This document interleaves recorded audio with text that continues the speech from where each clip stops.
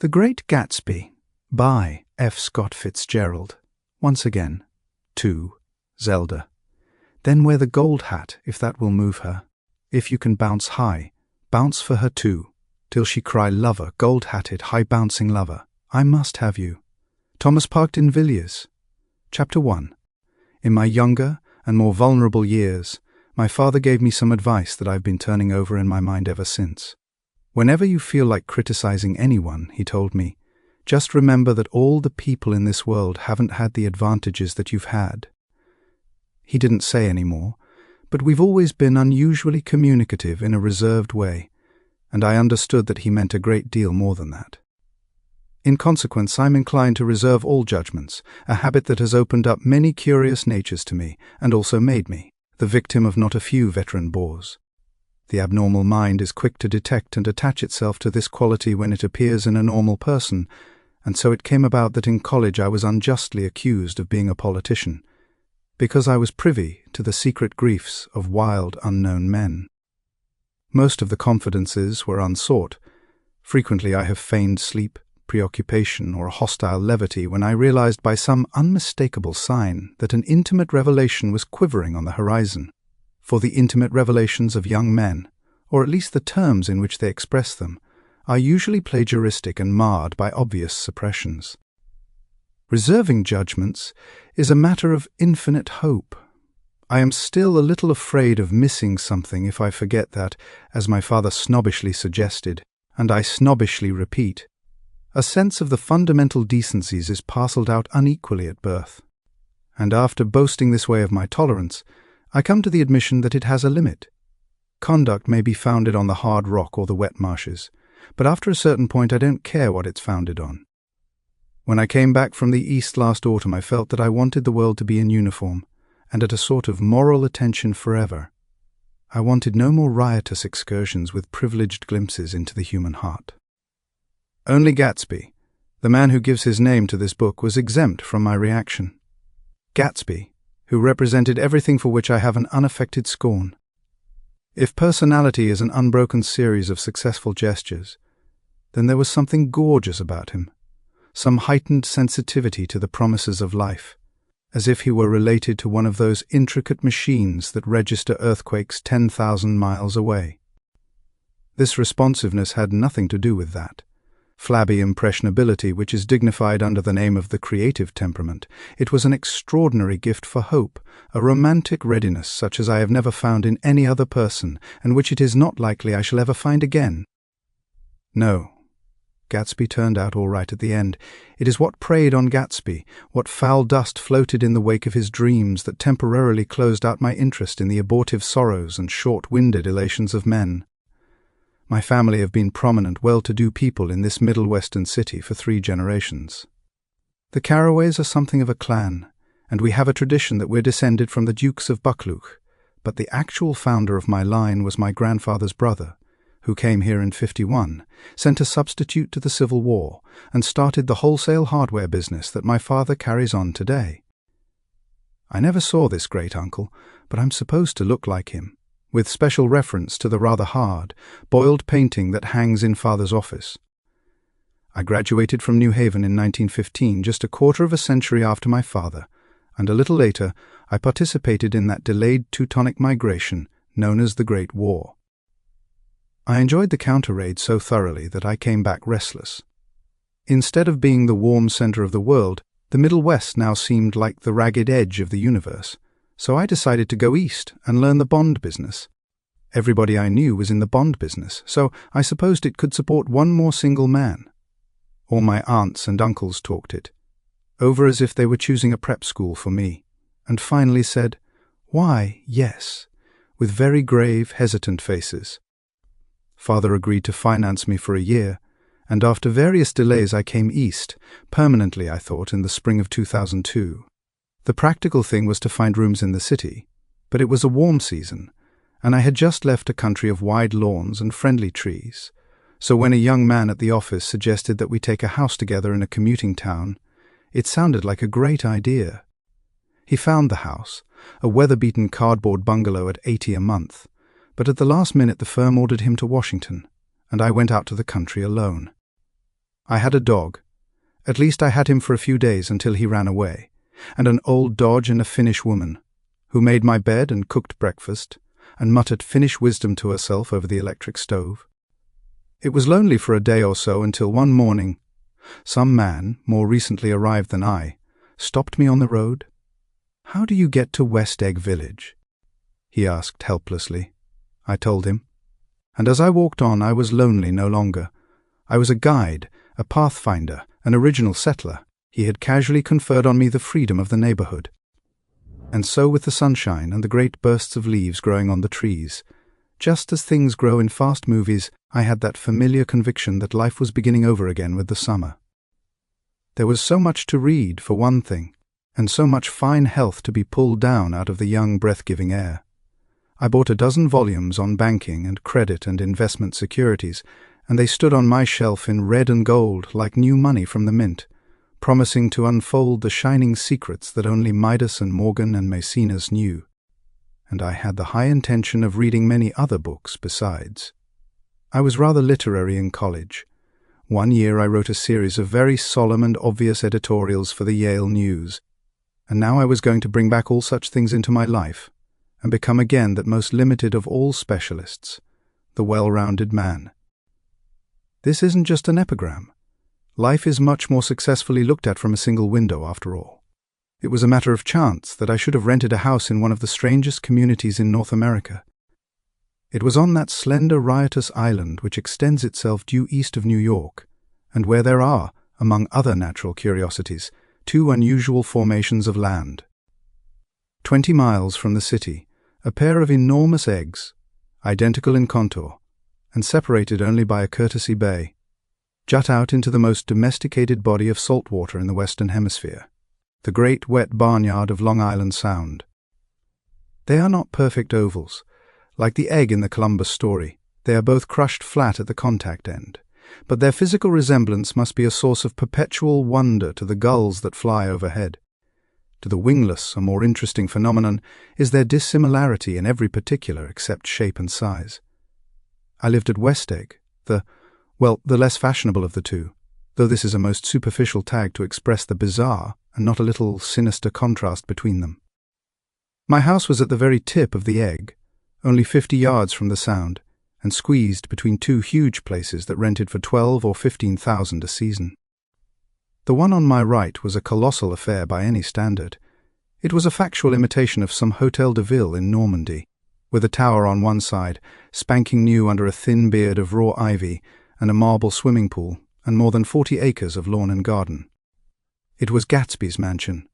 Or rather, as I didn't know Mr. Gatsby, it was a mansion inhabited by a gentleman of that name.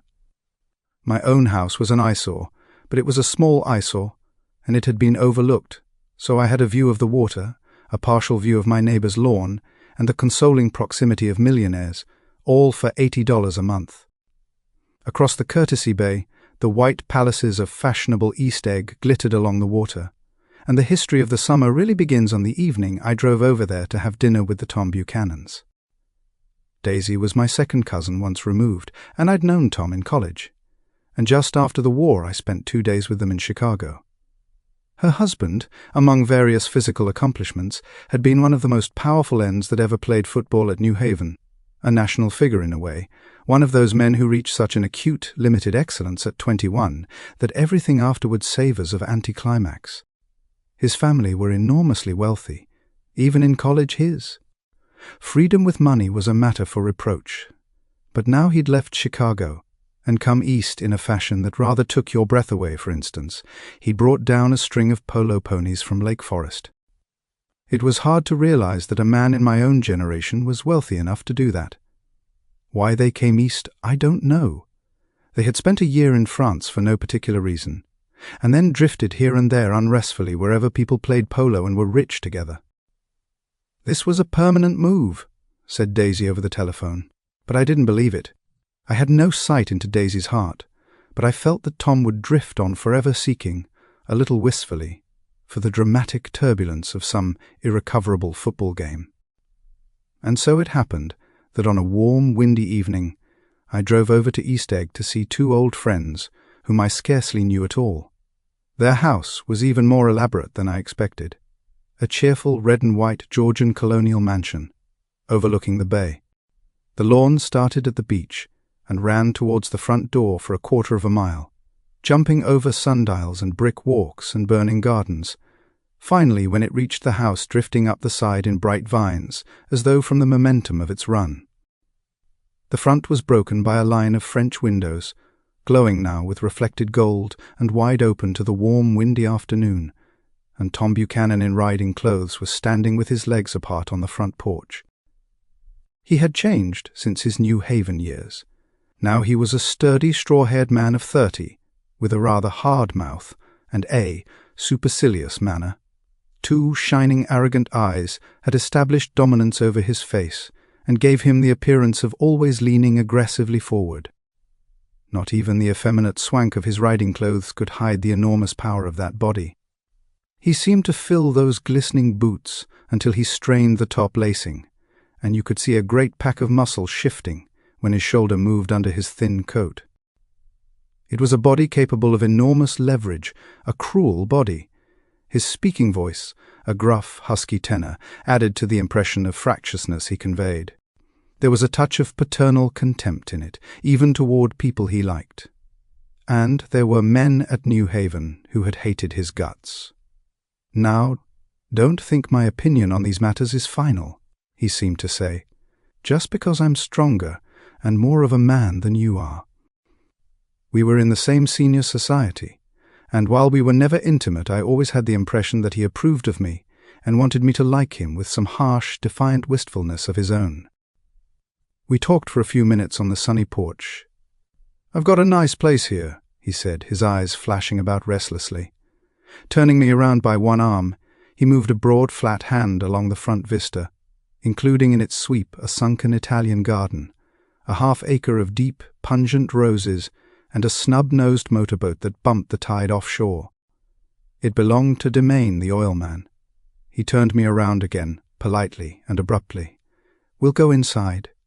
We walked through a high hallway into a bright, rosy-coloured space, fragilely bound into the house by French windows at either end. The windows were ajar and gleaming white against the fresh grass outside that seemed to grow a little way into the house.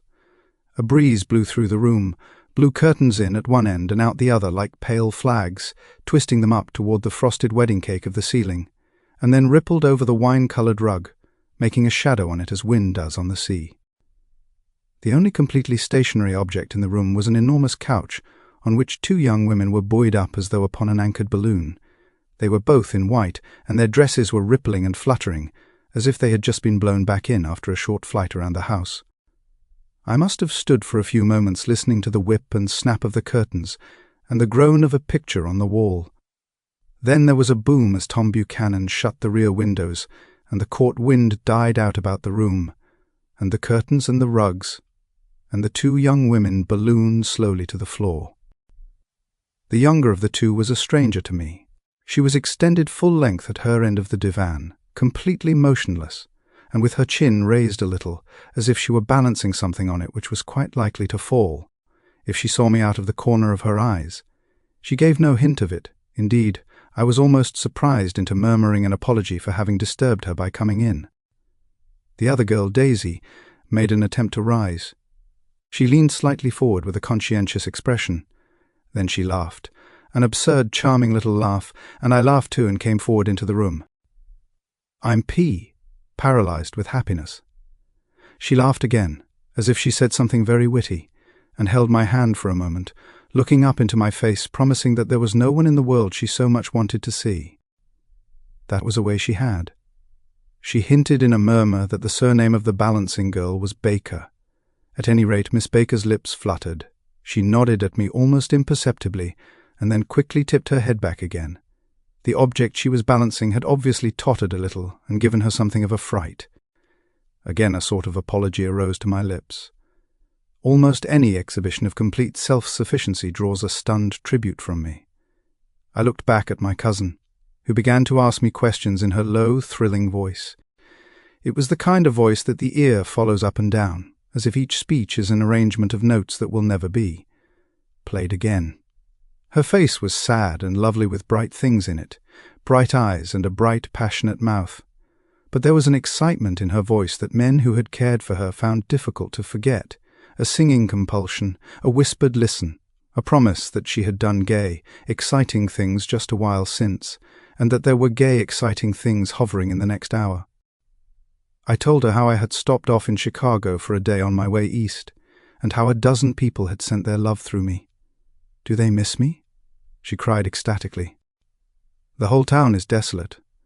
All the cars have the left rear wheel painted black as a mourning wreath, and there's a persistent wail all night along the North Shore." "How gorgeous! Let's go back, Tom. Tomorrow." Then she added irrelevantly, "You ought to see the baby. I'd like to—" "She's asleep. She's 3 years old. Haven't you ever seen her?" "Never." "Well, you ought to see her. She's—" Tom Buchanan, who had been hovering restlessly about the room, stopped and rested his hand on my shoulder. "What you doing, Nick?" "I'm a bond man." "Who with?" I told him. "Never heard of them," he remarked decisively. This annoyed me. "You will," I answered shortly. "You will if you stay in the East." "Oh, I'll stay in the East, don't you worry," he said, glancing at Daisy and then back at me, as if he were alert for something more. "I'd be a goddamned fool to live anywhere else." At this point Miss Baker said, "Absolutely," with such suddenness that I started it was the first word she had uttered since I came into the room. Evidently it surprised her as much as it did me, for she yawned, and with a series of rapid, deft movements stood up into the room. "I'm stiff," she complained. "I've been lying on that sofa for as long as I can remember." "Don't look at me," Daisy retorted. "I've been trying to get you to New York all afternoon." "No, thanks," said Miss Baker, to the 4 cocktails just in from the pantry. "I'm absolutely in training." Her host looked at her incredulously. "You are?" He took down his drink as if it were a drop in the bottom of a glass. "How you ever get anything done is beyond me." I looked at Miss Baker, wondering what it was she got done. I enjoyed looking at her. She was a slender, small-breasted girl, with an erect carriage, which she accentuated by throwing her body backward at the shoulders like a young cadet. Her grey, sun-strained eyes looked back at me with polite reciprocal curiosity out of a wan, charming, discontented face. It occurred to me now that I had seen her, or a picture of her, somewhere before. "You live in West Egg," she remarked contemptuously. "I know somebody there. I don't know a single. You must know Gatsby." "Gatsby?" demanded Daisy. "What Gatsby?" Before I could reply that he was my neighbor, dinner was announced. Wedging his tense arm imperatively under mine, Tom Buchanan compelled me from the room, as though he were moving a checker to another square. Slenderly, languidly, their hands set lightly on their hips, the 2 young women preceded us out onto a rosy-colored porch, open toward the sunset, where 4 candles flickered on the table in the diminished wind. "Why candles?" objected Daisy, frowning. She snapped them out with her fingers. "In 2 weeks it'll be the longest day in the year." She looked at us all radiantly. "Do you always watch for the longest day of the year and then miss it? I always watch for the longest day in the year and then miss it." "We ought to plan something," yawned Miss Baker, sitting down at the table as if she were getting into bed.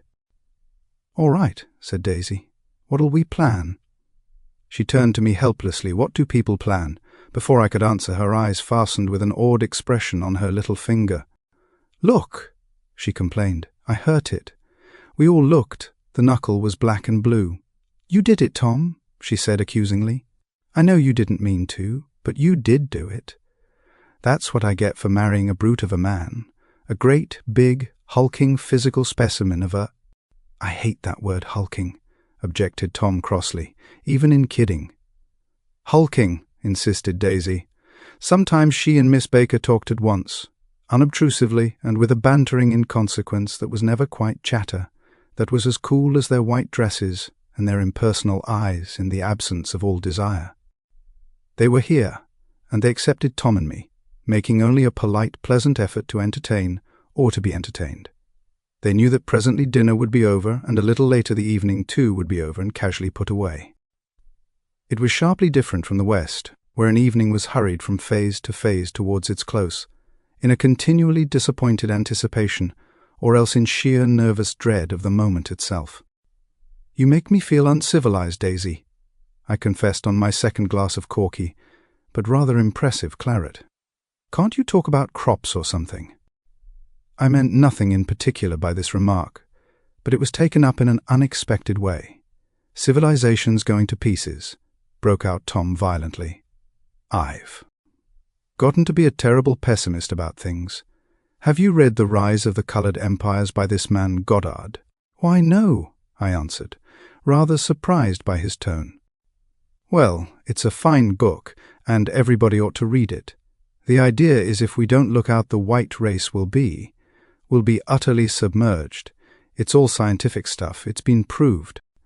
"Tom's getting very profound," said Daisy, with an expression of unthoughtful sadness. "He reads deep books with long words in them." "What was that word Well, these books are all scientific," insisted Tom, glancing at her impatiently. "This fellow has worked out the whole thing. It's up to us. Who are the dominant race? To watch out, or these other races will have control of things." "We've got to beat them down," whispered Daisy, winking ferociously toward the fervent sun. "You ought to live in California," began Miss Baker, but Tom interrupted her by shifting heavily in his chair. "This idea is that we're Nordics. I am, and you are, and you are," and after an infinitesimal hesitation he included Daisy with a slight nod, and she winked at me again. "And we've produced all the things that go to make civilization. Oh, science and art and all. That, do you see?" There was something pathetic in his concentration, as if his complacency, more acute than of old, was not enough to him any more. When, almost immediately, the telephone rang inside and the butler left the porch, Daisy seized upon the momentary interruption and leaned towards me. "I'll tell you a family secret," she whispered enthusiastically. "It's about the butler's nose. Do you want to hear about the butler's nose? That's why I came over tonight. Well, he wasn't always a butler. He used to be the silver polisher for some people in New York that had a silver service for 200 people. He had to polish it from morning till night, until finally it began to affect his nose." "Things went from bad to worse," suggested Miss Baker. "Yes, things went from bad to worse, until finally he had to give up his position." For a moment the last sunshine fell with romantic affection upon her glowing face. Her voice compelled me forward breathlessly as I listened. Then the glow faded, each light deserting her with lingering regret, like children leaving a pleasant street at dusk. The butler came back and murmured something close to Tom's ear, whereupon Tom frowned, pushed back his chair, and without a word went inside. As if his absence quickened something within her, Daisy leaned forward again, her voice glowing and singing. "I love to see you at my table, Nick. You remind me of a rose, an absolute rose, doesn't he?" She turned to Miss Baker for confirmation. "An absolute rose?" This was untrue. I am not even faintly like a rose. She was only extemporizing, but a stirring warmth flowed from her, as if her heart was trying to come out to you, concealed in one of those breathless, thrilling words. Then suddenly she threw her napkin on the table and excused herself, and went into the house. Miss Baker and I exchanged a short glance consciously devoid of meaning.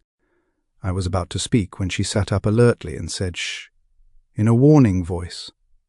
A subdued, impassioned murmur was audible in the room beyond, and Miss Baker leaned forward unashamed, trying to hear.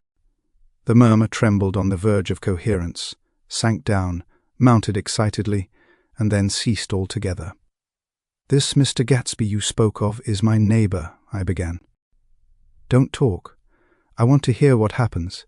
Is something happening?" I inquired innocently. "You mean to say you don't know?" said Miss Baker, honestly surprised. "I thought everybody knew. I don't—" "Why?" she said hesitantly. "Tom's got some woman in New York." "Got some woman?" I repeated blankly. Miss Baker nodded. "She might have the decency not to telephone him at dinner time. Don't you think?" Almost before I had grasped her meaning, there was the flutter of a dress and the crunch of leather boots and Tom and Daisy were back at the table. "It couldn't be helped," cried Daisy with tense gaiety. She sat down, glanced searchingly at Miss Baker and then at me, and continued, "I looked outdoors for a minute, and it's very romantic outdoors.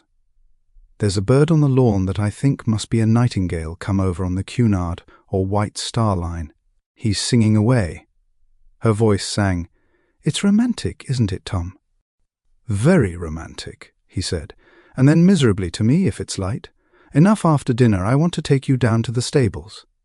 The telephone rang inside, startlingly, and as Daisy shook her head decisively at Tom, the subject of the stables, in fact all subjects, vanished into air. Among the broken fragments of the last 5 minutes at table, I remember the candles being lit again, pointlessly, and I was conscious of wanting to look squarely at everyone, and yet to avoid all eyes. I couldn't guess what Daisy and Tom were thinking, but I doubt if even Miss Baker, who seemed to have mastered a certain hardy skepticism, was able utterly to put this fifth guest's shrill metallic urgency out of mind. To a certain temperament, the situation might have seemed intriguing. My own instinct was to telephone immediately for the police. The horses, needless to say, were not mentioned again. Tom and Miss Baker, with several feet of twilight between them, strolled back into the library, as if to a vigil, beside a perfectly tangible body, while, trying to look pleasantly interested and a little deaf, I followed Daisy around a chain of connecting verandas to the porch in front. In its deep gloom we sat down side by side on a wicker settee. Daisy took her face in her hands as if feeling its lovely shape, and her eyes moved gradually out into the velvet dusk. I saw that turbulent emotions possessed her, so I asked what I thought would be some sedative questions about her little girl. "We don't know each other very well, Nick," she said suddenly, "even if we are cousins. You didn't come to my wedding. I wasn't back from the war." "That's true." She hesitated. "Well, I've had a very bad time, Nick, and I'm pretty cynical about everything." Evidently she had reason to be. I waited, but she didn't say any more, and after a moment I returned rather feebly to the subject of her daughter. "I suppose she talks and eats and everything." "Oh, yes." She looked at me absently. "Listen, Nick, let me tell you what I said when she was born. Would you like to hear?" "Very much. It'll show you how I've gotten to feel about things. Well, she was less than an hour old, and Tom was God knows where. I woke up out of the ether with an utterly abandoned feeling, and asked the nurse right away if it was a boy or a girl. She told me it was a girl, and so I turned my head away and wept. "All right," I said. "I'm glad it's a girl, and I hope she'll be a fool. That's the best thing a girl can be in this world, a beautiful little fool. You see, I think everything's terrible anyhow," she went on in a convinced way. "Everybody thinks so, the most advanced people. And I know. I've been everywhere and seen everything and done everything." Her eyes flashed around her in a defiant way, rather like Tom's, and she laughed with thrilling scorn. "Sophisticated. God, I'm sophisticated."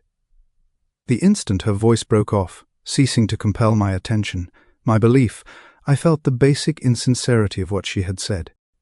It made me uneasy, as though the whole evening had been a trick of some sort to exact a contributory emotion from me. I waited, and sure enough, in a moment she looked at me with an absolute smirk on her lovely face, as if she had asserted her membership in a rather distinguished secret society to which she and Tom belonged. Inside, the crimson room bloomed with light. Tom and Miss Baker sat at either end of the long couch, and she read aloud to him from the Saturday Evening Post, the words, murmurous and uninflected, running together in a soothing tune. The lamplight, bright on his boots and dull on the autumn leaf yellow of her hair, glinted along the paper as she turned a page with a flutter of slender muscles in her arms. When we came in, she held us silent for a moment with a lifted hand. "To be continued," she said, tossing the magazine on the table, "in our very next issue." Her body asserted itself with a restless movement of her knee, and she stood up. "Jordan's going to play in the tournament tomorrow," explained Daisy, "over at Westchester." "Oh, "You're Jordan Baker."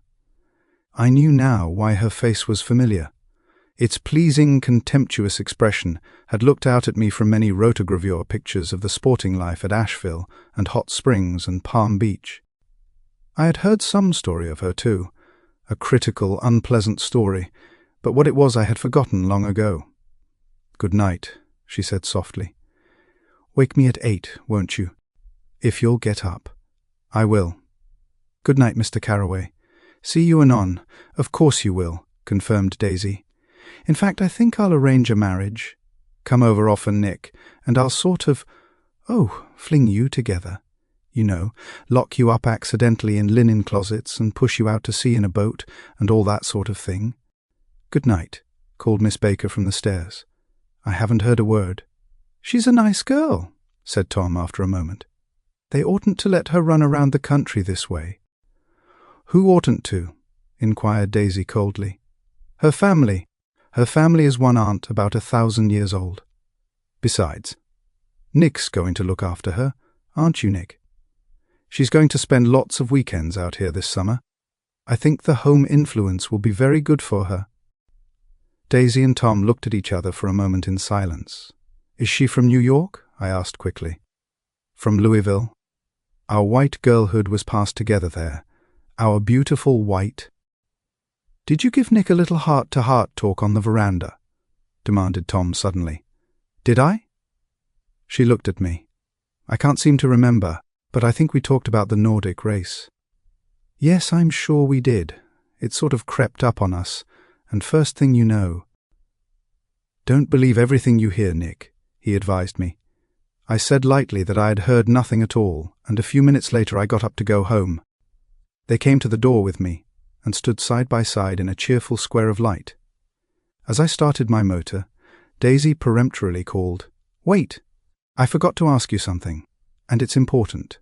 We heard you were engaged to a girl out west." "That's right," corroborated Tom kindly. "We heard that you were engaged. It's a libel. I'm too poor. But we heard it," insisted Daisy, surprising me by opening up again in a flower-like way. "We heard it from 3 people, so it must be true." Of course I knew what they were referring to, but I wasn't even vaguely engaged. The fact that gossip had published the bans was one of the reasons I had come east. You can't stop going with an old friend on account of rumours, and on the other hand, I had no intention of being rumoured into marriage. Their interest rather touched me and made them less remotely rich. Nevertheless, I was confused and a little disgusted as I drove away. It seemed to me that the thing for Daisy to do was to rush out of the house, child in arms. But apparently there were no such intentions in her head. As for Tom, the fact that he had some woman in New York was really less surprising than that he had been depressed by a book. Something was making him nibble at the edge of stale ideas as if his sturdy physical egotism no longer nourished his peremptory heart. Already it was deep summer on roadhouse roofs and in front of wayside garages, where new red petrol pumps sat out in pools of light, and when I reached my estate at West Egg, I ran the car under its shed and sat for a while on an abandoned grass roller in the yard. The wind had blown off, leaving a loud, bright night, with wings beating in the trees and a persistent organ sound as the full bellows of the earth blew the frogs full of life. The silhouette of a moving cat wavered across the moonlight, and, turning my head to watch it, I saw that I was not alone. 50 feet away a figure had emerged from the shadow of my neighbour's mansion and was standing with his hands in his pockets regarding the silver pepper of the stars. Something in his leisurely movements and the secure position of his feet upon the lawn suggested that it was Mr. Gatsby himself, come out to determine what share was his of our local heavens. I decided to call to him. Miss Baker had mentioned him at dinner, and that would do for an introduction, but I didn't call to him, for he gave a sudden intimation that he was content to be alone. He stretched out his arms toward the dark water in a curious way, and far as I was from him, I could have sworn he was trembling. Involuntarily I glanced seaward and distinguished nothing except a single green light, minute and far away. That might have been the end of a dock. When I looked, once more for Gatsby he had vanished, and I was alone again in the unquiet darkness. Chapter 2. About halfway between West Egg and New York, the motor road hastily joins the railroad and runs beside it for 1/4 of a mile, so as to shrink away from a certain desolate area of land. This is a valley of ashes, a fantastic farm, where ashes grow like wheat into ridges and hills and grotesque gardens, where ashes take the forms of houses and chimneys and rising smoke, and finally, with a transcendent effort, of ash-grey men, who move dimly and already crumbling through the powdery air. Occasionally a line of grey cars crawls along an invisible track, gives out a ghastly creak, and comes to rest, and immediately the ash-grey men swarm up with leaden spades and stir up an impenetrable cloud which screens their obscure operations from your sight. But above the grey land, and the spasms of bleak dust which drift endlessly over it, you perceive, after a moment, the eyes of Dr. T.J. Eckelberg. The eyes of Dr. T.J. Eckelberg are blue and gigantic. Their retinas are 1 yard high. They look out of no face, but instead from a pair of enormous yellow spectacles which pass over a non-existent nose. Evidently some wild wag of an oculist set them there to fatten his practice in the borough of Queens, and then sank down himself into eternal blindness, or forgot them and moved away. But his eyes, dimmed a little by many paintless days, under sun and rain, brood on over the solemn dumping ground. The Valley of Ashes is bounded on one side by a small foul river, and, when the drawbridge is up to let barges through, the passengers on waiting trains can stare at the dismal scene for as long as half an hour. There is always a halt there of at least a minute, and it was because of this that I first met Tom Buchanan's mistress. The fact that he had one was insisted upon wherever he was known. His acquaintances resented the fact that he turned up in popular cafes with her and, leaving her at a table, sauntered about, chatting with whomsoever he knew. Though I was curious to see her, I had no desire to meet her. But I did. I went up to New York with Tom on the train one afternoon, and when we stopped by the ash heaps he jumped to his feet, and taking hold of my elbow, literally forced me from the car. "We're getting off," he insisted. "I want you to meet my girl." I think he'd tanked up a good deal at luncheon, and his determination to have my company bordered on violence. The supercilious assumption was that on Sunday afternoon I had nothing better to do. I followed him over a low whitewashed railroad fence, and we walked back 100 yards along the road under Dr. Eckelberg's persistent stare. The only building in sight was a small block of yellow brick sitting on the edge of the wasteland, a sort of compact Main Street ministering to it, and contiguous to absolutely nothing. One of the 3 shops it contained was for rent, and another was an all-night restaurant, approached by a trail of ashes. The third was A Garage Repairs, George B. Wilson, cars bought and sold, and I followed Tom inside. The interior was unprosperous and bare. The only car visible was the dust-covered wreck of a Ford which crouched in a dim corner. It had occurred to me that this shadow of a garage must be a blind, and that sumptuous and romantic apartments were concealed overhead, when the proprietor himself appeared in the door of an office, wiping his hands on a piece of waste. He was a blond, spiritless man, anemic and faintly handsome. When he saw us, a damp gleam of hope sprang into his light blue eyes. "Hello, Wilson, old man," said Tom, slapping him jovially on the shoulder. "How's business?" "I can't complain," answered Wilson unconvincingly. "When are you going to sell me that car?" "Next week. I've got my man working on it now." "Works pretty slow, don't he?" "No, he doesn't," said Tom coldly. "And if you feel that way about it, maybe I'd better sell it somewhere else after all." "I don't mean that," explained Wilson quickly. "I just meant—" His voice faded off, and Tom glanced impatiently around the garage. Then I heard footsteps on the stairs, and in a moment the thickish figure of a woman blocked out the light from the office door. She was in the middle 30s, and faintly stout, but she carried her flesh sensuously as some women can. Her face, above a spotted dress of dark blue crepe de chine, contained no facet or gleam of beauty, but there was an immediately perceptible vitality about her, as if the nerves of her body were continually smouldering. She smiled slowly, and walking through her husband as if he were a ghost, shook hands with Tom, looking him flush in the eye. Then she wet her lips, and without turning around spoke to her husband in a soft, coarse voice. "Get some chairs, why don't you, so somebody can sit down?" "Oh, sure," agreed Wilson hurriedly, and went toward the little office, mingling immediately with the cement color of the walls. A white ashen dust veiled his dark suit and his pale hair as it veiled everything in the vicinity, except his wife, who moved close to Tom. "I want to see you," said Tom intently. "Get on the next train." "All right. I'll meet you by the newsstand on the lower level." She nodded and moved away from him, just as George Wilson emerged with 2 chairs from his office door. We waited for her down the road and out of sight. It was a few days before the 4th of July, and a grey, scrawny Italian child was setting torpedoes in a row along the railroad track. "Terrible place, isn't it?" said Tom, exchanging a frown with Dr. Eckelberg. "Awful. It does her good to get away. Doesn't her husband object?" "Wilson. He thinks she goes to see her sister in New York. He's so dumb he doesn't know he's alive. So Tom Buchanan and his girl and I went up together to New York. Or not quite together, for Mrs. Wilson sat discreetly in another car." Tom deferred that much to the sensibilities of those East Eggers who might be on the train. She had changed her dress to a brown-figured muslin, which stretched tight over her rather wide hips, as Tom helped her to the platform in New York. At the newsstand she bought a copy of Town Tattle and a moving picture magazine, and in the station drugstore some cold cream and a small flask of perfume. Upstairs, in the solemn echoing drive, she let 4 taxicabs drive away before she selected a new one, lavender-coloured with grey upholstery, and in this we slid out from the mass of the station into the glowing sunshine. But immediately she turned sharply from the window and, leaning forward, tapped on the front glass.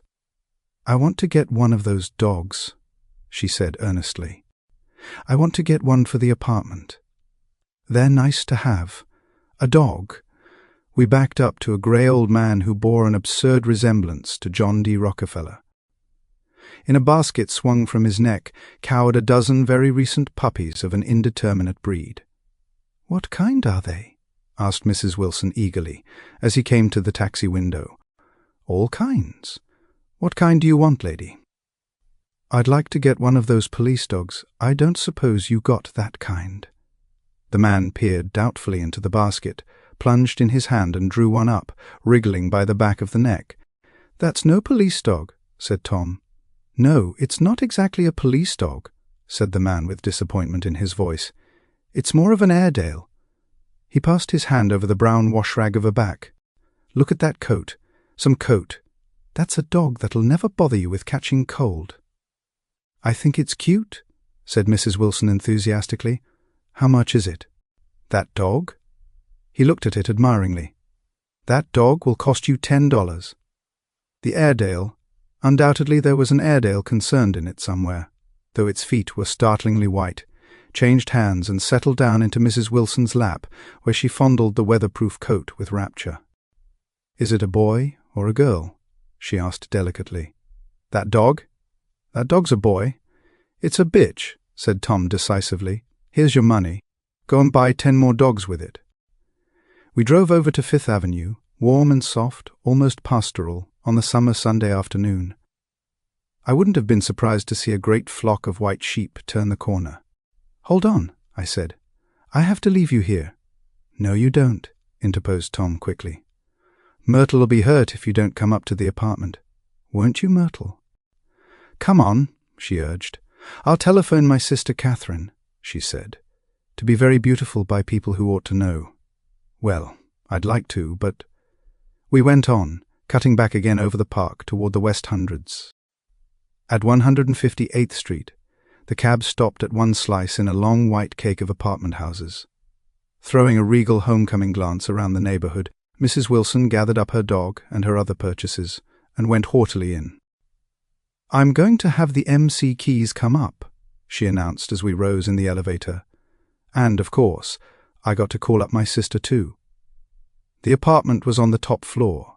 A small living room, a small dining room, a small bedroom, and a bath. The living room was crowded to the doors with a set of tapestried furniture entirely too large for it, so that to move about was to stumble continually over scenes of ladies swinging in the gardens of Versailles. The only picture was an over-enlarged photograph, apparently a hen sitting on a blurred rock.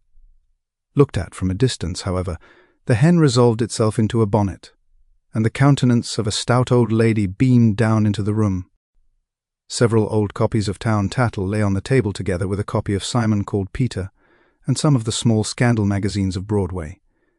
Mrs. Wilson was first concerned with the dog. A reluctant elevator boy went for a box full of straw and some milk, to which he added on his own initiative a tin of large, hard dog biscuits, one of which decomposed apathetically in the saucer of milk all afternoon. Meanwhile, Tom brought out a bottle of whiskey from a locked bureau door.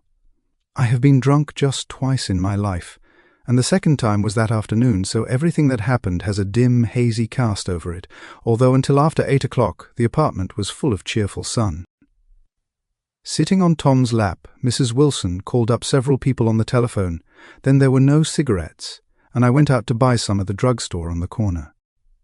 When I came back, they had both disappeared, so I sat down discreetly in the living room and read a chapter of Simon Called Peter. Either it was terrible stuff, or the whiskey distorted things, because it didn't make any sense to me. Just as Tom and Myrtle reappeared, company commenced to arrive at the apartment door.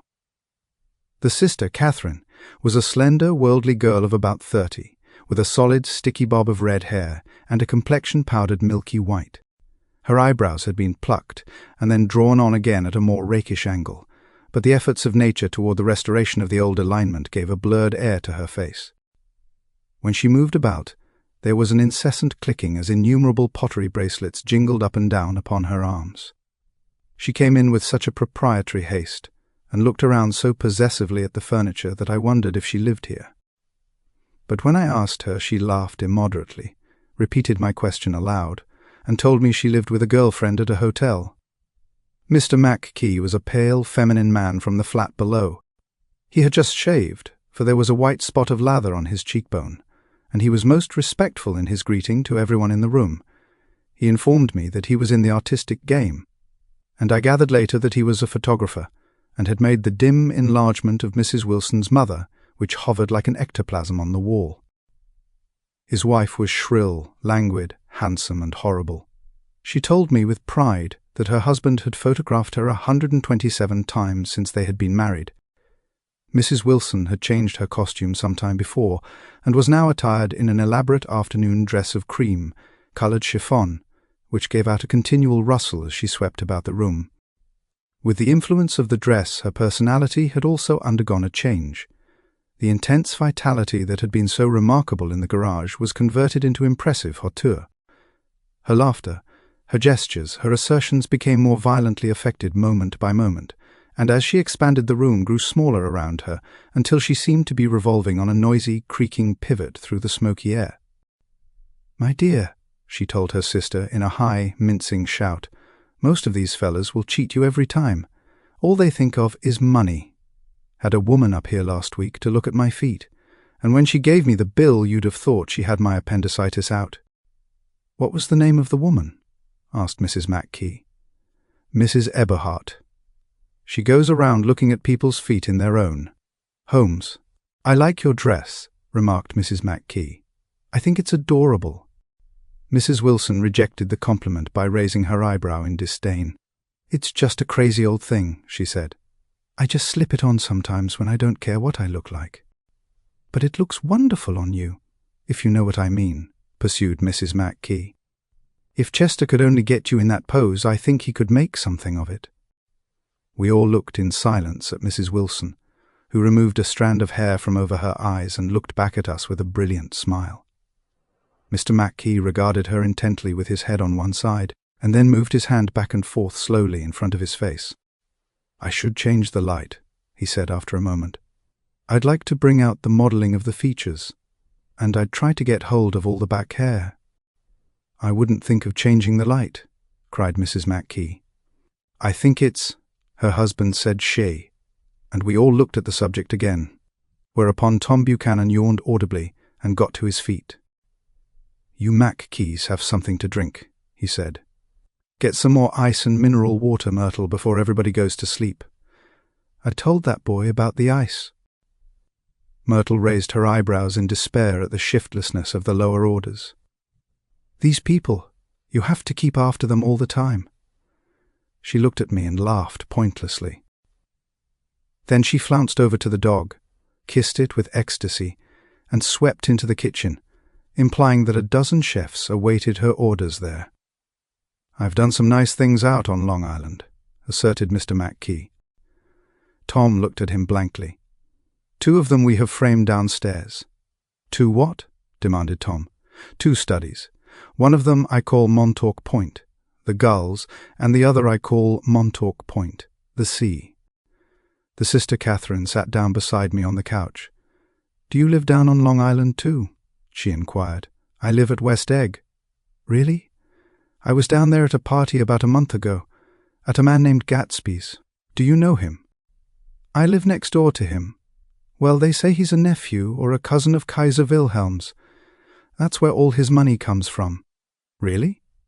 She nodded. "I'm scared of him. I'd hate to have him get anything on me."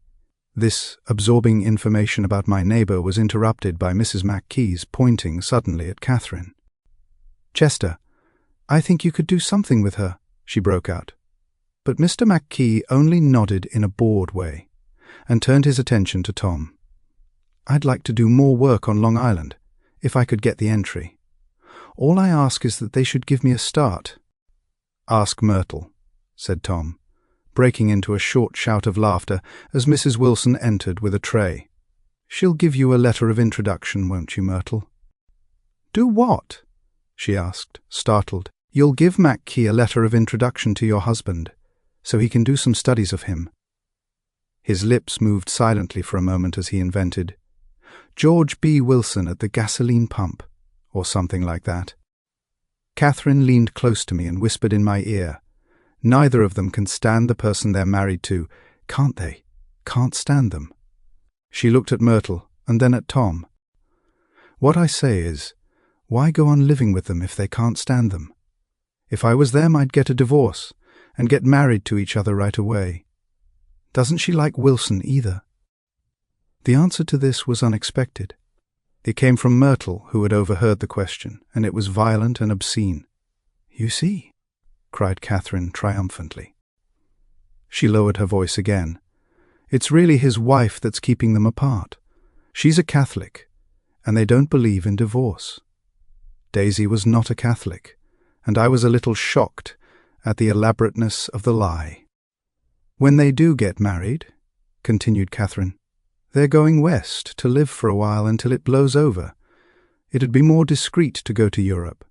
"Oh, do you like Europe?" she exclaimed surprisingly. "I just got back from Monte Carlo. Really, just last year. I went over there with another girl." "Stay long?" "No, we just went to Monte Carlo and back. We went by way of Marseille. We had over $1,200 when we started, but we got jiped out of it all in 2 days in the private rooms. We had an awful time getting back, I can tell you. God, how I hated that town." The late afternoon sky bloomed in the window for a moment like the blue honey of the Mediterranean. Then the shrill voice of Mrs. Mackey called me back into the room. "I almost made a mistake too," she declared vigorously. "I almost married a little kike who'd been after me for years. I knew he was below me. Everybody kept saying to me, 'Lucille, that man's way below you.' But if I hadn't met Chester, he'd have got me sure." "Yes, but listen," said Myrtle Wilson, nodding her head up and down. "At least you didn't marry him." "I know I didn't." "Well, I married him," said Myrtle ambiguously, "and that's the difference between your case and mine." "Why did you, Myrtle?" demanded Catherine. "Nobody forced you to." Myrtle considered. "I married him because I thought he was a gentleman," she said finally. "I thought he knew something about breeding, but he wasn't fit to lick my shoe." "You were crazy about him for a while," said Catherine. "Crazy about him?" cried Myrtle incredulously. "Who said I was crazy about him? I never was any more crazy about him than I was about that man there." She pointed suddenly at me, and everyone looked at me accusingly. I tried to show by my expression that I expected no affection. The only crazy I was when I married him. I knew right away I made a mistake. He borrowed somebody's best suit to get married in, and never even told me about it. And the man came after it one day, when he was out. "Oh, is that your suit?" I said. "This is the first I ever heard about it."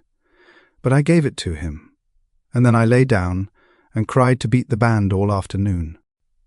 "She really ought to get away from him," resumed Catherine to me. "They've been living over that garage for 11 years, and Tom's the first sweetie she ever had." The bottle of whiskey, a second one, was now in constant demand by all present, excepting Catherine, who felt just as good on nothing at all. Tom rang for the janitor and sent him for some celebrated sandwiches, which were a complete supper in themselves. I wanted to get out and walk eastward toward the park through the soft twilight, but each time I tried to go I became entangled in some wild, strident argument which pulled me back, as if with ropes, into my chair. Yet high over the city our line of yellow windows must have contributed their share of human secrecy to the casual watcher in the darkening streets, and I saw him too, looking up and wondering. I was within and without, simultaneously enchanted and repelled by the inexhaustible variety of life.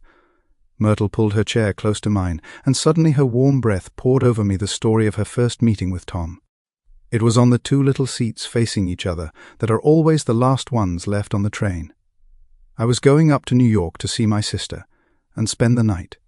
He had on a dress suit and patent leather shoes, and I couldn't keep my eyes off him, but every time he looked at me I had to pretend to be looking at the advertisement over his head.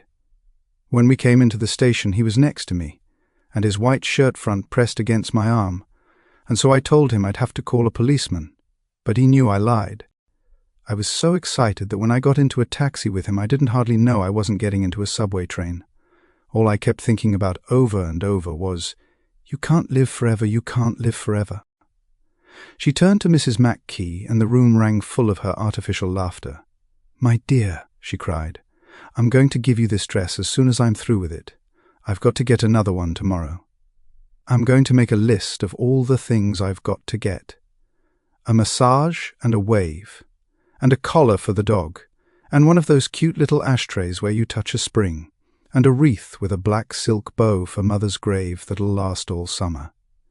I've got to write down a list so I won't forget all the things I got to do." It was 9 o'clock. Almost immediately afterward I looked at my watch and found it was 10. Mr. McKee was asleep on a chair with his fists clenched in his lap, like a photograph of a man of action. Taking out my handkerchief, I wiped from his cheek the spot of dried lather that had worried me all the afternoon. The little dog was sitting on the table looking with blind eyes through the smoke, and from time to time groaning faintly. People disappeared, reappeared, made plans to go somewhere, and then lost. Each other searched for each other, found each other a few feet away. Sometime toward midnight Tom Buchanan and Mrs. Wilson stood face to face discussing, in impassioned voices, whether Mrs. Wilson had any right to mention Daisy's name. "Daisy! Daisy! Daisy!" shouted Mrs. Wilson. "I'll say it whenever I want to. Daisy! Die!" Making a short, deft movement, Tom Buchanan broke her nose with his open hand.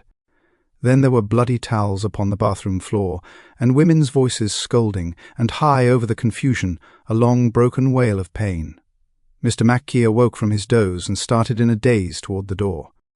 When he had gone halfway, he turned around and stared at the scene, his wife and Catherine scolding and consoling as they stumbled here and there among the crowded furniture with articles of aid, and the despairing figure on the couch, bleeding fluently, and trying to spread a copy of Town tattle over the tapestry scenes of Versailles. Then Mr. McKee turned and continued on out the door. Taking my hat from the chandelier, I followed. "Come to lunch some day," he suggested, as we groaned down in the elevator. "Where?" "Anywhere. Keep your hands off the lever," snapped the elevator boy. "I beg your pardon," said Mr. McKee with dignity. "I didn't know I was touching it."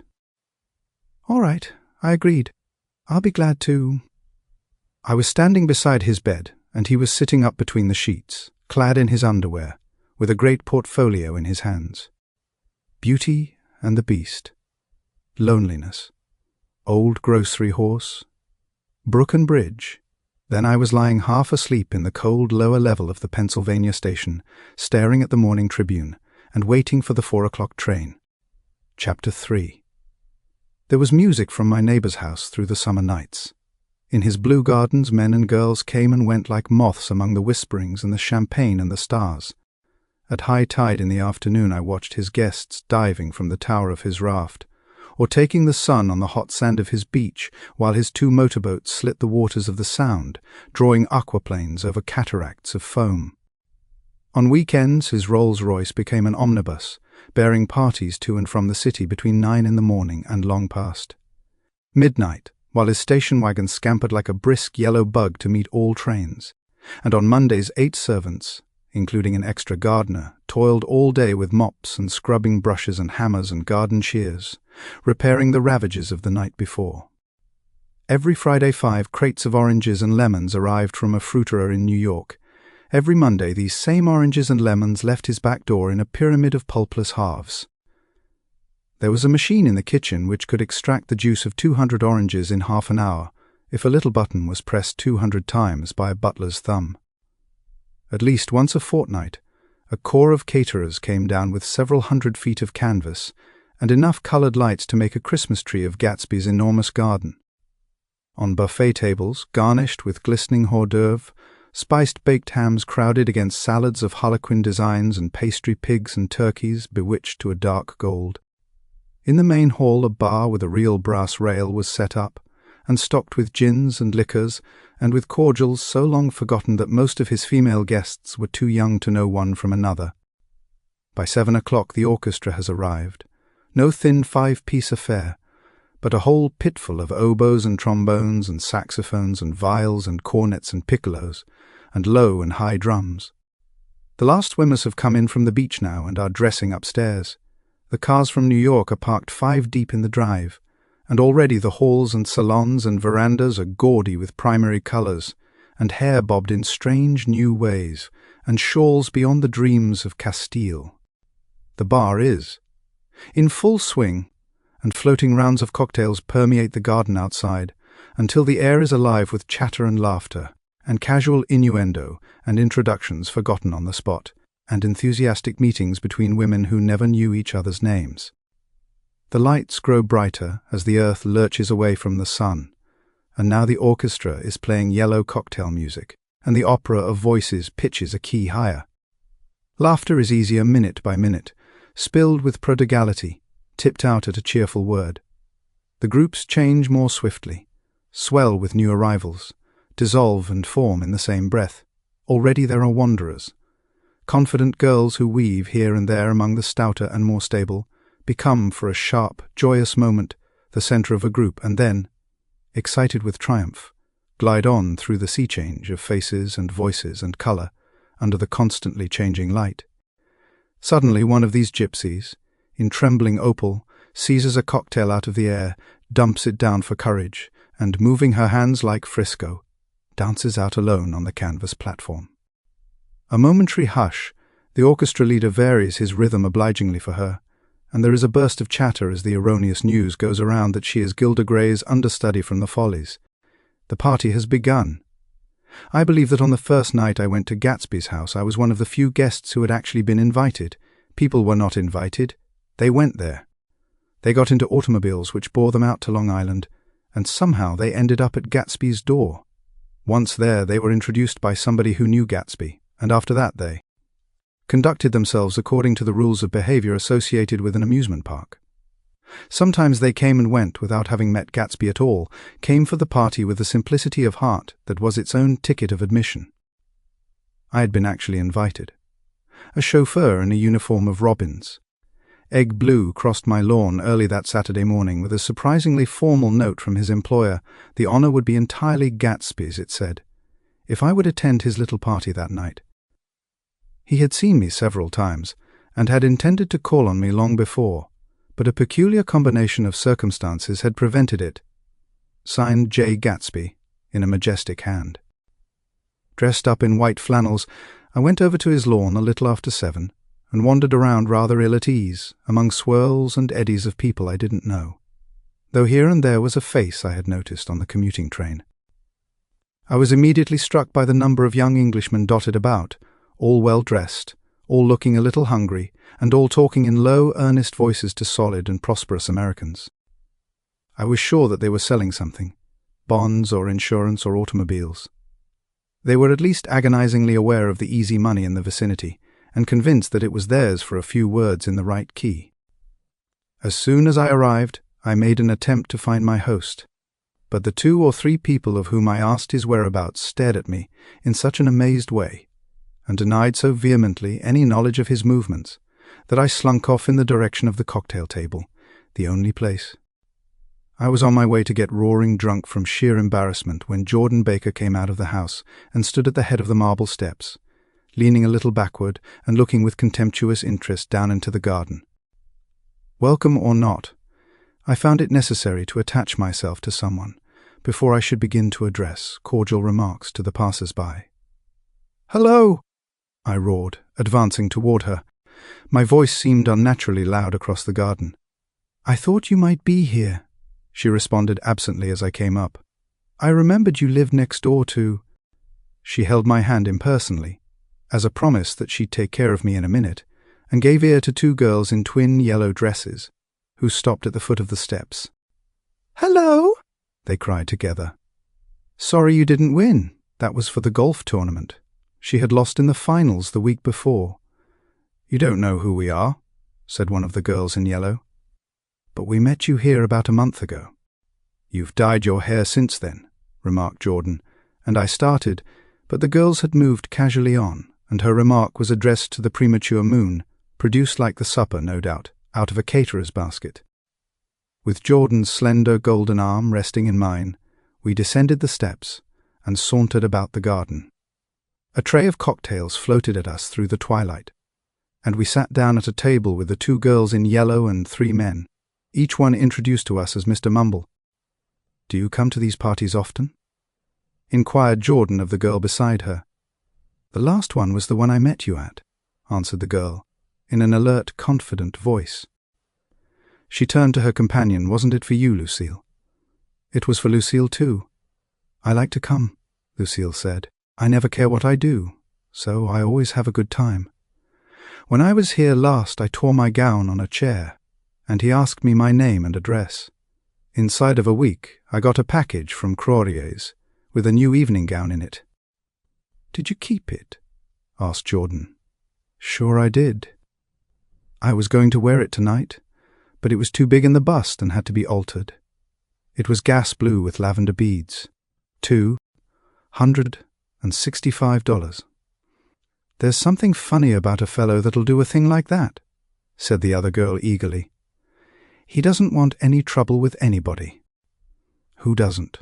I inquired. "Gatsby. Somebody told me—" The 2 girls and Jordan leaned together confidentially. "Somebody told me they thought he killed a man once."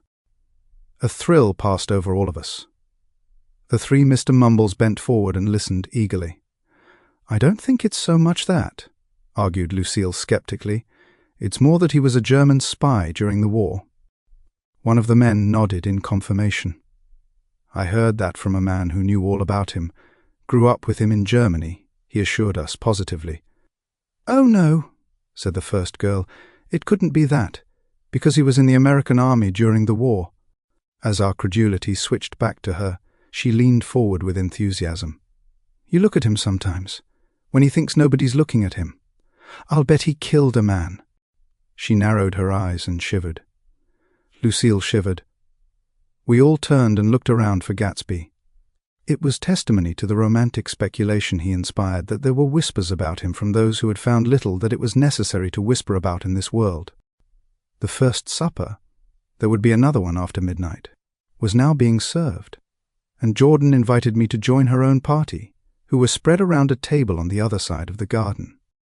There were 3 married couples, and Jordan's escort, a persistent undergraduate given to violent innuendo, and obviously under the impression that sooner or later Jordan was going to yield him up her person to a greater or lesser degree.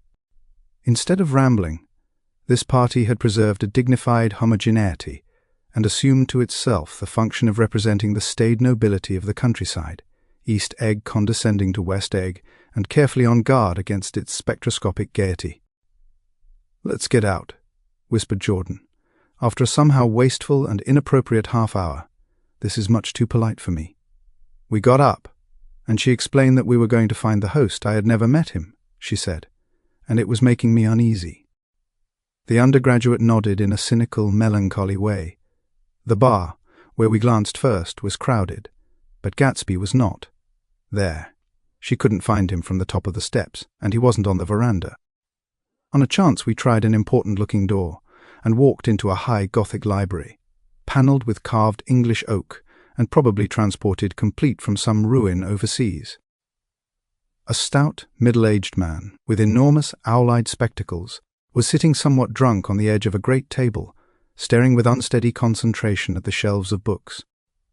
As we entered, he wheeled excitedly around and examined Jordan from head to foot. "What do you think?" he demanded, impetuously. "About what?" He waved his hand toward the bookshelves. "About that. As a matter of fact, you needn't bother to ascertain." I ascertained.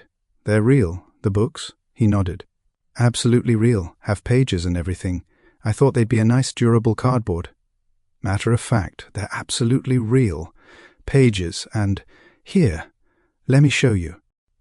Taking our skepticism for granted, he rushed to the bookcases and returned with Volume 1 of the Stoddard Lectures. "See!" he cried triumphantly.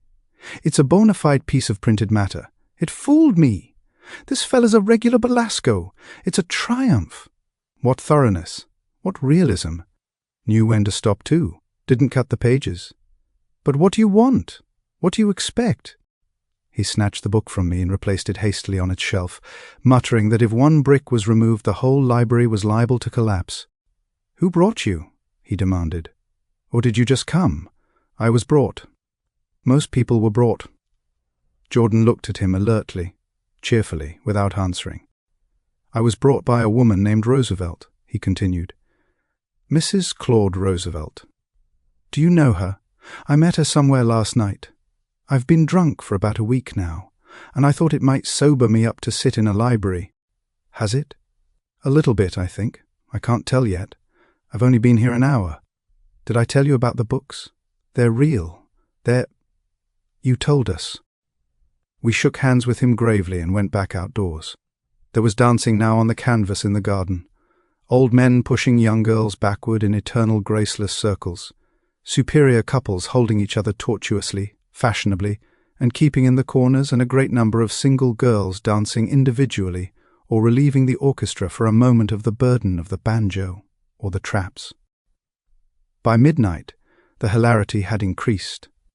A celebrated tenor had sung in Italian, and a notorious contralto had sung in jazz, and between the numbers people were doing stunts all over the garden, while happy, vacuous bursts of laughter rose toward the summer sky. A pair of stage twins, who turned out to be the girls in yellow, did a baby act in costume, and champagne was served in glasses bigger than finger bowls. The moon had risen higher, and floating in the sound was a triangle of silver scales, trembling a little to the stiff, tinny drip of the banjos on the lawn. I was still with Jordan Baker. We were sitting at a table with a man of about my age and a rowdy little girl, who gave way upon the slightest provocation to uncontrollable laughter. I was enjoying myself now. I had taken 2 finger bowls of champagne, and the scene had changed before my eyes into something significant, elemental, and profound. At a lull in the entertainment, the man looked at me and smiled. "Your face is familiar," he said politely. "Weren't you in the 1st Division during the war?" "Why, yes. I was in the 28th Infantry. I was in the 16th until June 19 to 18. I knew I'd seen you somewhere before. We talked for a moment about some wet, grey little villages in France. Evidently he lived in this vicinity, for he told me that he had just bought a hydroplane and was going to try it out in the morning. Want to go with me, old sport? Just near the shore along the Sound. What time? Any time that suits you best. It was on the tip of my tongue to ask his name when Jordan looked around and smiled. "Having a gay time now?" she inquired. "Much better." I turned again to my new acquaintance. "This is an unusual party for me. I haven't even seen the host. I live over there." I waved my hand at the invisible hedge in the distance, and this man Gatsby sent over his chauffeur with an invitation. For a moment he looked at me as if he failed to understand. "I'm Gatsby," he said suddenly. "What?" I exclaimed. "Oh, I beg your pardon. I thought you knew, old sport. I'm afraid I'm not a very good host." He smiled understandingly, much more than understandingly. It was one of those rare smiles with a quality of eternal reassurance in it that you may come across 4 or 5 times in life. It faced, or seemed to face, the whole eternal world for an instant, and then concentrated on you with an irresistible prejudice in your favor. It understood you just so far as you wanted to be understood, believed in you as you would like to believe in yourself, and assured you that it had precisely the impression of you that, at your best, you hoped to convey. Precisely at that point it vanished, and I was looking at an elegant young roughneck, a year or 2 over 30, whose elaborate formality of speech just missed being absurd. Some time before he introduced himself, I'd got a strong impression that he was picking his words with care. Almost at the moment when Mr. Gatsby identified himself, a butler hurried toward him with the information that Chicago was calling him on the wire. He excused himself with a small bow that included each of us in turn. When he was gone, I turned immediately to Jordan, constrained to assure her of my surprise. I had expected that Mr. Gatsby would be a florid and corpulent person in his middle years. "Who is he?" I demanded. "Do you know?" "He's just a man named Gatsby." "Where is he from, I mean? And what does he do?" "Now you're started on the subject," she answered with a wan smile. "Well, he told me once he was an Oxford man." A dim background started to take shape behind him, but at her next remark it faded away. "However, I don't believe it." "Why not?" "I don't know," she insisted. "I just don't think he went there." Something in her tone reminded me of the other girl's "I think he killed a man," and had the effect of stimulating my curiosity. I would have accepted without question the information that Gatsby sprang from the swamps of Louisiana, or from the Lower East Side of New York. That was comprehensible, but young men didn't, at least in my provincial inexperience I believed they didn't, drift coolly out of nowhere and buy a palace on Long Island Sound. "Anyhow, he gives large parties," said Jordan, changing the subject with an urban distaste for the concrete. "And I like large parties. They're so intimate. At small parties there isn't any privacy." There was the boom of a bass drum, and the voice of the orchestra leader rang out suddenly above the echolalia of the garden. "Ladies and gentlemen," he cried, "at the request of Mr. Gatsby, we are going to play for you Mr. Vladimir Tostov's latest work, which attracted so much attention at Carnegie Hall last May. If you read the papers, you know there was a big sensation." He smiled with jovial condescension and added, "Some sensation." Whereupon everybody laughed. The piece is known, he concluded lustily, as Vladimir Tostov's Jazz History of the World. The nature of Mr. Tostov's composition eluded me, because just as it began my eyes fell on Gatsby, standing alone on the marble steps and looking from one group to another with approving eyes. His tanned skin was drawn attractively tight on his face, and his short hair looked as though it were trimmed every day. I could see nothing sinister about him. I wondered if the fact that he was not drinking helped to set him off from his guests, for it seemed to me that he grew more correct as the fraternal hilarity increased. When the Jazz History of the World was over, girls were putting their heads on men's shoulders in a puppyish, convivial way. Girls were swooning backward playfully into men's arms, even into groups, knowing that someone would arrest their falls, but no one swooned backward on Gatsby, and no French bob touched Gatsby's shoulder, and no singing quartets were formed with Gatsby's head for one link. "I beg your pardon." Gatsby's butler was suddenly standing beside us. "Miss Baker?" he inquired. "I beg your pardon, but Mr. Gatsby would like to speak to you alone." "With me?" she exclaimed in surprise. "Yes, madame." She got up slowly, raising her eyebrows at me in astonishment, and followed the butler toward the house. I noticed that she wore her evening dress, all her dresses like sports clothes. There was a jauntiness about her movements, as if she had first learned to walk upon golf courses on clean, crisp mornings. I was alone, and it was almost 2. For some time confused and intriguing sounds had issued from a long, many-windowed room which overhung the terrace. Eluding Jordan's undergraduate, who was now engaged in an obstetrical conversation with 2 chorus girls, and who implored me to join him, I went inside. The large room was full of people. One of the girls in yellow was playing the piano, and beside her stood a tall, red-haired young lady from a famous chorus, engaged in song. She had drunk a quantity of champagne, and during the course of her song she had decided ineptly that everything was very, very sad. She was not only singing, she was weeping too. Whenever there was a pause in the song she filled it with gasping, broken sobs, and then took up the lyric again in a quavering soprano. The tears coursed down her cheeks. Not freely, however, for when they came into contact with her heavily beaded eyelashes they assumed an inky colour, and pursued the rest of their way in slow black rivulets. A humorous suggestion was made that she sing the notes on her face, whereupon she threw up her hands, sank into a chair, and went off into a deep, vinous sleep. She had a fight with a man who says he's her husband, explained a girl at my elbow. I looked around. Most of the remaining women were now having fights with men said to be their husbands. Even Jordan's party, the quartet from East Egg, were rent asunder by dissension. One of the men was talking with curious intensity to a young actress, and his wife, after attempting to laugh at the situation in a dignified and indifferent way, broke down entirely and resorted to flank attacks. At intervals, she appeared suddenly at his side like an angry diamond, and hissed, "You promised!" into his ear. The reluctance to go home was not confined to wayward men. The hall was at present occupied by 2 deplorably sober men and their highly indignant wives. The wives were sympathizing with each other in slightly raised voices. Whenever he sees I'm having a good time, he wants to go home. Never heard anything so selfish in my life. We're always the first ones to leave. So are we? Well, we're almost the last tonight, said one of the men sheepishly. The orchestra left half an hour ago. In spite of the wives' agreement that such malevolence was beyond credibility, the dispute ended in a short struggle, and both wives were lifted, kicking, into the night. As I waited for my hat in the hall, the door of the library opened, and Jordan Baker and Gatsby came out together.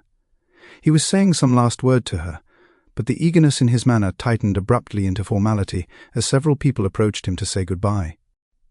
Jordan's party were calling impatiently to her from the porch, but she lingered for a moment to shake hands. "I've just heard the most amazing thing," she whispered. "How long were we in there?" "Why, about an hour." "It was." "Simply amazing," she repeated abstractedly, "but I swore I wouldn't tell it, and here I am, tantalizing you." She yawned gracefully in my face. "Please come and see me. Phone book, under the name of Mrs. Sigourney Howard. My aunt." She was hurrying off as she talked. Her brown hand waved a jaunty salute as she melted into her party at the door. Rather ashamed that on my first appearance I had stayed so late, I joined the last of Gatsby's guests, who were clustered around him. I wanted to explain that I'd hunted for him early in the evening and to apologize for not having known him in the garden. "Don't mention it," he enjoined me eagerly. "Don't give it another thought, old sport." The familiar expression held no more familiarity than the hand which reassuringly brushed my shoulder. "And don't forget we're going up in the hydroplane tomorrow morning, at 9 o'clock. Then the butler, behind his shoulder, "Philadelphia wants you on the phone, sir." "All right, in a minute. Tell them I'll be right there. Good night, good night, good night." He smiled, and suddenly there seemed to be a pleasant significance in having been among the last to go, as if he had desired it all the time. "Good night, old sport. Good night." But as I walked down the steps, I saw that the evening was not quite over. 50 feet from the door, a dozen headlights illuminated a bizarre and tumultuous scene. In the ditch beside the road, right side up, but violently shorn of one wheel, rested a new coupe which had left Gatsby's drive not 2 minutes before. The sharp jut of a wall accounted for the detachment of the wheel, which was now getting considerable attention from half a dozen curious chauffeurs. However, as they had left their cars blocking the road, a harsh, discordant din from those in the rear had been audible for some time, and added to the already violent confusion of the scene.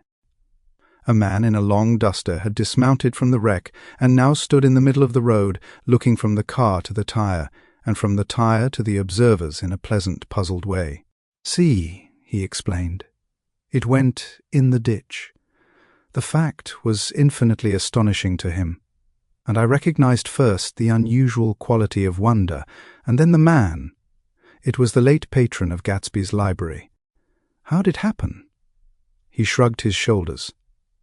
"I know nothing whatever about mechanics," he said decisively, "but how did it happen? Did you run into the wall?" "Don't ask me," said Owl Eyes, washing his hands of the whole matter. "I know very little about driving, next to nothing. It happened, and that's all I know." "Well, if you're a poor driver, you oughtn't to try driving at night." "But I wasn't even trying," he explained indignantly. "I wasn't even trying." An awed hush fell upon the bystanders. "Do you want to commit suicide? You're lucky it was just a wheel, a bad driver and not even trying." "You don't understand," explained the criminal. "I wasn't driving. There's another man in the car." The shock that followed this declaration found voice in a sustained "Ah, H!" as the door of the coupe swung slowly open. The crowd, it was now a crowd, stepped back involuntarily, and when the door had opened wide there was a ghostly pause. Then, very gradually, part by part, a pale, dangling individual stepped out of the wreck, pawing tentatively at the ground with a large, uncertain dancing shoe. Blinded by the glare of the headlights and confused by the incessant groaning of the horns, the apparition stood swaying for a moment before he perceived the man in the duster. "Was matter?" he inquired calmly. "Did we run out of gas?" "Look!" Half a dozen fingers pointed at the amputated wheel. He stared at it for a moment, and then looked upward, as though he suspected that it had dropped from the sky. "It came off," someone explained. He nodded. "At first I didn't notice we'd stopped." A pause. Then, taking a long breath and straightening his shoulders, he remarked in a determined voice, "Wonder'f tell me where there's a gas line station. At least a dozen men, some of them a little better off than he was," explained to him that wheel and car were no longer joined by any physical bond. "Back out," he suggested after a moment. "Put her in reverse." "But the wheel's off."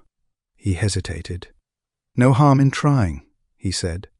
The caterwauling horns had reached a crescendo, and I turned away and cut across the lawn toward home. I glanced back once. A wafer of a moon was shining over Gatsby's house, making the night fine as before, and surviving the laughter and the sound of his still glowing garden. A sudden emptiness seemed to flow now from the windows and the great doors, endowing with complete isolation the figure of the host, who stood on the porch, his hand up in a formal gesture of farewell. Reading over what I have written so far, I see I have given the impression that the events of 3 nights, several weeks apart, were all that absorbed me. On the contrary, they were merely casual events in a crowded summer, and, until much later, they absorbed me infinitely less than my personal affairs.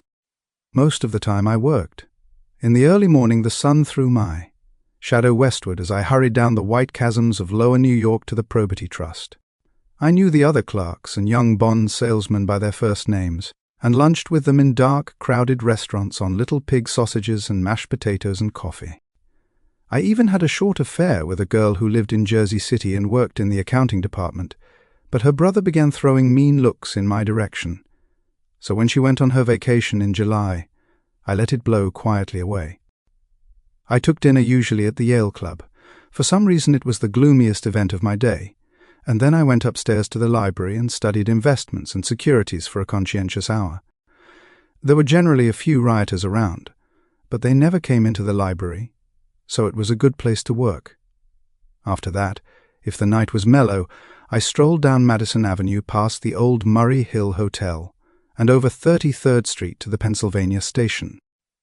I began to like New York, the racy, adventurous feel of it at night, and the satisfaction that the constant flicker of men and women and machines gives to the restless eye. I liked to walk up Fifth Avenue and pick out romantic women from the crowd, and imagine that in a few minutes I was going to enter into their lives, and no one would ever know or disapprove.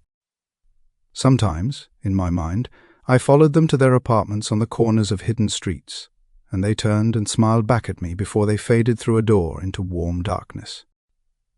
At the enchanted metropolitan twilight, I felt a haunting loneliness sometimes, and felt it in others, poor young clerks who loitered in front of windows waiting until it was time for a solitary. Restaurant dinner young clerks in the dusk, wasting the most poignant moments of night and life. Again at 8 o'clock, when the dark lanes of the 40s were lined 5 deep with throbbing taxicabs, bound for the theatre district, I felt a sinking in my heart. Forms leaned together in the taxis as they waited, and voices sang, and there was laughter from unheard jokes, and lighted cigarettes made unintelligible circles inside. Imagining that I too was hurrying towards gaiety and sharing their intimate excitement, I wished them well. For a while I lost sight of Jordan Baker, and then in midsummer I found her again. At first I was flattered to go places with her, because she was a golf champion, and everyone knew her name. Then it was something more. I wasn't actually in love, but I felt a sort of tender curiosity. The bored, haughty face that she turned to the world concealed something. Most affectations conceal something eventually, even though they don't in the beginning, and one day I found what it was. When we were on a house party together up in Warwick, she left a borrowed car out in the rain with the top down, and then lied about it. And suddenly I remembered the story about her that had eluded me that night at Daisy's. At her first big golf tournament, there was a row that nearly reached the newspapers. A suggestion that she had moved her ball from a bad lie in the semi-final round. The thing approached the proportions of a scandal, then died away. A caddy retracted his statement, and the only other witness admitted that he might have been mistaken. The incident and the name had remained together in my mind. Jordan Baker instinctively avoided clever, shrewd men, and now I saw that this was because she felt safer on a plane where any divergence from a code would be thought impossible. She was incurably dishonest. She wasn't able to endure being at a disadvantage, and, given this unwillingness, I suppose she had begun dealing in subterfuges when she was very young in order to keep that cool, insolent smile turned to the world, and yet satisfy the demands of her hard, jaunty body. It made no difference to me. Dishonesty in a woman is a thing you never blame deeply. I was casually sorry, and then I forgot. It was on that same house party that we had a curious conversation about driving a car. It started because she passed so close to some workmen that our fender flicked a button on one man's coat. "You're a rotten driver," I protested. "Either you ought to be more careful, or you oughtn't to drive at all." "I am careful." "No, you're not." "Well, other people are," she said lightly. "What's that got to do with it?" "They'll keep out of my way," she insisted. "It takes two to make an accident. Suppose you met somebody just as careless as yourself." "I hope I never will," she answered. "I hate careless people. That's why I like you." Her grey son. Strained eyes stared straight ahead, but she had deliberately shifted our relations, and for a moment I thought I loved her. But I am slow-thinking and full of interior rules that act as brakes on my desires, and I knew that first I had to get myself definitely out of that tangle back home. I'd been writing letters once a week and signing them Love, Nick, and all I could think of was how, when that certain girl played tennis, a faint moustache of perspiration appeared on her upper lip. Nevertheless, there was a vague understanding that had to be tactfully broken off before I was free. Everyone suspects himself of at least one of the cardinal virtues, and this is mine. I am one of the few honest people that I have ever known. Chapter 4. On Sunday morning, while church bells rang in the villages along shore, the world and its mistress returned to Gatsby's house and twinkled hilariously on his lawn. "He's a bootlegger," said the young ladies, moving somewhere between his cocktails and his flowers. One time, he killed a man who had found out that he was nephew to von Hindenburg and second cousin to the devil. "Reach me a rose, honey, and pour me a last drop into that there crystal glass." Once I wrote down on the empty spaces of a timetable the names of those who came to Gatsby's house that summer. It is an old timetable now, disintegrating at its folds, and headed this schedule in effect, July 5th, 1922. But I can still read the grey names, and they will give you a better impression than my generalities of those who accepted Gatsby's hospitality and paid him the subtle tribute of knowing nothing whatever about him. From East Egg, then, came the Chester Beckers and the Leaches, and a man named Bunsen, whom I knew at Yale, and Dr. Webster Sivert, who was drowned last summer up in Maine, and the Hornbeams and the Willie Voltaires, and a whole clan named Blackbuck, who always gathered in a corner and flipped up their noses like goats at whosoever came near, and the Ismays and the Christies, and Edgar Beaver, whose hair, they say, turned cotton white one winter afternoon for no good reason at all. Clarence Endive was from East Egg, as I remember.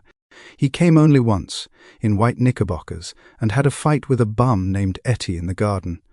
From farther out on the island came the Cheddles, and the O.R.P. Schraders, and the Stonewall Jackson Abrams of Georgia, and the Fishguards and the Ripley Snells. Snell was there 3 days before he went to the penitentiary, so drunk out on the gravel drive that Mrs. Ulysses Sweat's automobile ran over his right hand. The Danceys came too, and S.B. Whitebait, who was well over 60, and Morissa Flink, and the Hammerheads, and Beluga the tobacco importer, and Beluga's girls. From West Egg came the Poles, and the Mulreadys, and Cecil Roebuck, and Cecil Shone, and Gulick, the state senator, and Newton Orchid, who controlled films par excellence, and Eckhorst, and Clyde Cohen, and Don S. Schwartz, and Arthur McCarty, all connected with the movies in one way or another. And the Catlips, and the Bembergs, and G. Earl Muldoon, brother to that Muldoon who afterwards strangled his wife. Da Fontana, the promoter, came there, and Ed Legros, and James B. Ferret, and the Dijongs, and Ernest Lilly.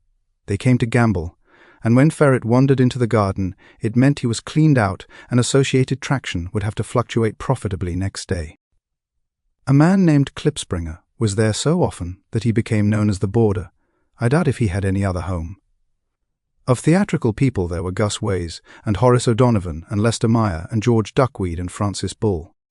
Also from New York were the Cromes, and the Backisons, and the Denekers, and Russell Betty, and the Corrigans, and the Kelleher's, and the Dewars, and the Scullys, and S. W. Belcher, and the Smirks, and the young Quinns, divorced now, and Henry L. Palmetto, who killed himself by jumping in front of a subway train in Times Square. Benny McClenahan arrived always with 4 girls. They were never quite the same ones in physical person, but they were so identical one with another that it inevitably seemed they had been there before. I have forgotten their names.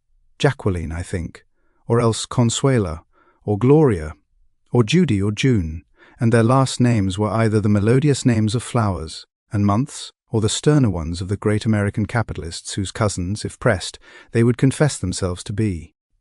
In addition to all these, I can remember that Faustina O'Brien came there at least once, and the Baedeker girls and young Brewer, who had his nose shot off in the war, and Mr. Albrucksberger, and Miss Haag, his fiancée, and Ardita Fitzpeters and Mr. P. Jewett, once head of the American Legion, and Miss Claudia Hipp, with a man reputed to be her chauffeur, and a prince of something, whom we called Duke, and whose name, if I ever knew it, I have forgotten.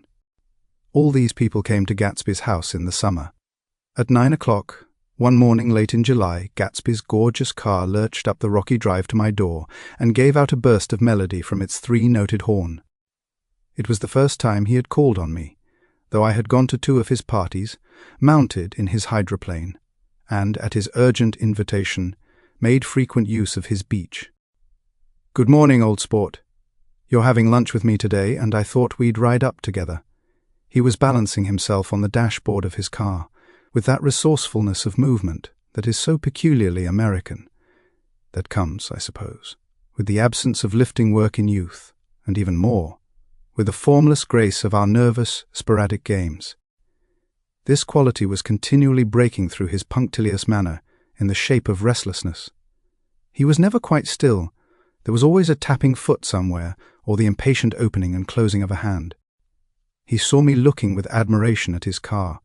"It's pretty, isn't it, old sport?" He jumped off to give me a better view. "Haven't you ever seen it before?" I'd seen it, Everybody had seen it. It was a rich cream colour, bright with nickel, swollen here and there in its monstrous length with triumphant hatboxes and supper boxes and toolboxes, and terraced with a labyrinth of windshields that mirrored a dozen suns. Sitting down behind many layers of glass in a sort of green leather conservatory, we started to town. I had talked with him perhaps half a dozen times in the past month, and found, to my disappointment, that he had little to say. So my first impression, that he was a person of some undefined consequence, had gradually faded, and he had become simply the proprietor of an elaborate roadhouse next door. And then came that disconcerting ride. We hadn't reached West Egg Village before Gatsby began leaving his elegant sentences unfinished, and slapping himself indecisively on the knee of his caramel-coloured suit. "Look here, old sport," he broke out surprisingly, "what's your opinion of me anyhow?" A little overwhelmed, I began the generalized evasions which that question deserves. "Well, I'm going to tell you something about my life," he interrupted. "I don't want you to get a wrong idea of me from all these stories you hear." So he was aware of the bizarre accusations that flavoured conversation in his halls. "I'll tell you God's truth." His right hand suddenly ordered divine retribution to stand by. "I am the son of some wealthy people in the Middle West, all dead now. I was brought up in America but educated at Oxford, because all my ancestors have been educated there for many years. It is a family tradition." He looked at me sideways, and I knew why Jordan Baker had believed he was lying. He hurried the phrase "educated at Oxford," or swallowed it, or choked on it, as though it had bothered him before. And with this doubt, his whole statement fell to pieces, and I wondered if there wasn't something a little sinister about him after all. "What part of the Middle West?" I inquired casually. "San Francisco. I see. My family all died, and I came into a good deal of money." His voice was solemn, as if the memory of that sudden extinction of a clan still haunted him. For a moment I suspected that he was pulling my leg, but a glance at him convinced me otherwise. "After that, I lived like a young Rajah in all the capitals of Europe.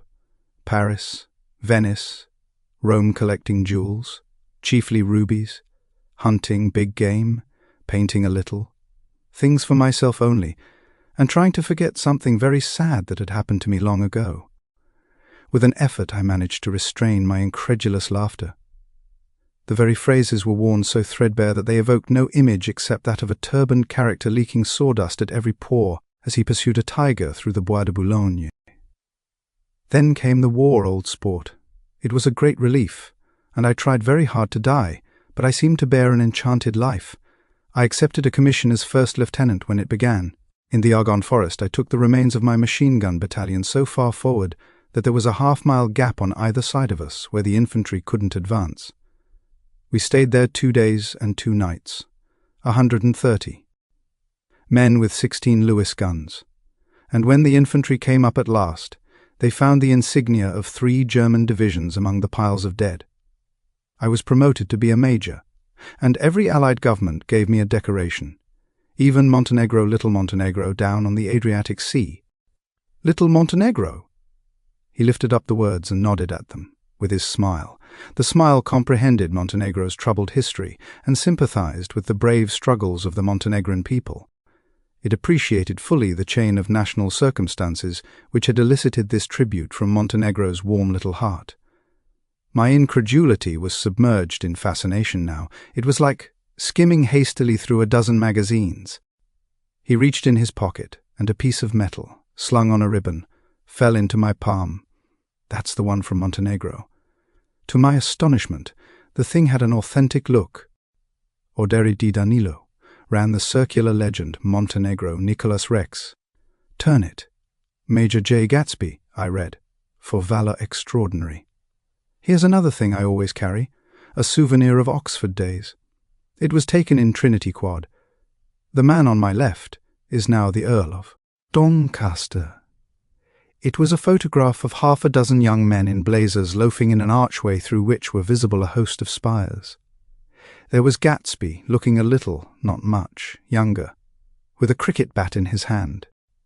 Then it was all true. I saw the skins of tigers flaming in his palace on the Grand Canal. I saw him opening a chest of rubies to ease, with their crimson-lighted depths, the gnawings of his broken heart. "I'm going to make a big request of you today," he said, pocketing his souvenirs with satisfaction, "so I thought you ought to know something about me. I didn't want you to think I was just some nobody.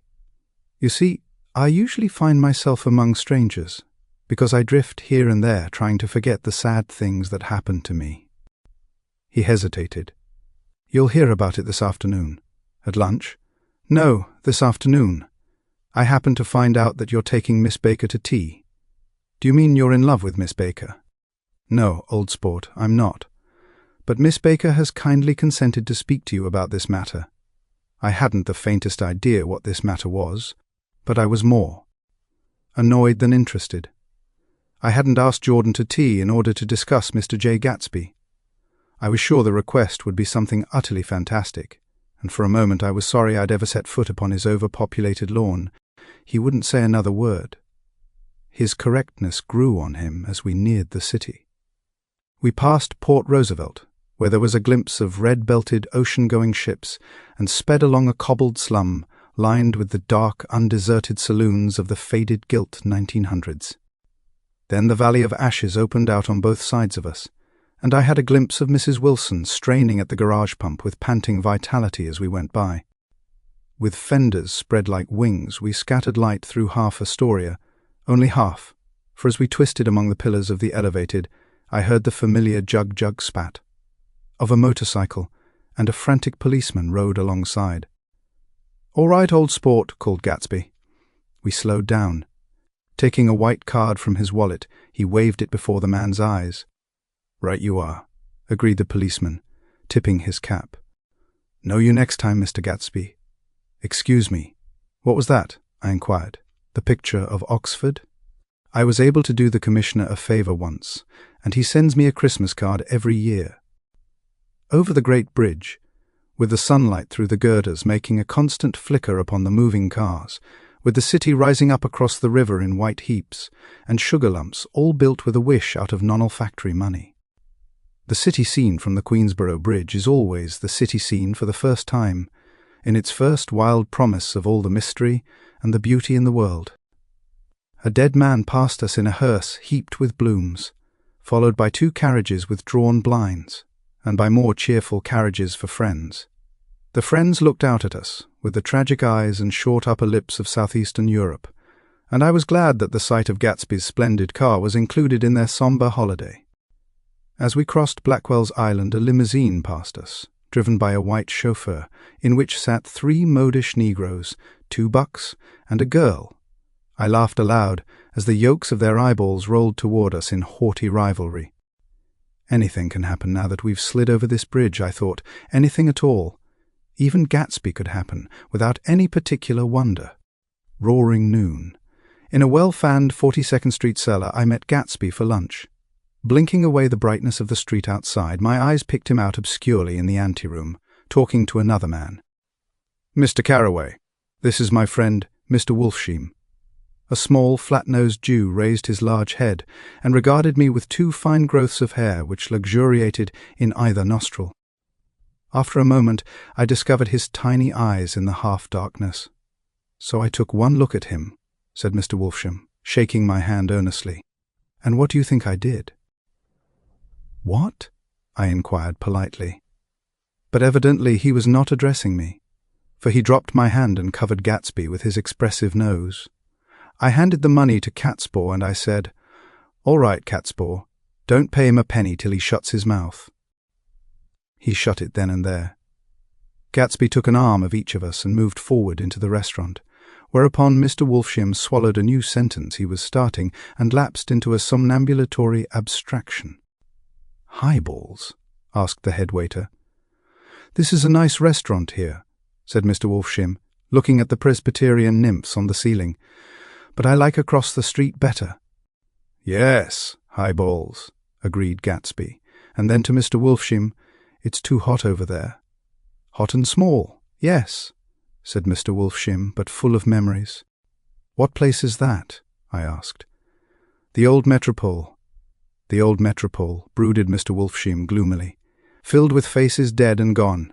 Filled with friends gone now forever. I can't forget so long as I live the night they shot Rosie Rosenthal there. It was 6 of us at the table, and Rosie had eaten and drunk a lot all evening. When it was almost morning, the waiter came up to him with a funny look, and says somebody wants to speak to him outside. "All right," says Rosie, and begins to get up, and I pulled him down in his chair. "Let the bastards come in here if they want you, Rosie, but don't you, so help me, move outside this room." It was 4 o'clock in the morning then, and if we'd have raised the blinds we'd have seen daylight. "Did he go?" I asked innocently. "Sure he went." Mr. Wolfsheim's nose flashed at me indignantly. He turned around in the door and says, "Don't let that waiter take away my coffee." Then he went out on the sidewalk, and they shot him 3 times in his full belly and drove away. 4 of them were electrocuted, I said, remembering. 5, with Becca. His nostrils turned to me in an interested way. "I understand you're looking for a business connection." The juxtaposition of these 2 remarks was startling. Gatsby answered for me. "Oh, no," he exclaimed. "This isn't the man, no?" Mr. Wolfsheim seemed disappointed. "This is just a friend. I told you we'd talk about that some other time." "I beg your pardon," said Mr. Wolfsheim. "I had a wrong man." A succulent hash arrived, and Mr. Wolfsheim, forgetting the more sentimental atmosphere of the old metropole, began to eat with ferocious delicacy. His eyes, meanwhile, roved very slowly all around the room. He completed the arc by turning to inspect the people directly behind. I think that, except for my presence, he would have taken one short glance beneath our own table. "Look here, old sport," said Gatsby, leaning toward me. "I'm afraid I made you a little angry this morning in the car." There was the smile again, but this time I held out against it.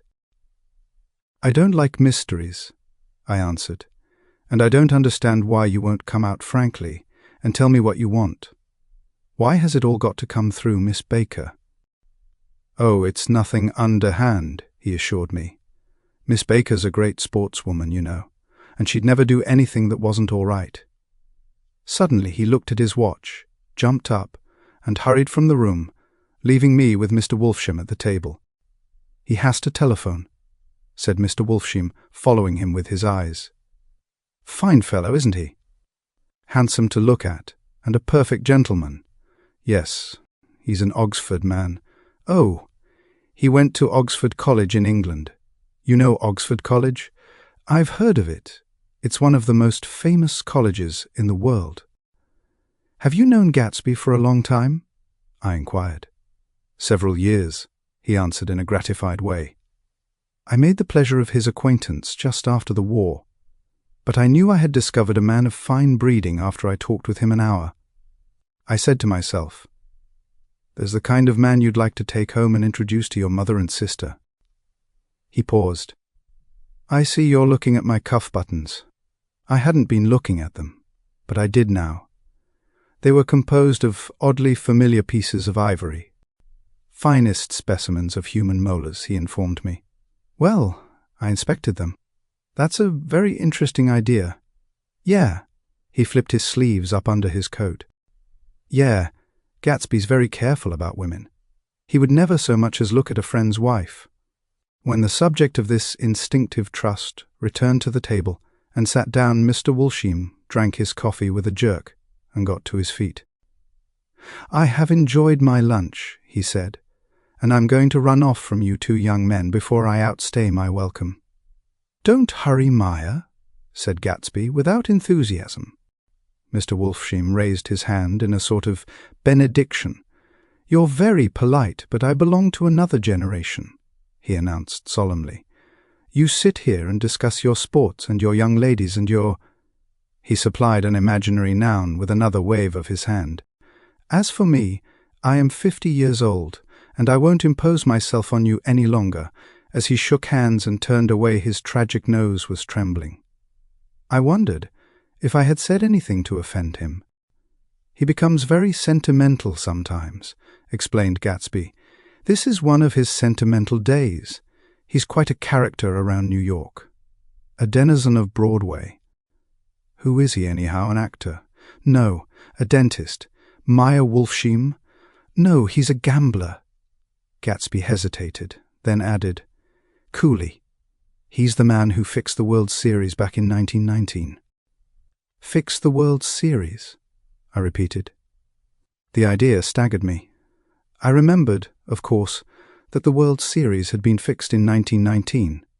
But if I had thought of it at all, I would have thought of it as a thing that merely happened, the end of some inevitable chain. It never occurred to me that one man could start to play with the faith of 50 million people, with the single-mindedness of a burglar blowing a safe. How did he happen to do that? I asked after a minute. He just saw the opportunity. Why isn't he in jail? They can't get him, old sport. He's a smart man. I insisted on paying the check. As the waiter brought my change, I caught sight of Tom Buchanan across the crowded room. Come along with me for a minute, I said. I've got to say hello to someone. When he saw us, Tom jumped up and took 6 steps in our direction. Where have you been? He demanded eagerly. Daisy's furious because you haven't called up. This is Mr. Gatsby, Mr. Buchanan. They shook hands briefly, and a strained, unfamiliar look of embarrassment came over Gatsby's face. How have you been, anyhow? Demanded Tom of me. How'd you happen to come up this far to eat? I've been having lunch with Mr. Gatsby. I turned toward Mr. Gatsby, but he was no longer there. One October day in 1917, I was walking along from one place to another, half on the sidewalks and half on the lawns. I was happier on the lawns because I had on shoes from England with rubber knobs on the soles that bit into the soft ground. I had on a new plaid skirt also that blew a little in the wind. And whenever this happened, the red, white and blue banners in front of all the houses stretched out stiff and said tut-tut-tut-tut in a disapproving way. The largest of the banners and the largest of the lawns belonged to Daisy Faye's house. She was just 18, 2 years older than me, and by far the most popular of all the young girls in Louisville. She dressed in white and had a little white roadster, and all day long the telephone rang in her house, and excited young officers from Camp Taylor demanded the privilege of monopolizing her that night. Anyways, for an hour. When I came opposite her house that morning, her white roadster was beside the curb, and she was sitting in it with a lieutenant I had never seen before. They were so engrossed in each other that she didn't see me until I was 5 feet away. "Hello, Jordan," she called unexpectedly. "Please come here." I was flattered that she wanted to speak to me. Because of all the older girls I admired her most. She asked me if I was going to the Red Cross to make bandages. I was. Well then, would I tell them that she couldn't come that day? The officer looked at Daisy while she was speaking, in a way that every young girl wants to be looked at sometime, and because it seemed romantic to me, I have remembered the incident ever since. His name was Jay Gatsby, and I didn't lay eyes on him again for over 4 years. Even after I'd met him on Long Island, I didn't realize it was the same man. That was 1917. By the next year, I had a few bogue myself, and I began to play in tournaments, so I didn't see Daisy very often. She went with a slightly older crowd, when she went with anyone. At all. Wild rumors were circulating about her. How her mother had found her packing her bag one winter night to go to New York and say goodbye to a soldier who was going overseas. She was effectually prevented, but she wasn't on speaking terms with her family for several weeks after that. She didn't play around with the soldiers anymore, but only with a few flat-footed, short-sighted young men in town, who couldn't get into the army at all. By the next autumn she was gay again, gay as ever. She had a debut after the armistice, and in February she was presumably engaged to a man from New Orleans. In June she married Tom Buchanan of Chicago, with more pomp and circumstance than Louisville ever knew before. He came down with 100 people in 4 private cars, and hired a whole floor of the Mulbach Hotel, and the day before the wedding he gave her a string of pearls valued at $350,000. I was a bridesmaid. I came into her room half an hour before the bridal dinner, and found her lying on her bed as lovely as the June night in her flowered dress, and as drunk as a monkey. She had a bottle of Sauterne in one hand and a letter in the other. "Gratulate me," she muttered. "Never had a drink before, but oh, how I do enjoy it. What's the matter, Daisy? I was scared, I can tell you. I'd never seen a girl like that before. Here, dearies." She groped around in a wastebasket she had with her on the bed and pulled out the string of pearls. "Take 'em downstairs and give 'em back to whoever they belong to. Tell 'em all Daisy's change, her mine. Say, Daisy's change, her mine." She began to cry. She cried and cried. I rushed out and found her mother's maid, and we locked the door and got her into a cold bath. She wouldn't let go of the letter. She took it into the tub with her and squeezed it up in a wet ball, and only let me leave it in the soap dish when she saw that it was coming to pieces like snow. But she didn't say another word. We gave her spirits of ammonia and put ice on her forehead and hooked her back into her dress. And half an hour later, when we walked out of the room, the pearls were around her neck and the incident was over. Next day at 5 o'clock she married Tom Buchanan without so much as a shiver and started off on a 3 months trip to the South Seas. I saw them in Santa Barbara when they came back, and I thought I'd never seen a girl so mad about her husband. If he left the room for a minute, she'd look around uneasily and say, "Where's Tom gone?" and wear the most abstracted expression until she saw him coming in the door. She used to sit on the sand with his head in her lap by the hour, rubbing her fingers over his eyes and looking at him with unfathomable delight. It was touching to see them together. It made you laugh in a hushed, fascinated way. That was in August. A week after I left Santa Barbara, Tom ran into a wagon on the Ventura Road one night and ripped a front wheel off his car. The girl who was with him got into the papers too, because her arm was broken. She was one of the chambermaids in the Santa Barbara Hotel. The next April, Daisy had her little girl, and they went to France for a year. I saw them one spring in Cannes, and later in Deauville, and then they came back to Chicago to settle down. Daisy was popular in Chicago, as you know. They moved with a fast crowd, all of them young and rich and wild, but she came out with an absolutely perfect reputation. Perhaps because she doesn't drink. It's a great advantage not to drink among hard drinking people.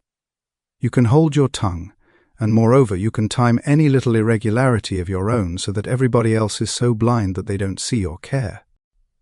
Perhaps Daisy never went in for a more at all, and yet there's something in that voice of hers. Well, about 6 weeks ago she heard the name Gatsby for the first time in years. It was when I asked you. Do you remember? If you knew Gatsby in West Egg. After you had gone home she came into my room and woke me up and said, "What Gatsby?" And when I described him, I was half asleep, she said in the strangest voice that it must be the man she used to know. It wasn't until then that I connected this Gatsby with the officer in her white car. When Jordan Baker had finished telling all this, we had left the plaza for half an hour and were driving in a Victoria through Central Park. The sun had gone down behind the tall apartments of the movie stars in the West 50s, and the clear voices of children, already gathered like crickets on the grass, rose through the hot twilight. "I'm the Sheik of Araby. Your love belongs to me. At night, when you're asleep into your tent, I'll creep." It was a strange coincidence, I said. But it wasn't a coincidence at all. Why not? Gatsby bought that house so that Daisy would be just across the bay. Then it had not been merely the stars to which he had aspired on that June night. He came alive to me, delivered suddenly from the womb of his purposeless splendor. "He wants to know," continued Jordan, "if you'll invite Daisy to your house some afternoon, and then let him come over." The modesty of the demand shook me. He had waited 5 years and bought a mansion where he dispensed starlight to casual moths, so that he could come over some afternoon to a stranger's garden. Did I have to know all this before he could ask such a little thing? He's afraid he's waited so long. He thought you might be offended. You see, he's regular tough underneath it all. Something worried me. Why didn't he ask you to arrange a meeting? "He wants her to see his house," she explained, "and your house is right next door." "Oh!" I think he half expected her to wander into one of his parties. "Some night," went on Jordan, but she never did. Then he began asking people casually if they knew her, and I was the first one he found. It was that night he sent for me at his dance, and you should have heard the elaborate way he worked up to it. Of course, I immediately suggested a luncheon in New York, and I thought he'd go mad. "I don't want to do anything out of the way," he kept saying. "I want to see her right next door." When I said you were a particular friend of Tom's, he started to abandon the whole idea. He doesn't know very much about Tom, though he says he's read a Chicago paper for years just on the chance of catching a glimpse of Daisy's name. It was dark now, and as we dipped under a little bridge, I put my arm around Jordan's golden shoulder and drew her toward me and asked her to dinner.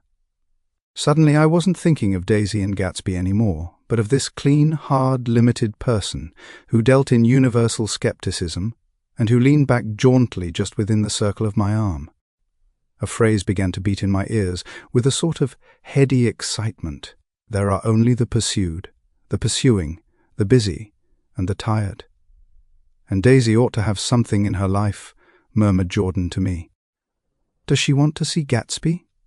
She's not to know about it. Gatsby doesn't want her to know. You're just supposed to invite her to tea. We passed a barrier of dark trees, and then the facade of 59th Street. A block of delicate pale light beamed down into the park.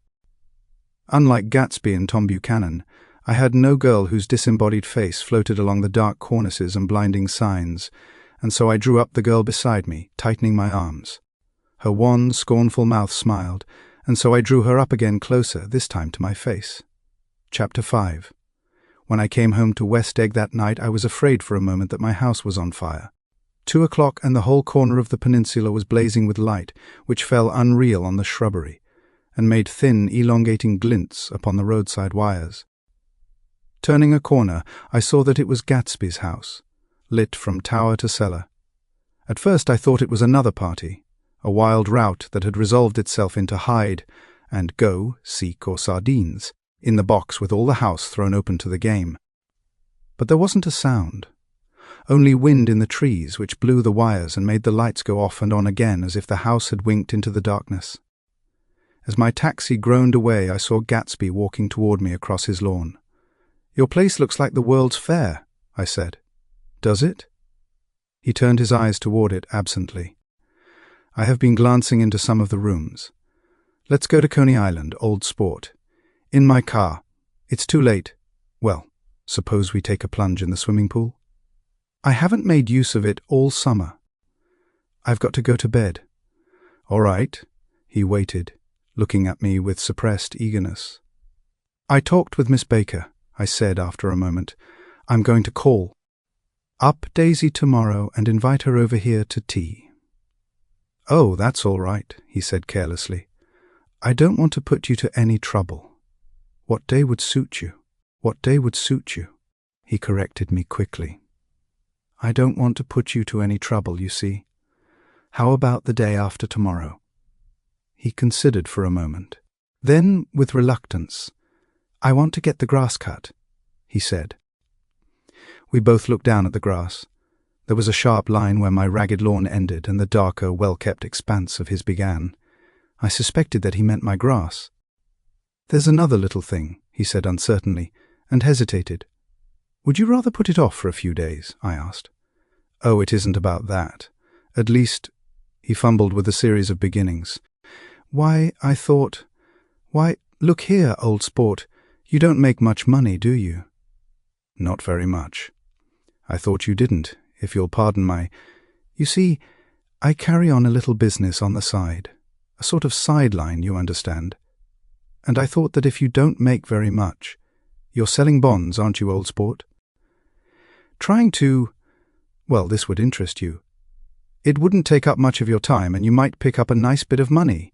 It happens to be a rather confidential sort of thing. I realize now that, under different circumstances, that conversation might have been one of the crises of my life. But because the offer was obviously and tactlessly for a service to be rendered, I had no choice except to cut him off there. "I've got my hands full," I said. "I'm much obliged, but I couldn't take on any more work. You wouldn't have to do any business with Wolfsheim." Evidently he thought that I was shying away from the connection mentioned at lunch. but I assured him he was wrong. He waited a moment longer, hoping I'd begin a conversation, but I was too absorbed to be responsive, so he went unwillingly home. The evening had made me lightheaded and happy. I think I walked into a deep sleep as I entered my front door. So I don't know whether or not Gatsby went to Coney Island, or for how many hours he glanced into rooms while his house blazed gaudily on. I called up Daisy from the office next morning and invited her to come to tea. "Don't bring Tom," I warned her. "What? Don't bring Tom." "Who is Tom?" she asked innocently. The day agreed upon was pouring rain. At 11 o'clock a man in a raincoat, dragging a lawnmower, tapped at my front door and said that Mr. Gatsby had sent him over to cut my grass. This reminded me that I had forgotten to tell my Finn to come back, so I drove into West Egg Village to search for her among soggy whitewashed alleys and to buy some cups and lemons and flowers. The flowers were unnecessary, for at 2 o'clock a greenhouse arrived from Gatsby's, with innumerable receptacles to contain it. An hour later the front door opened nervously, and Gatsby in a white flannel suit, silver shirt and gold-coloured tie hurried in. He was pale, and there were dark signs of sleeplessness beneath his eyes. "Is everything all right?" he asked immediately. "The grass looks fine, if that's what you mean." "What grass?" he inquired blankly. "Oh, the grass in the yard." He looked out the window at it, but judging from his expression, I don't believe he saw a thing. "Looks very good," he remarked vaguely. One of the papers said they thought the rain would stop about 4. I think it was the Journal. "Have you got everything you need in the shape of tea?" I took him into the pantry, where he looked a little reproachfully at the Finn. Together we scrutinized the 12 lemon cakes from the delicatessen shop. "Will they do?" I asked. Of course, they're fine," and he added hollowly, "Old sport." The rain cooled about 3:30 to a damp mist, through which occasional thin drops swam like dew. Gatsby looked with vacant eyes through a copy of Clay's Economics, starting at the finished tread that shook the kitchen floor, and peering towards the bleared windows from time to time, as if a series of invisible but alarming happenings were taking place outside. Finally he got up and informed me, in an uncertain voice, that he was going home. "Why's that?" "Nobody's coming to tea, it's too late." He looked at his watch, as if there was some pressing demand on his time elsewhere. "I can't wait all day." "Don't be silly. It's just 2 minutes to 4. He sat down miserably, as if I had pushed him, and simultaneously there was the sound of a motor turning into my lane. We both jumped up, and a little harrowed myself, I went out into the yard. Under the dripping bare lilac trees a large open car was coming up the drive. It stopped. Daisy's face, tipped sideways beneath a 3-cornered lavender hat, looked out at me with a bright, ecstatic smile. "Is this absolutely where you live, my dearest one?" The exhilarating ripple of her voice was a wild tonic in the rain. I had to follow the sound of it for a moment, up and down, with my ear alone, before any words came through. A damp streak of hair lay like a dash of blue paint across her cheek, and her hand was wet with glistening drops as I took it to help her from the car. "Are you in love with me?" she said low in my ear. "Or why did I have to come alone?" That's the secret of Castle Rackrent. Tell your chauffeur to go far away and spend an hour. "Come back in an hour, Ferdy." Then, in a grave murmur, "His name is Ferdy. Does the gasoline affect his nose?" "I don't think so," she said innocently.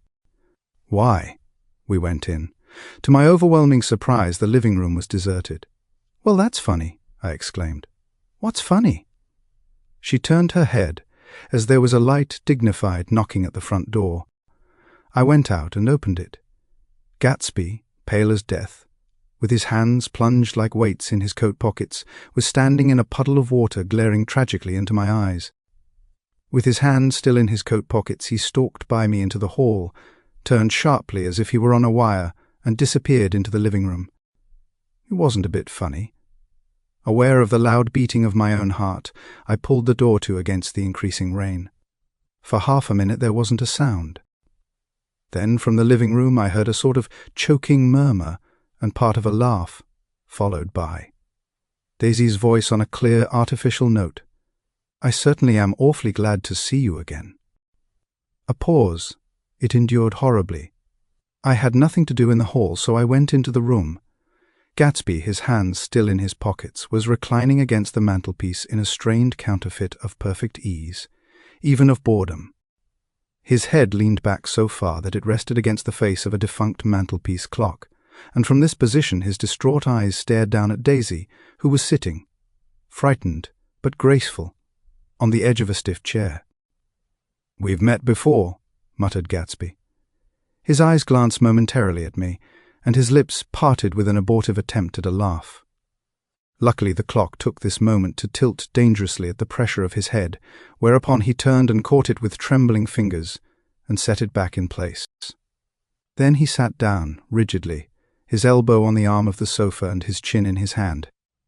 "I'm sorry about the clock," he said. My own face had now assumed a deep, tropical burn.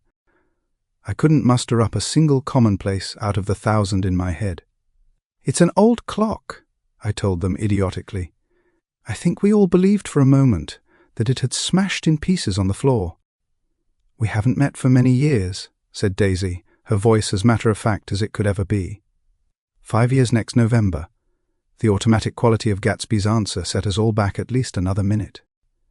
I had them both on their feet with the desperate suggestion that they help me make tea in the kitchen when the demoniac Finn brought it in on a tray.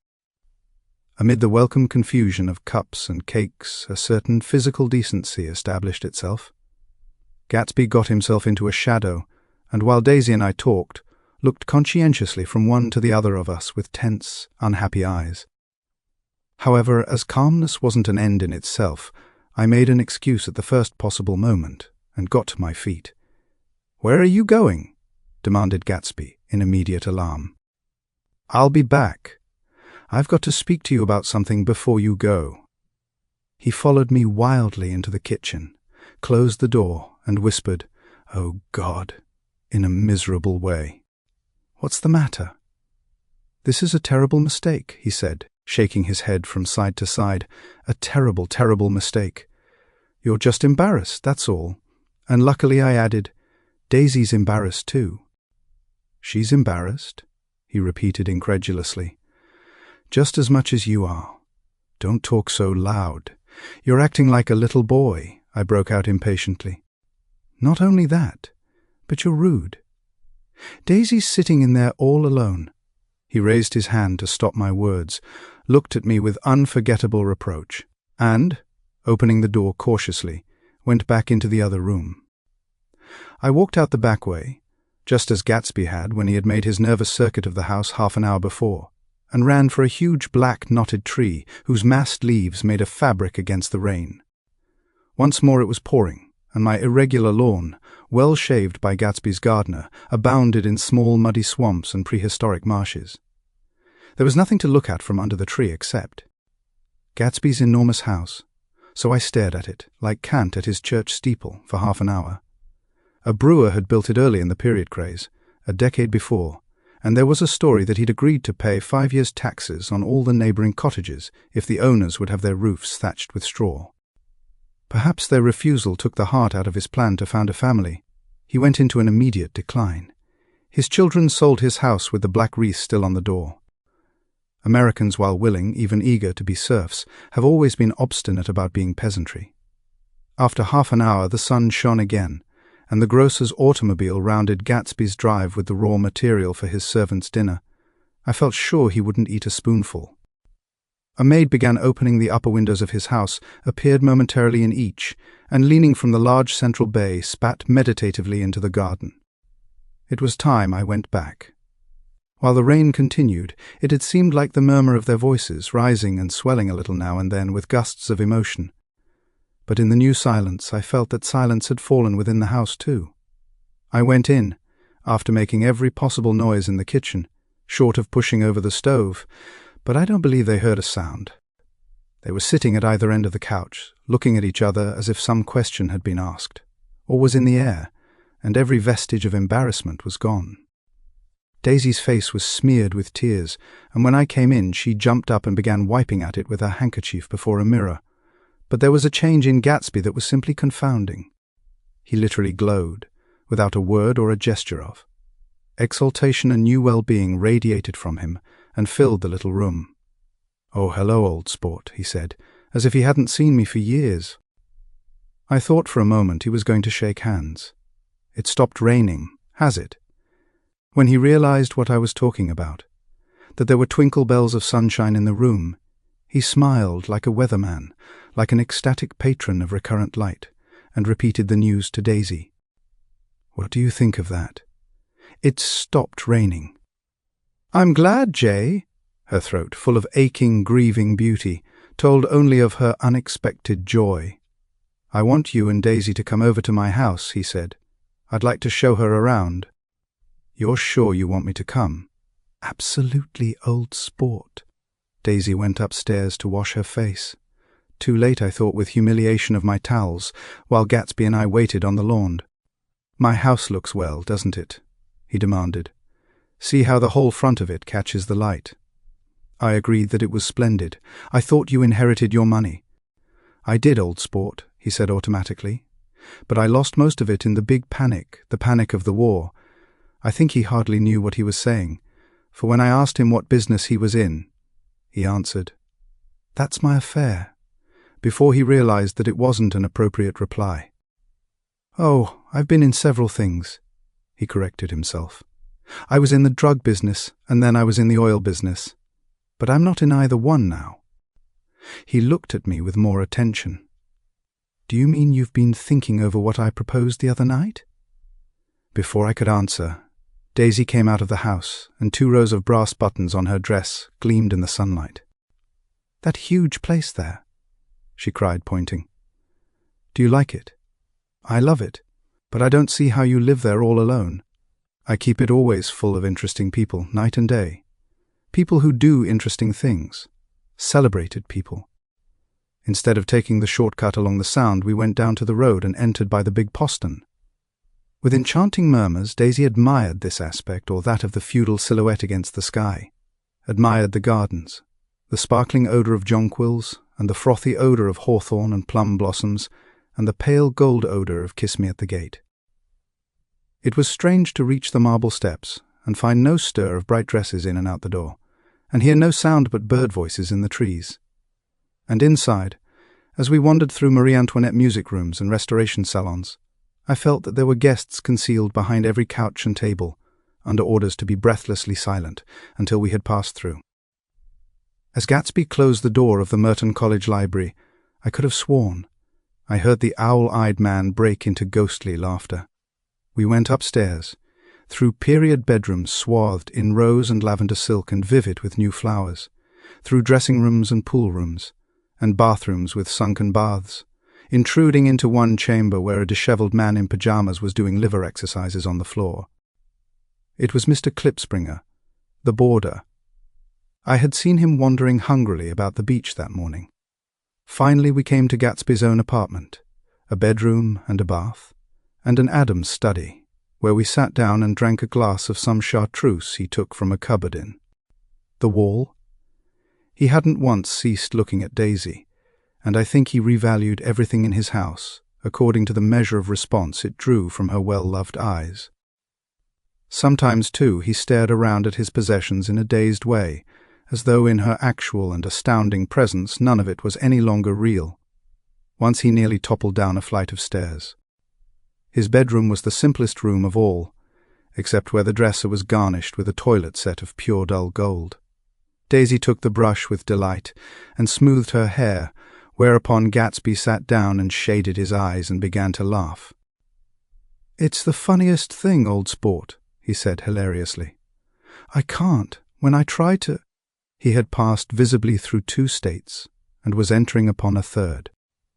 After his embarrassment and his unreasoning joy, he was consumed with wonder at her presence.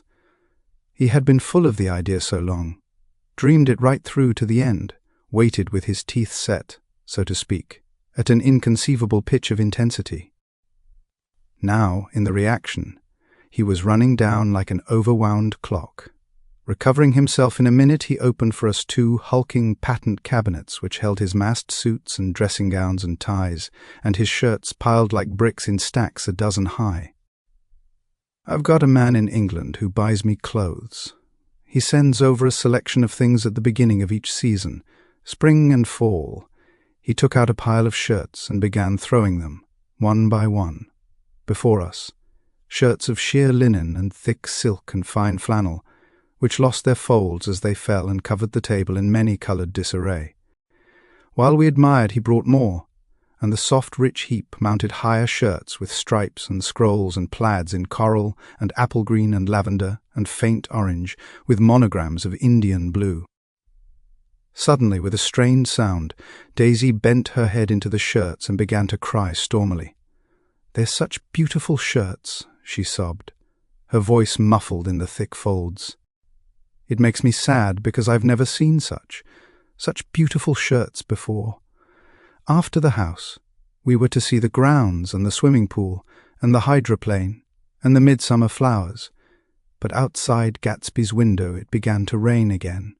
So we stood in a row looking at the corrugated surface of the Sound. If it wasn't for the mist we could see your home across the bay," said Gatsby. "You always have a green light that burns all night at the end of your dock."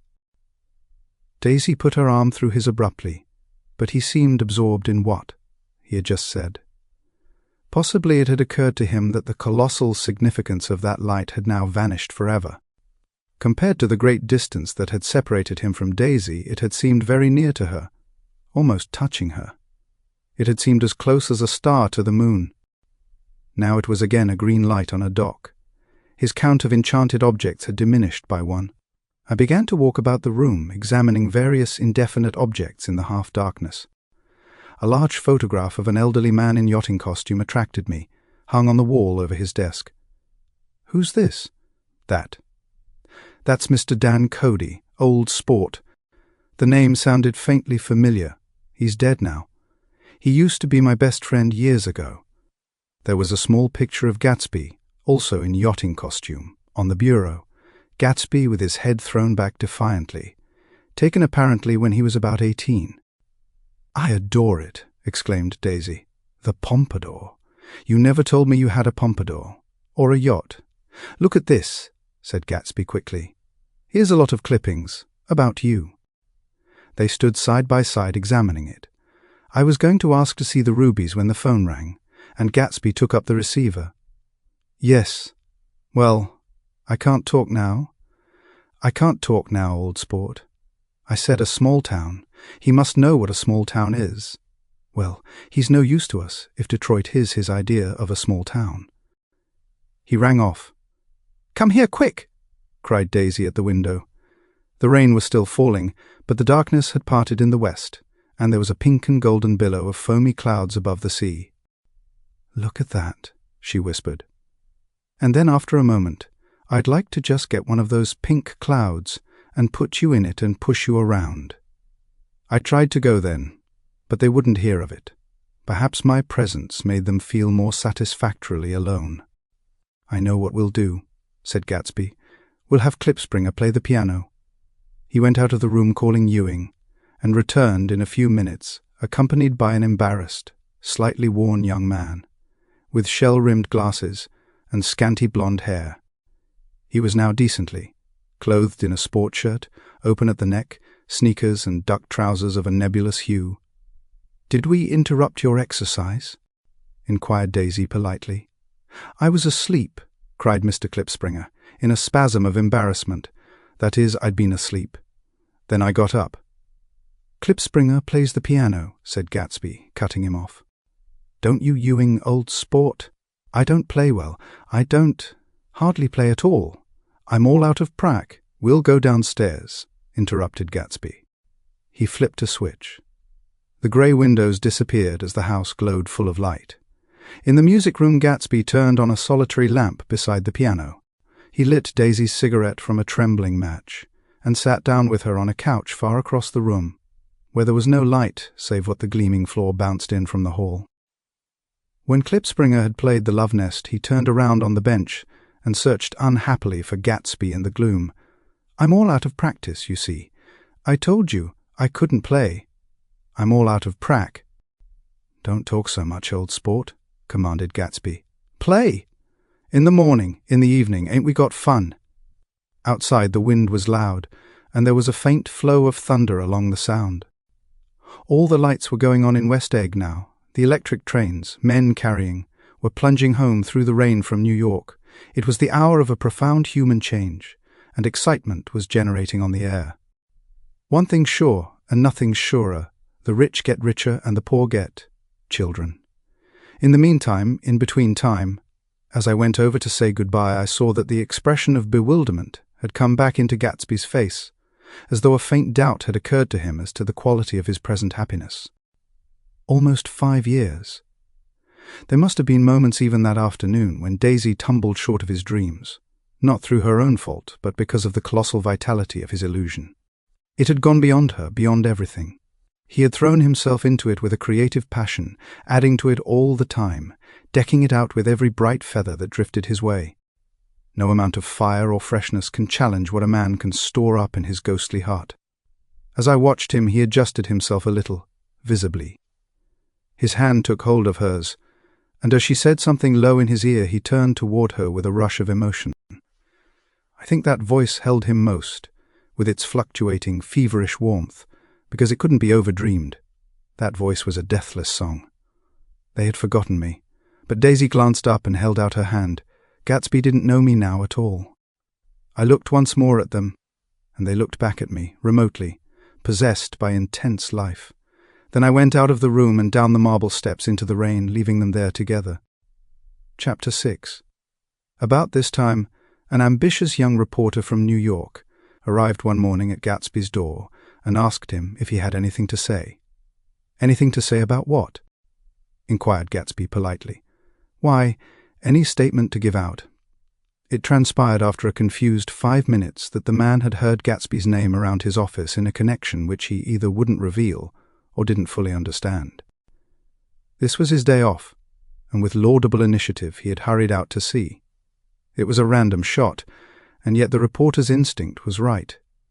Gatsby's notoriety, spread about by the hundreds who had accepted his hospitality and so become authorities upon his past, had increased all summer until he fell just short of being news. Contemporary legends such as the underground pipeline to Canada attached themselves to him, and there was one persistent story that he didn't live in a house at all, but in a boat that looked like a house and was moved secretly up and down the Long Island shore. Just why these inventions were a source of satisfaction to James Gatz of North Dakota isn't easy to say. James Gatz, that was really, or at least legally, his name.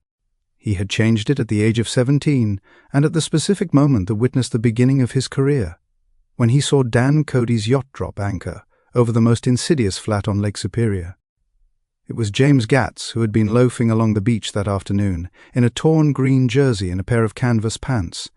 But it was already Jay Gatsby who borrowed a rowboat, pulled out to the Tuolumne, and informed Cody that a wind might catch him and break him up in half an hour. I suppose he'd had the name ready for a long time, even then. His parents were shiftless and unsuccessful farm people. His imagination had never really accepted them as his parents at all. The truth was that Jay Gatsby of West Egg, Long Island, sprang from his platonic conception of himself. He was a son of God, a phrase which, if it means anything, means just that, and he must be about his father's business, the service of a vast, vulgar, and meretricious beauty. So he invented just the sort of Jay Gatsby that a 17-year-old boy would be likely to invent, and to this conception he was faithful to the end. For over a year he had been beating his way along the south shore of Lake Superior as a clam digger and a salmon fisher, or in any other capacity that brought him food and bed. His brown, hardening body lived naturally through the half-fierce, half-lazy work of the bracing. Days.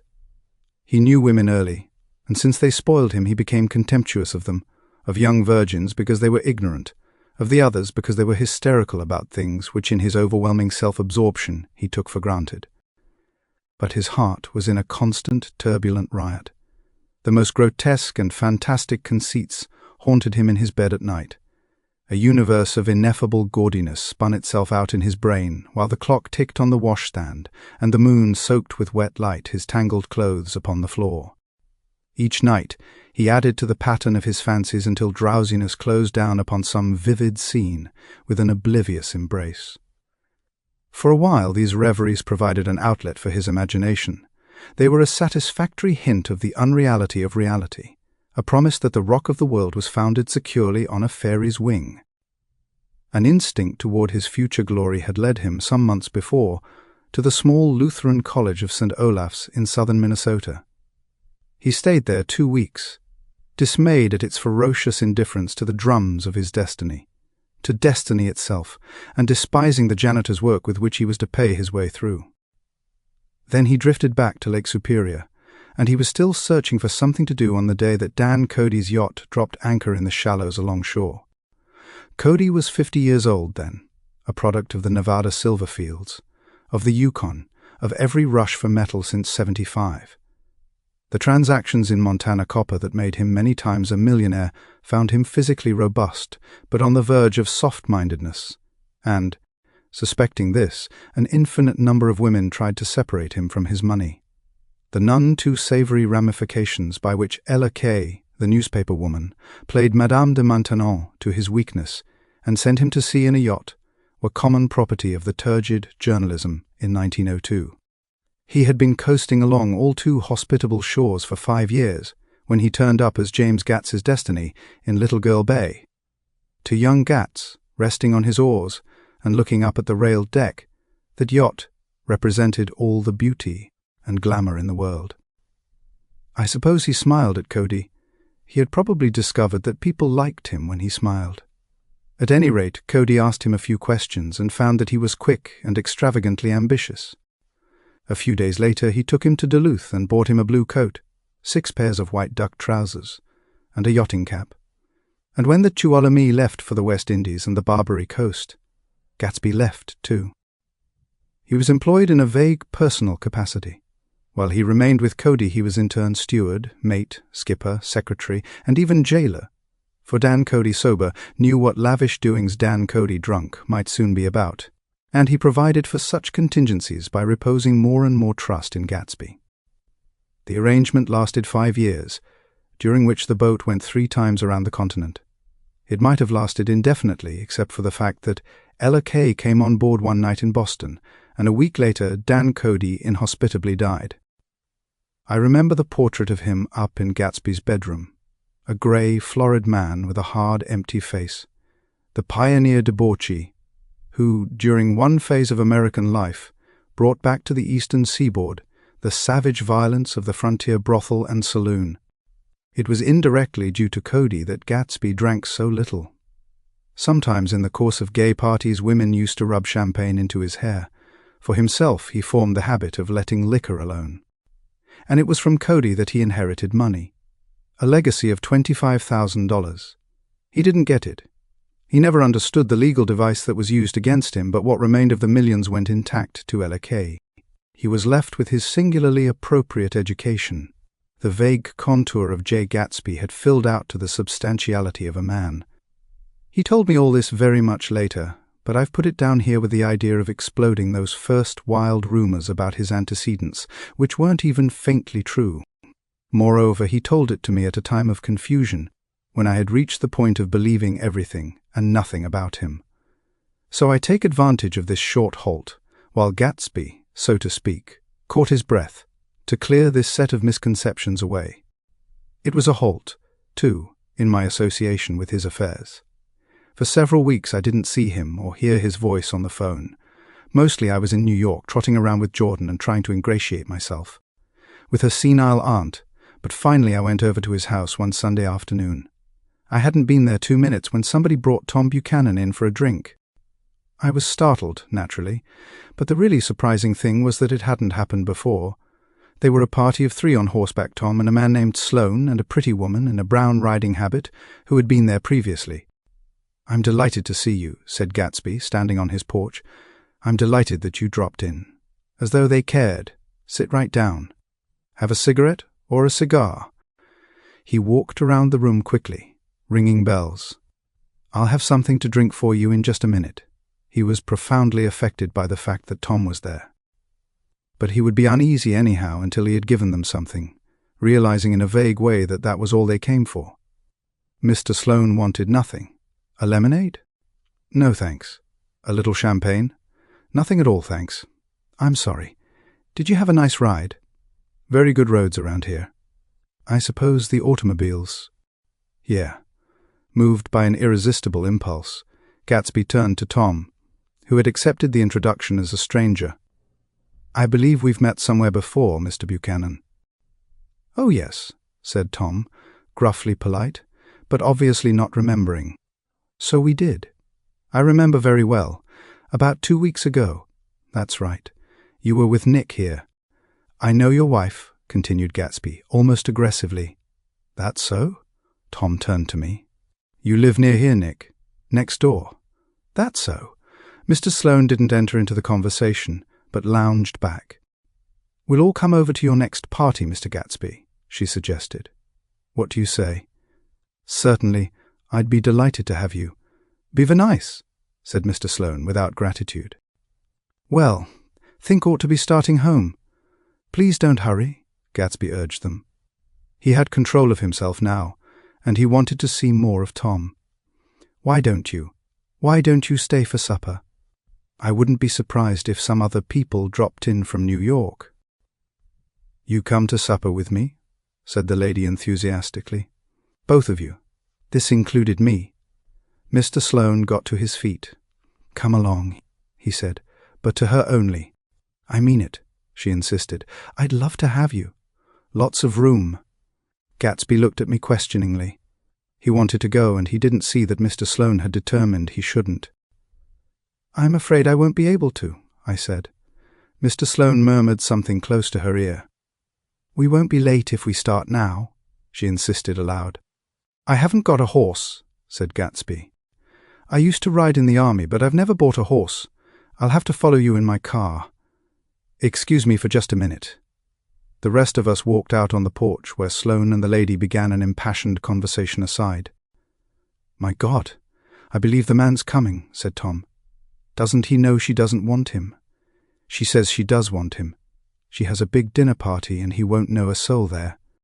He frowned. I wonder where in the devil he met Daisy. By God, I may be old-fashioned in my ideas, but women run around too much these days to suit me. They meet all kinds of crazy fish. Suddenly Mr. Sloane and the lady walked down the steps and mounted their horses. Come on, said Mr. Sloane to Tom. We're late. We've got to go. And then to me. Tell him we couldn't wait, will you? Tom and I shook hands. The rest of us exchanged a cool nod, and they trotted quickly down the drive, disappearing under the August foliage just as Gatsby, with hat and light overcoat in hand, came out the front door. Tom was evidently perturbed at Daisy's running around alone, for on the following Saturday night he came with her to Gatsby's party. Perhaps his presence gave the evening its peculiar quality of oppressiveness. It stands out in my memory from Gatsby's other parties that summer. There were the same people, or at least the same sort of people, the same profusion of champagne, the same many-coloured, many-keyed commotion, but I felt an unpleasantness in the air, a pervading harshness that hadn't been there before. Or perhaps I had merely grown used to it, grown to accept West Egg as a world complete in itself, with its own standards and its own great figures, second to nothing because it had no consciousness of being so, and now I was looking at it again, through Daisy's eyes. It is invariably saddening to look through new eyes at things upon which you have expended your own powers of adjustment. They arrived at twilight, and as we strolled out among the sparkling hundreds, Daisy's voice was playing murmurous tricks in her throat. "These things excite me so," she whispered. "If you want to kiss me any time during the evening, Nick, just let me know and I'll be glad to arrange it for you. Just mention my name, or present a green card. I'm giving out green. Look around," suggested Gatsby. "I'm looking around. I'm having a marvelous. You must see the faces of many people you've heard about." Tom's arrogant eyes roamed the crowd. "We don't go around very much," he said. "In fact, I was just thinking I don't know a soul here." "Perhaps you know that lady?" Gatsby indicated a gorgeous, scarcely human orchid of a woman who sat in state under a white plum tree.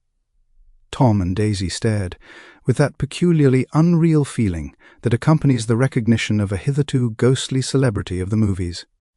"She's lovely," said Daisy. The man bending over her is her director. He took them ceremoniously from group to group, Mrs. Buchanan and Mr. Buchanan. After an instant's hesitation, he added, "The polo player." "Oh no," objected Tom quickly. "Not me." But evidently the sound of it pleased Gatsby, for Tom remained the polo player for the rest of the evening. "I have never met so many celebrities," Daisy exclaimed. "I liked that man. What was his name? With the sort of blue nose?" Gatsby identified him, adding that he was a small producer. "Well, I liked him anyhow." "I'd a little rather not be the polo player," said Tom pleasantly. "I'd rather look at all these famous people in oblivion." Daisy and Gatsby danced. I remember being surprised by his graceful, conservative foxtrot. I had never seen him dance before. Then they sauntered over to my house and sat on the steps for half an hour, while at her request I remained watchfully in the garden. "In case there's a fire or a flood," she explained, "or any act of God." Tom appeared from his oblivion as we were sitting down to supper together. "Do you mind if I eat with some people over here?" he said. "A fellow's getting off some funny stuff." "Go ahead," answered Daisy genially. "And if you want to take down any addresses, here's my little gold pencil." She looked around after a moment and told me the girl was common but pretty, and I knew that. We were at a particularly tipsy table. That was my fault. Gatsby had been called to the phone, and I'd enjoyed these same people only 2 weeks before. But what had amused me then turned septic on the air now. "How do you feel, Miss Baedeker?" The girl addressed was trying, unsuccessfully, to slump against my shoulder. At this inquiry she sat up and opened her eyes. "What?" A massive and lethargic woman, who had been urging Daisy to play golf with her at the local club tomorrow, spoke in Miss Baedeker's defense. "Oh, she's all right now. When she's had 5 or 6 cocktails, she always starts screaming like that. I tell her she ought to leave it alone." "I do leave it alone," affirmed the accused hollowly. "We heard you yelling, so I said to Doc Sivet here." "There's somebody that needs your help, Doc." "She's much obliged, I'm sure," said another friend without. "Gratitude, but you got her dress all wet when you stuck her head in the pool." "Anything I hate is to get my head stuck in a pool," mumbled Miss Baedeker. "They almost drowned me once over in New Jersey." "Then you ought to leave it alone," countered Dr. Sivet. "Speak for yourself," cried Miss Baedeker violently. "Your hand shakes. I wouldn't let you operate on me." It was like that. Almost the last thing I remember was standing with Daisy and watching the moving picture director and his star. They were still under the white plum tree and their faces were touching except for a pale, thin ray of moonlight between. It occurred to me that he had been very slowly bending toward her all evening to attain this proximity, and even while I watched, I saw him stoop one ultimate degree and kiss at her cheek. "I like her," said Daisy. "I think she's lovely." But the rest offended her, and inarguably, because it wasn't a gesture, but an emotion. She was appalled by West Egg, this unprecedented place that Broadway had begotten upon a Long Island fishing village, appalled by its raw vigor that chafed under the old euphemisms, and by the too obtrusive fate that herded its inhabitants along a shortcut from nothing to nothing. She saw something awful in the very simplicity she failed to understand. I sat on the front steps with them while they waited for their car. It was dark here in front. Only the bright door sent 10 square feet of light volleying out into the soft black morning. Sometimes a shadow moved against a dressing-room blind above, gave way to another shadow, an indefinite procession of shadows, who rouged and powdered in an invisible glass. "Who is this Gatsby, anyhow?" demanded Tom suddenly. "Some big bootlegger?" "Where'd you hear that?" I inquired. "I didn't hear it. I imagined it. A lot of these newly rich people are just big bootleggers, you know." "Not Gatsby," I said shortly. He was silent for a moment. The pebbles of the drive crunched under his feet. Well, he certainly must have strained himself to get this menagerie together. A breeze stirred the grey haze of Daisy's fur collar. "At least they are more interesting than the people we know," she said with an effort. "You didn't look so interested." "Well, I was—" Tom laughed and turned to me. "Did you notice Daisy's face when that girl asked her to put her under a cold shower?" Daisy began to sing with the music in a husky, rhythmic whisper, bringing out a meaning in each word that it had never had before and would never have again. When the melody rose, her voice broke up sweetly, following it, in a way contralto voices have, and each change tipped out a little of her warm human magic upon the air. "Lots of people come who haven't been invited," she said suddenly. That girl hadn't been invited. They simply force their way in, and he's too polite to object. "I'd like to know who he is and what he does," insisted Tom. "And I think I'll make a point of finding out." "I can tell you right now," she answered. "He owned some drugstores, a lot of drugstores. He built them up himself." The dilatory limousine came rolling up the drive. "Good night, Nick," said Daisy. Her glance left me and sought the lighted top of the steps, where 3 o'clock in the morning, a neat, sad little waltz of that year, was drifting out the open door. After all, in the very casualness of Gatsby's party there were romantic possibilities totally absent from her world. What was it up there in the song that seemed to be calling her back inside? What would happen now in the dim, incalculable hours? Perhaps some unbelievable guest would arrive, a person infinitely rare and to be marvelled at. Some authentically radiant young girl who, with one fresh glance at Gatsby, one moment of magical encounter, would blot out those 5 years of unwavering devotion. I stayed late that night. Gatsby asked me to wait until he was free, and I lingered in the garden until the inevitable swimming party had run up, chilled and exalted, from the black beach, until the lights were extinguished in the guest rooms overhead. When he came down the steps at last, the tanned skin was drawn unusually tight on his face, and his eyes were bright and tired. "She didn't like it," he said immediately. "Of course she did. She didn't like it," he insisted.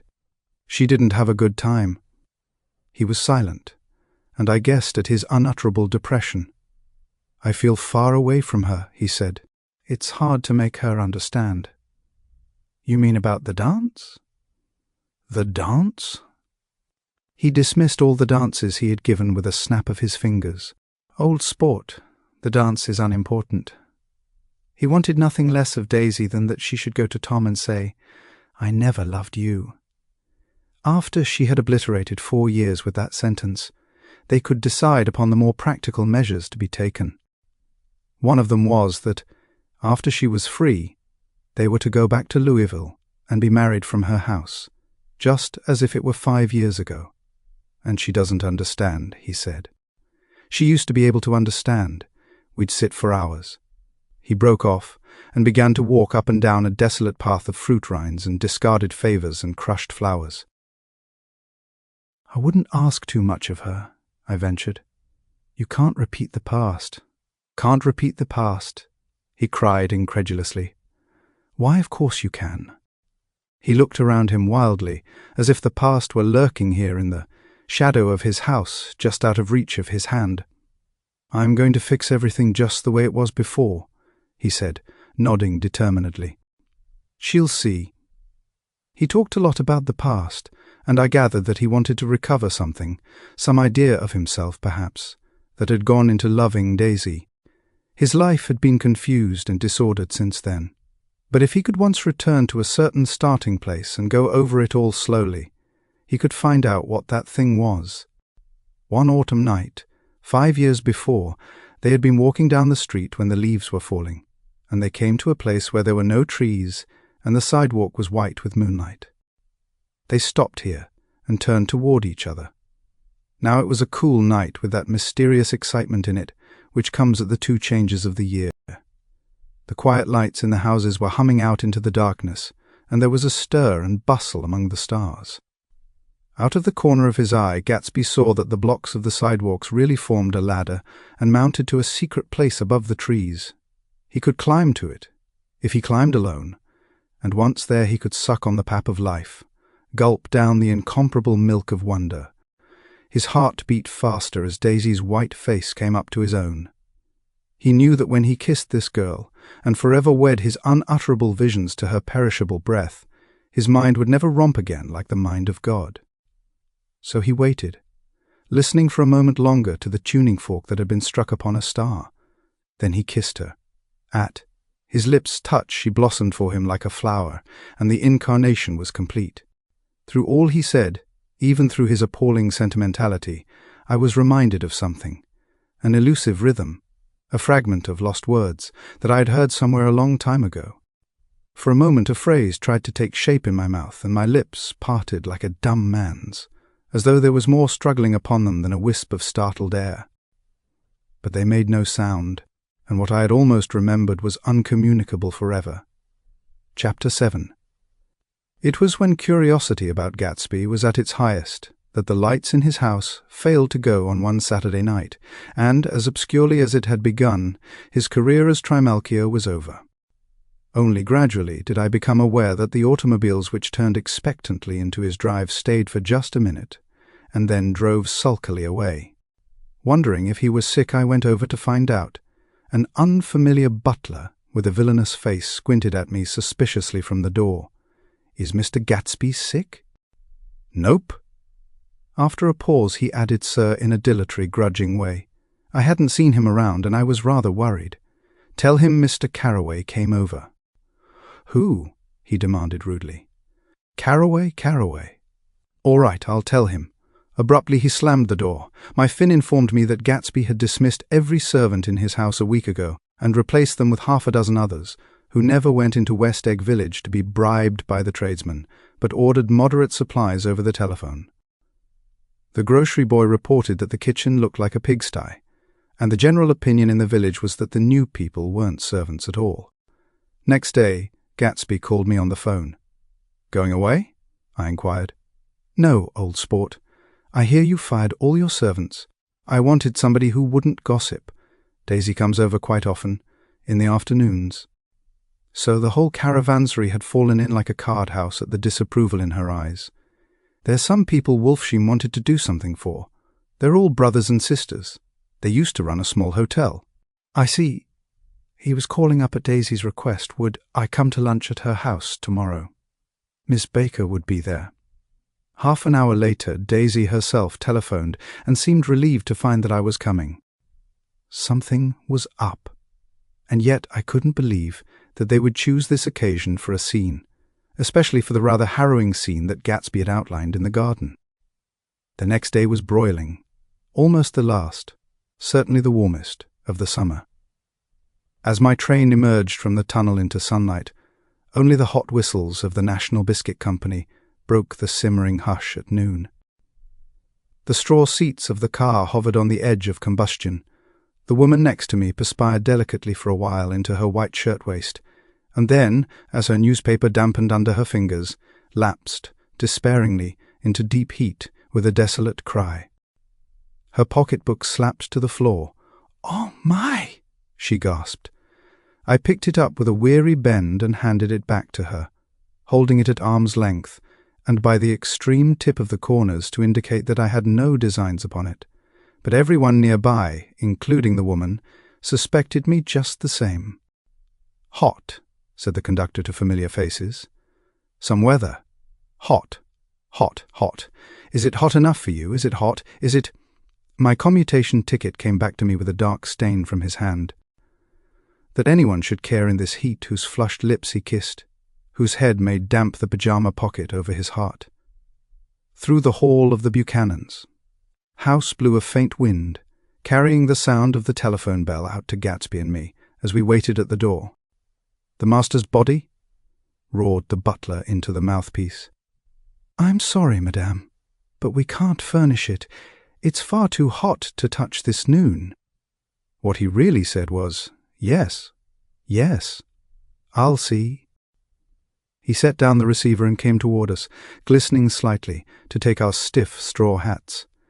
"Madame expects you in the salon?" he cried, needlessly indicating the direction. In this heat, every extra gesture was an affront to the common store of life.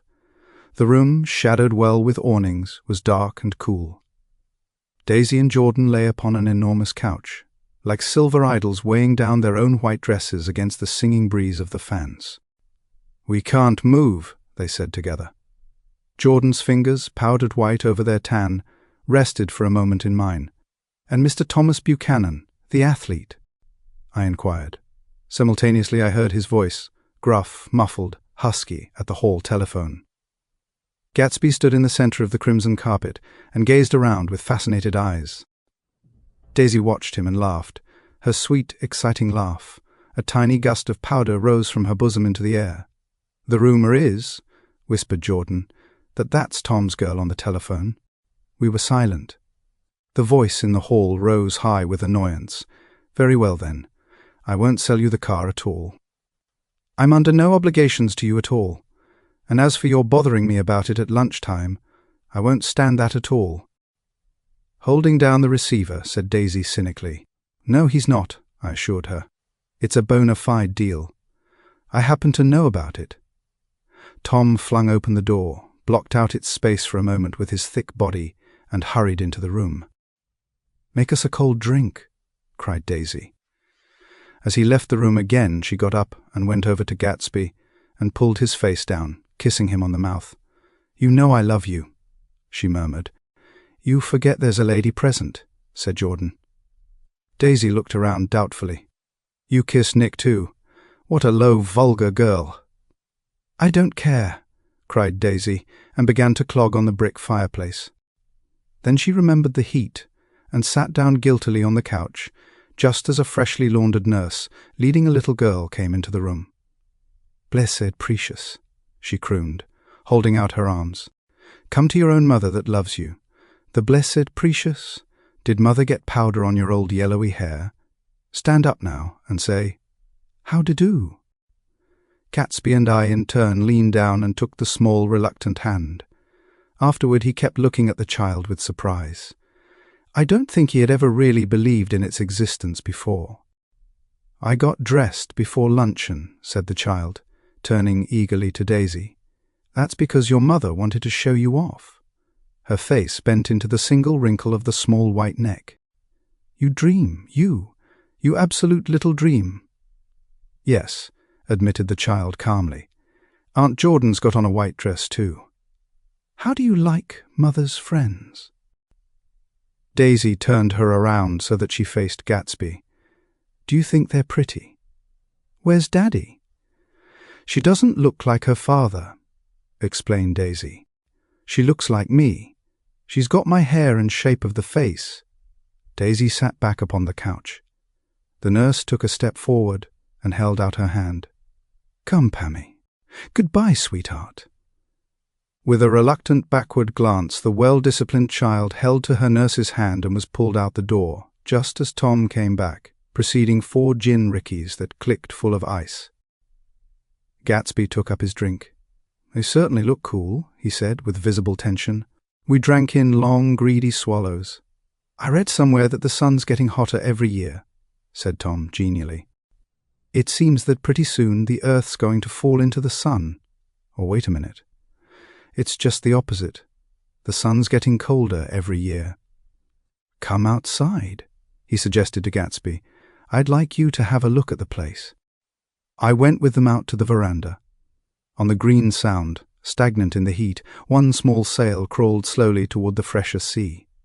Gatsby's eyes followed it momentarily. He raised his hand and pointed. "Across the bay. I'm right across from you." "So you are." Our eyes lifted over the rose beds and the hot lawn and the weedy refuse of the dog days along shore. Slowly the white wings of the boat moved against the blue cool limit of the sky. Ahead lay the scalloped ocean and the abounding Blessed Isles. "There's sport for you," said Tom, nodding. "I'd like to be out there with him for about an hour." We had luncheon in the dining room, darkened too against the heat, and drank down nervous gaiety with a cold ale. "What'll we do with ourselves this afternoon?" cried Daisy, "and the day after that, and the next 30 years. "Don't be morbid," Jordan said. "Life starts all over again when it gets crisp in the fall." "But it's so hot," insisted Daisy, on the verge of tears, "and everything's so confused. Let's all go to town." Her voice struggled on through the heat, beating against it, moulding its senselessness into forms. "I've heard of making a garage out of a stable," Tom was saying to Gatsby. "But I'm the first man who ever made a stable out of a garage." "Who wants to go to town?" demanded Daisy insistently. Gatsby's eyes floated toward her. "Ah," she cried, "you look so cool." Their eyes met, and they stared together at each other, alone in space. With an effort, she glanced down at the table. "You always look so cool," she repeated. She had told him that she loved him, and Tom Buchanan saw. He was astounded. His mouth opened a little, and he looked at Gatsby, and then back at Daisy as if he had just recognized her as someone he knew a long time ago. "You resemble the advertisement of the man," she went on innocently. "You know the advertisement of the man?" "All right," broke in Tom quickly. "I'm perfectly willing to go to town. Come on, we're all going to town." He got up, his eyes still flashing between Gatsby and his wife. No one moved. "Come on!" His temper cracked a little. "What's the matter, anyhow? If we're going to town, let's start." His hand, trembling with his effort at self-control, bore to his lips the last of his glass of ale. Daisy's voice got us to our feet and out onto the blazing gravel drive. "Are we just going to go?" she objected. "Like this? Aren't we going to let anyone smoke a cigarette first? Everybody smoked all through lunch." "Oh, let's have fun," she begged him. "It's too hot to fuss." He didn't answer. "Have it your own way," she said. "Come on, Jordan." They went upstairs to get ready while we three men stood there shuffling the hot pebbles with our feet. A silver curve of the moon hovered already in the western sky. Gatsby started to speak, changed his mind, but not before Tom wheeled and faced him expectantly. "Have you got your stables here?" asked Gatsby with an effort. "About a quarter of a mile down the road." "Oh," a pause. "I don't see the idea of going to town," broke out Tom savagely. "Women get these notions in their heads. Shall we take anything to drink?" called Daisy from an upper window. "I'll get some whiskey," answered Tom. He went inside. Gatsby turned to me rigidly. "I can't say anything in his household, sport. She's got an indiscreet voice," I remarked. "It's full of—" I hesitated. "Her voice is full of money," he said suddenly. That was it. I'd never understood before. It was full of money. That was the inexhaustible charm that rose and fell in it, the jingle of it, the cymbals' song of it. High in a white palace the king's daughter, the golden girl. Tom came out of the house wrapping a quart bottle in a towel, followed by Daisy and Jordan wearing small, tight hats of metallic cloth and carrying light capes over their arms. "Shall we all go in my car?" suggested Gatsby. He felt the hot, green leather of the seat. I ought to have left it in the shade. "Is it standard shift?" demanded Tom. "Yes." "Well, you take my coupe and let me drive your car to town." The suggestion was distasteful to Gatsby. "I don't think there's much gas," he objected. "Plenty of gas," said Tom boisterously. He looked at the gauge. "And if it runs out, I can stop at a drugstore. You can buy anything at a drugstore nowadays." A pause followed this apparently pointless remark. Daisy looked at Tom frowning, and an indefinable expression, at once definitely unfamiliar and vaguely recognizable, as if I had only heard it described in words, passed over Gatsby's face. "Come on, Daisy," said Tom, pressing her with his hand toward Gatsby's car. "I'll take you in this circus wagon." He opened the door, but she moved out from the circle of his arm. "You take Nick and Jordan. We'll follow you in the coupe." She walked close to Gatsby, touching his coat with her hand. Jordan and Tom and I got into the front seat of Gatsby's car. Tom pushed the unfamiliar gears tentatively, and we shot off into the oppressive heat, leaving them out of sight behind. "Did you see that?" demanded Tom. "See what?" He looked at me keenly, realizing that Jordan and I must have known all along. "You think I'm pretty dumb, don't you?" he suggested. "Perhaps I am, but I have almost a second sight sometimes that tells me what to do. Maybe you don't believe that, but science—" He paused. The immediate contingency overtook him, pulled him back from the edge of theoretical abyss.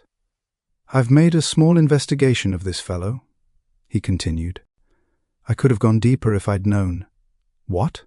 Confused, he stared at us as we laughed. "A medium? About Gatsby? About Gatsby?" "No, I haven't," I said I'd been making a small investigation of his past, and you found he was an Oxford man, said Jordan helpfully. An Oxford man. He was incredulous. Like hell he is. He wears a pink suit. Nevertheless, he's an Oxford man. Oxford, New Mexico, snorted Tom contemptuously. Or something like that. Listen, Tom. If you're such a snob, why did you invite him to lunch? Demanded Jordan crossly. Daisy invited him. She knew him before we were married, God knows where. We were all irritable now with the fading ale, and aware of it we drove for a while in silence. Then, as Dr. T.J. Eckelberg's faded eyes came into sight down the road, I remembered Gatsby's caution about gasoline. We've got enough to get us to town, said Tom. But there's a garage right here, objected Jordan. I don't want to get stalled in this baking heat. Tom threw on both brakes impatiently, and we slid to an abrupt, dusty stop under Wilson's sign. After a moment the proprietor emerged from the interior of his establishment and gazed hollow-eyed at the car. "Let's have some gas," cried Tom roughly. "What do you think we stopped for?" "To admire the view." "I'm sick," said Wilson without moving. "Been sick all day. What's the matter? I'm all run down." "Well, shall I help myself?" Tom demanded. "You sounded well enough on the phone." With an effort, Wilson left the shade and support of the doorway and, breathing hard, unscrewed the cap of the tank. In the sunlight, his face was green. "I didn't mean to interrupt your lunch," he said, "but I need money pretty bad, and I was wondering what you were going to do with your old car." "How do you like this one?" inquired Tom. "I bought it last week." "It's a nice yellow one," said Wilson, as he strained at the handle. "Like to buy it?" "Big chance," Wilson smiled faintly. "No, but I could make some money on the other." "What do you want money for all of a sudden?" "I've been here too long. I want to get away. My wife and I want to go west." "Your wife does?" exclaimed Tom, startled. "She's been talking about it for 10 years. He rested for a moment against the pump, shading his eyes. "And now she's going whether she wants to or not." "I'm going to get her away." The coupe flashed by us with a flurry of dust and the flash of a waving hand. "What do I owe you?"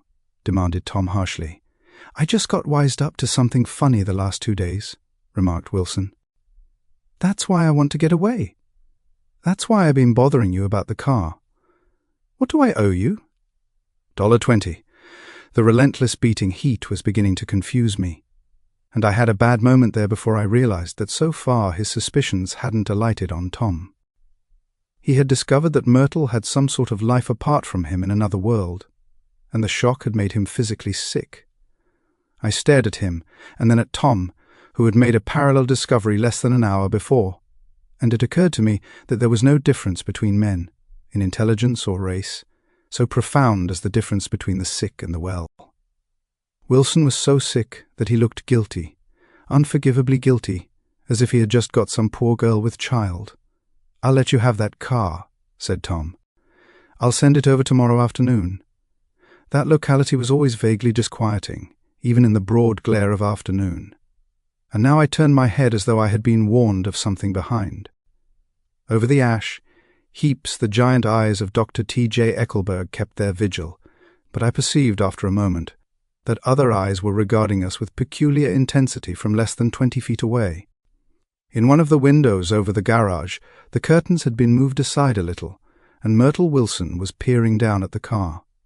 So engrossed was she that she had no consciousness of being observed, and one emotion after another crept into her face like objects into a slowly developing picture. Her expression was curiously familiar. It was an expression I had often seen on women's faces, but on Myrtle Wilson's face it seemed purposeless and inexplicable until I realized that her eyes, wide with jealous terror, were fixed not on Tom, but on Jordan Baker, whom she took to be his wife. There is no confusion like the confusion of a simple mind, and as we drove away Tom was feeling the hot whips of panic. His wife and his mistress, until an hour ago secure and inviolate, were slipping precipitately from his control. Instinct made him step on the accelerator with the double purpose of overtaking Daisy and leaving Wilson behind, and we sped along toward Astoria at 50 miles an hour, until, among the spidery girders of the elevated, We came in sight of the easy-going blue coupe. "Those big movies around 50th Street are cool," suggested Jordan. "I love New York on summer afternoons when everyone's away. There's something very sensuous about it, overripe, as if all sorts of funny fruits were going to fall into your hands." The word sensuous had the effect of further disquieting Tom, but before he could invent a protest, the coupe came to a stop, and Daisy signaled us to draw up alongside.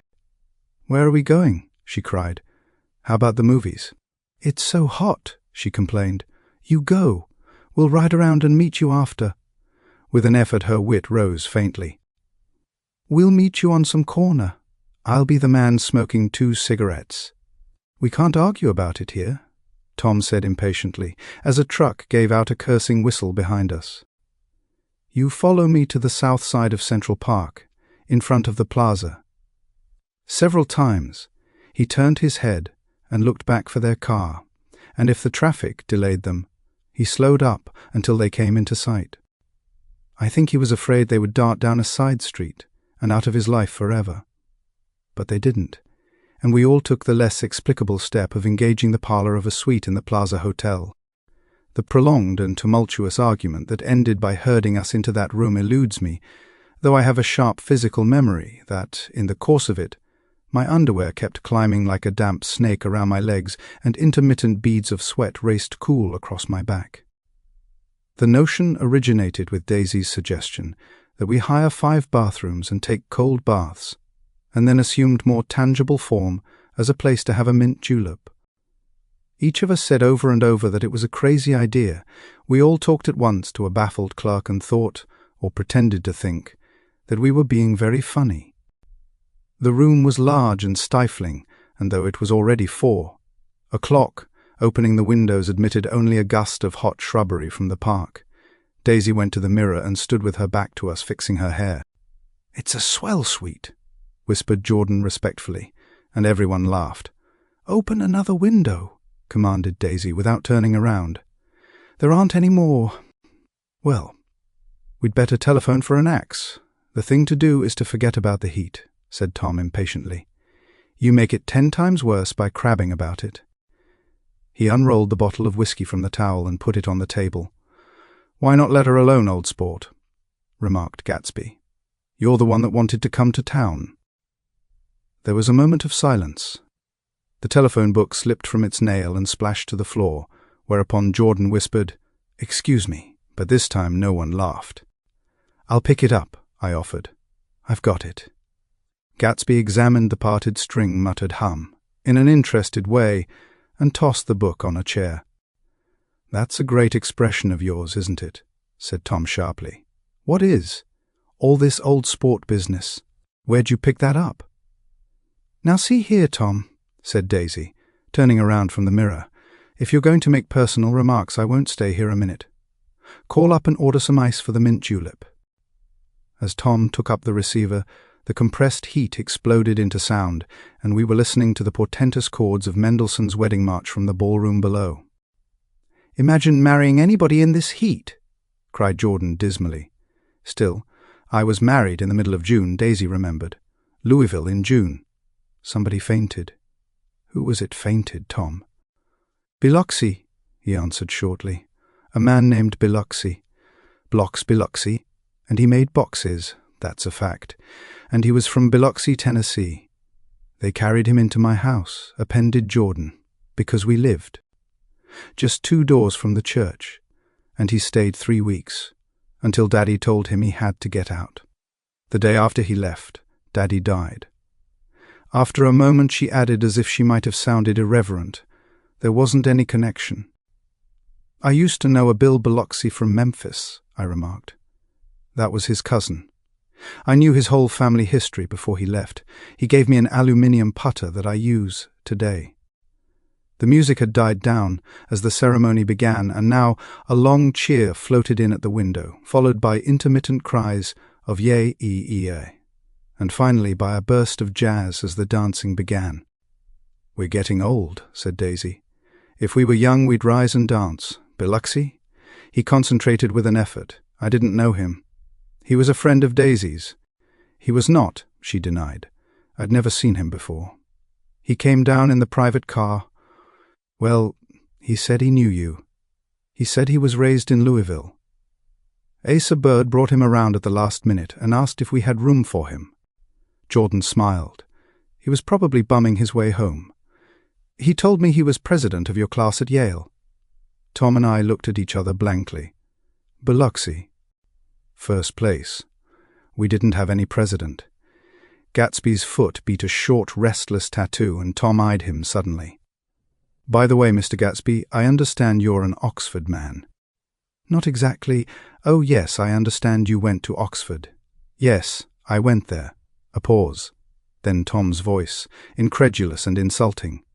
You must have gone there about the time Biloxi went to New Haven. Another pause.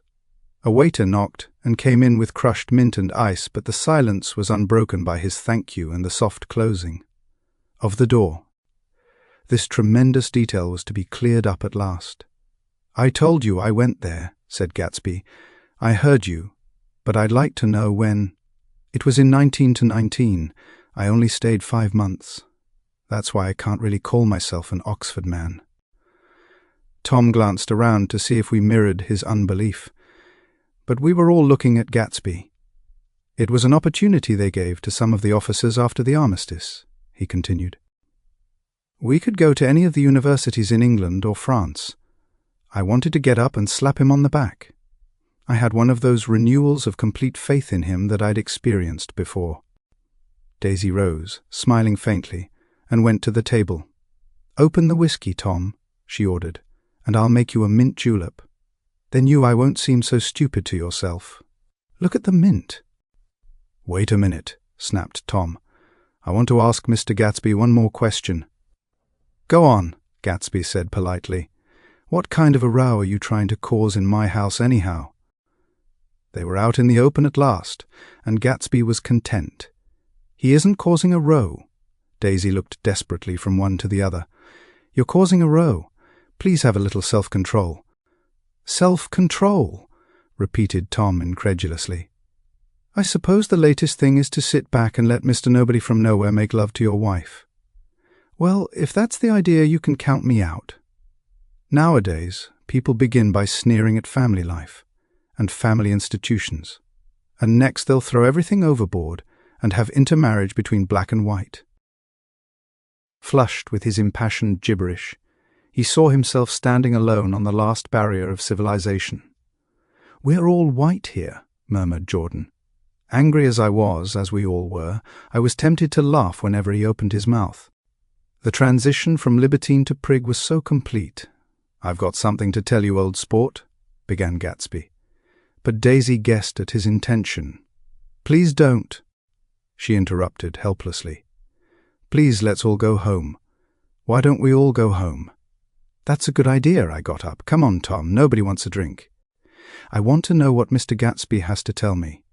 Your wife doesn't love you, said Gatsby. She's never loved you. She loves me. You must be crazy, exclaimed Tom automatically. Gatsby sprang to his feet, vivid with excitement. She never loved you, do you hear? He cried. She only married you because I was poor, and she was tired of waiting for me.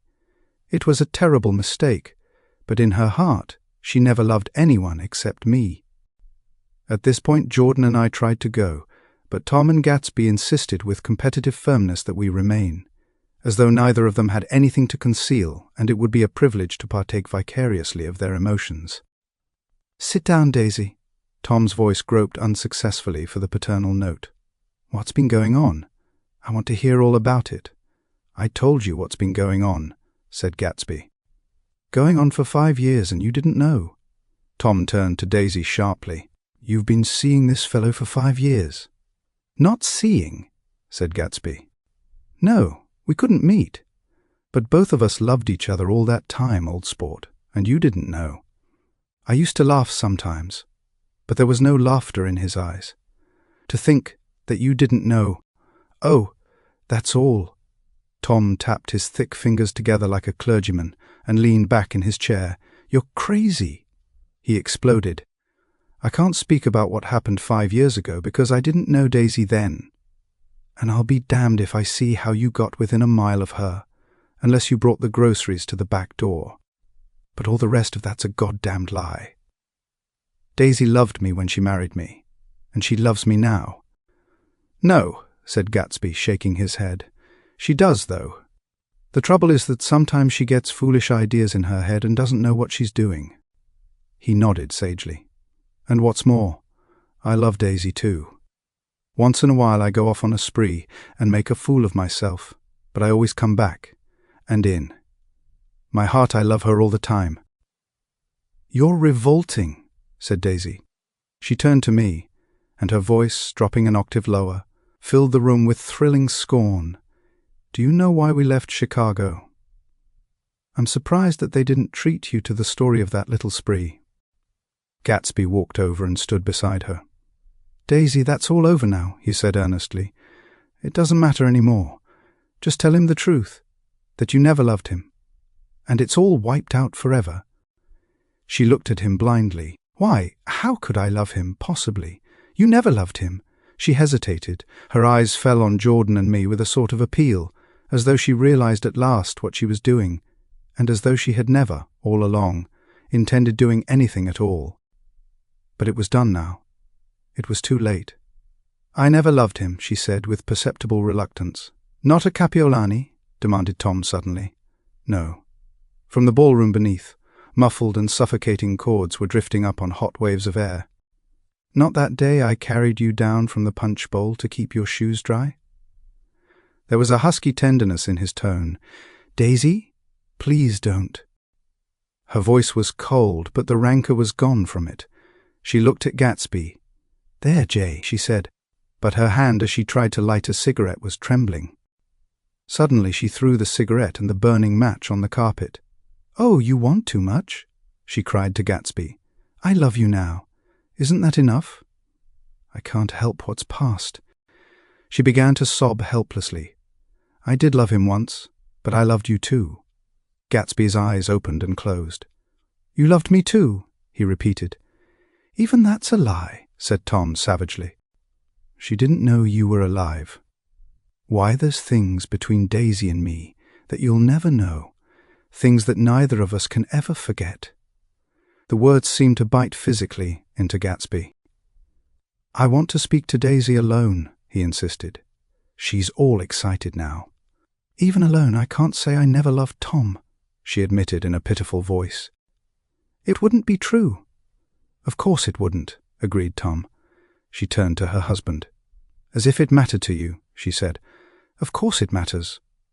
I'm going to take better care of you from now on." "You don't understand," said Gatsby with a touch of panic. "You're not going to take care of her any more." "I'm not." Tom opened his eyes wide and laughed. He could afford to control himself now. "Why's that?" "Daisy's leaving you." "Nonsense." "I am, though," she said with a visible effort. "She's not leaving me." Tom's words suddenly leaned down over Gatsby. Certainly not for a common swindler who'd have to steal the ring he put on her finger. "I won't stand this," cried Daisy. "Oh, please, let's get out." "Who are you, anyhow?" broke out Tom. "You're one of that bunch that hangs around with Maya Wolfsheim. That much I happen to know. I've made a little investigation into your affairs, and I'll carry it further tomorrow." "You can suit yourself about that, old sport," said Gatsby steadily. "I found out what your drugstores were." He turned to us and spoke rapidly. "He and this Wolfsheim bought up a lot of side street drugstores here and in Chicago and sold grain alcohol over the counter. That's one of his little stunts. I picked him for a bootlegger the first time I saw him, and I wasn't far wrong." "What about it?" said Gatsby politely. "I guess your friend Walter Chase wasn't too proud to come in on it. And you left him in the lurch, didn't you? You let him go to jail for a month over in New Jersey. God, you ought to hear Walter on the subject of you. He came to us dead broke. He was very glad to pick up some money, old sport." "Don't you call me old sport," cried Tom. Gatsby said nothing. "Walter could have you up on the betting laws too, but Wolfsheim scared him into shutting his mouth." That unfamiliar yet recognizable look was back again in Gatsby's face. That drugstore business was just small change," continued Tom slowly. "But you've got something on now that Walter's afraid to tell me about." I glanced at Daisy, who was staring terrified between Gatsby and her husband, and at Jordan, who had begun to balance an invisible but absorbing object on the tip of her chin. Then I turned back to Gatsby, and was startled at his expression.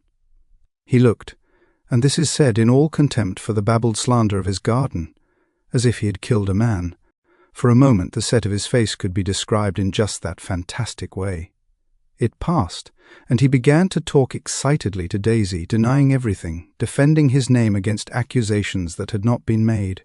But with every word she was drawing further and further into herself, so he gave that up, and only the dead dream fought on as the afternoon slipped away, trying to touch what was no longer tangible, struggling unhappily, undespairingly, toward that lost voice across the room. The voice begged again to go. "Please, Tom, I can't stand this any more." Her frightened eyes told that whatever intentions, whatever courage she had had were definitely gone. "You two start on home, Daisy," said Tom. "In Mr. Gatsby's car." She looked at Tom, alarmed now, but he insisted with magnanimous scorn. "Go on. He won't annoy you. I think he realizes that his presumptuous little flirtation is over." They were gone without a word, snapped out, made accidental, isolated like ghosts even from our pity. After a moment Tom got up and began wrapping the unopened bottle of whiskey in the towel. "Want any of this stuff? Jordan? Nick?" I didn't answer. "Nick?" he asked again. "What? Want any?" "No, I just remembered that today's my birthday. I was 30. Before me stretched the portentous, menacing road of a new decade. It was 7 o'clock when we got into the coupe with him and started for Long Island. Tom talked incessantly, exulting and laughing, but his voice was as remote from Jordan and me as the foreign clamour on the sidewalk or the tumult of the elevated overhead. Human sympathy has its limits, and we were content to let all their tragic arguments fade with the city lights behind. 30. The promise of a decade of loneliness. A thinning list of single men to know, a thinning briefcase of enthusiasm, thinning hair. But there was Jordan beside me, who, unlike Daisy, was too wise ever to carry well-forgotten dreams from age to age. As we passed over the dark bridge, her wan face fell lazily against my coat's shoulder, and the formidable stroke of 30 died away with the reassuring pressure of her hand. So we drove on toward death through the cooling twilight. The young Greek Michaelis, who ran the coffee joint beside the ash heaps, was the principal witness at the inquest. He had slept through the heat until after 5, when he strolled over to the garage and found George Wilson sick in his office, really sick, pale as his own pale hair and shaking all over. Michaelis advised him to go to bed, but Wilson refused, saying that he'd miss a lot of business if he did, while his neighbour was trying to persuade him a violent racket broke out overhead. "I've got my wife locked in up there," explained Wilson calmly. "She's going to stay there till the day after tomorrow, and then we're going to move away." Michaelis was astonished. They had been neighbours for 4 years, and Wilson had never seemed faintly capable of such a statement. Generally he was one of these worn-out men. When he wasn't working, he sat on a chair in the doorway and stared at the people and the cars that passed along the road. When anyone spoke to him, he invariably laughed in an agreeable, colourless way. He was his wife's man, and not his own. So naturally Michaelis tried to find out what had happened, but Wilson wouldn't say a word. Instead he began to throw curious, suspicious glances at his visitor and ask him what he'd been doing at certain times on certain days. Just as the latter was getting uneasy, some workman came past the door bound for his restaurant, and Michaelis took the opportunity to get away, intending to come back later. But he didn't. He supposed he forgot to, that's all. When he came outside again, a little after 7, he was reminded of the conversation because he heard Mrs. Wilson's voice, loud and scolding, downstairs in the garage. "Beat me!" he heard her cry. "Throw me down and beat me, you dirty little coward!" A moment later she rushed out into the dusk, waving her hands and shouting. Before he could move from his door, the business was over. The death car, as the newspapers called it, didn't stop. It came out of the gathering darkness, wavered tragically for a moment, and then disappeared around the next bend. Mavro Michaelis wasn't even sure of its color. He told the first policeman that it was light green. The other car, the one going toward New York, came to rest 100 yards beyond, and its driver hurried back to where Myrtle Wilson, her life violently extinguished, knelt in the road and mingled her thick, dark blood with the dust. Michaelis and this man reached her first, but when they had torn open her shirtwaist, still damp with perspiration, they saw that her left breast was swinging loose like a flap, and there was no need to listen for the heart beneath. The mouth was wide open and ripped a little at the corners, as though she had choked a little in giving up the tremendous vitality she had stored so long. We saw the 3 or 4 automobiles and the crowd when we were still some distance away. "Wreck!" said Tom. "That's good. Wilson'll have a little business at last." He slowed down, but still without any intention of stopping, until, as we came nearer, the hushed, intent faces of the people at the garage. Door made him automatically put on the brakes. "We'll take a look," he said doubtfully. "Just a look." I became aware now of a hollow, wailing sound which issued incessantly from the garage, a sound which, as we got out of the coupe and walked toward the door, resolved itself into the words, "Oh my God," uttered over and over in a gasping moan. "There's some bad trouble here," said Tom excitedly. He reached up on tiptoes and peered over a circle of heads into the garage, which was lit only by a yellow light in a swinging metal basket overhead. Then he made a harsh sound in his throat, and with a violent thrusting movement of his powerful arms pushed his way through. The circle closed up again with a running murmur of expostulation. It was a minute before I could see anything at all. Then new arrivals deranged the line, and Jordan and I were pushed suddenly inside. Myrtle Wilson's body, wrapped in a blanket, and then in another blanket, as though she suffered from a chill in the hot night, lay on a work table by the wall, and Tom, with his back to us, was bending over it, motionless. Next to him stood a motorcycle policeman taking down names with much sweat and correction in a little book. At first I couldn't find the source of the high, groaning words that echoed clamorously through the bare garage. Then I saw Wilson standing on the raised threshold of his office, swaying back and forth and holding to the doorposts with both hands. Some man was talking to him in a low voice and attempting, from time to time, to lay a hand on his shoulder, but Wilson neither heard nor saw.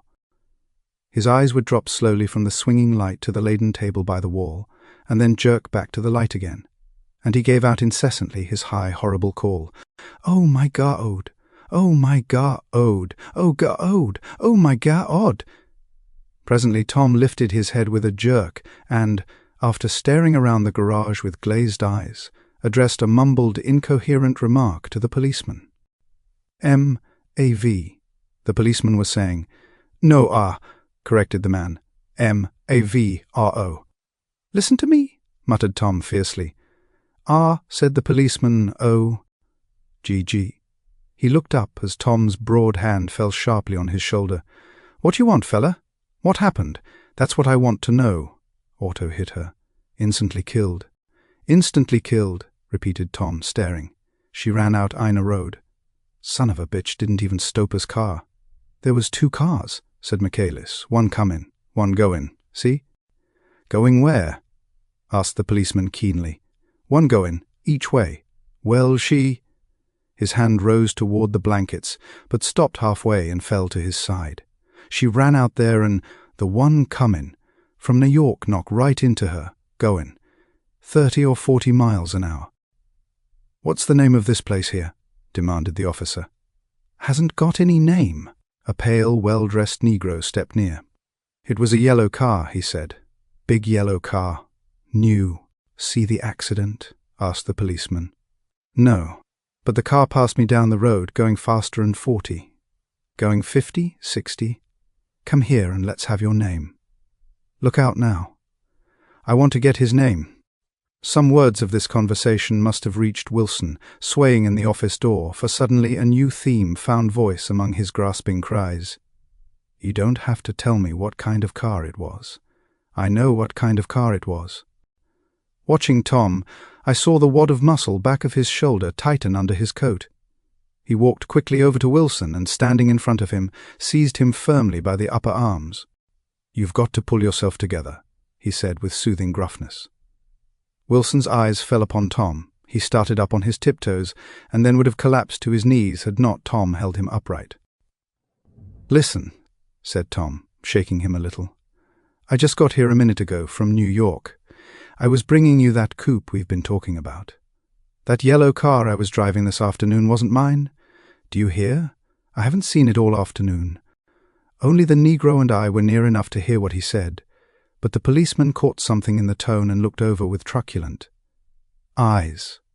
'What's all that?' he demanded. 'I'm a friend of his—' Tom turned his head but kept his hands firm on Wilson's body. 'He says he knows the car that did it. It was a yellow car.' Some dim impulse moved the policeman to look suspiciously at Tom. 'And what color's your car?' 'It's a blue car, a coupe. We've come straight from New York,' I said. Someone who had been driving a little behind us confirmed this, and the policeman turned away. 'Now, if you'll let me have that name again correct.' Picking up Wilson like a doll, Tom carried him into the office, set him down in a chair, and came back. 'If somebody'll come here and sit with him,' he snapped authoritatively. He watched while the two men standing closest glanced at each other and went unwillingly into the room. Then Tom shut the door on them and came down the single step, his eyes avoiding the table. As he passed close to me, he whispered, "Let's get out."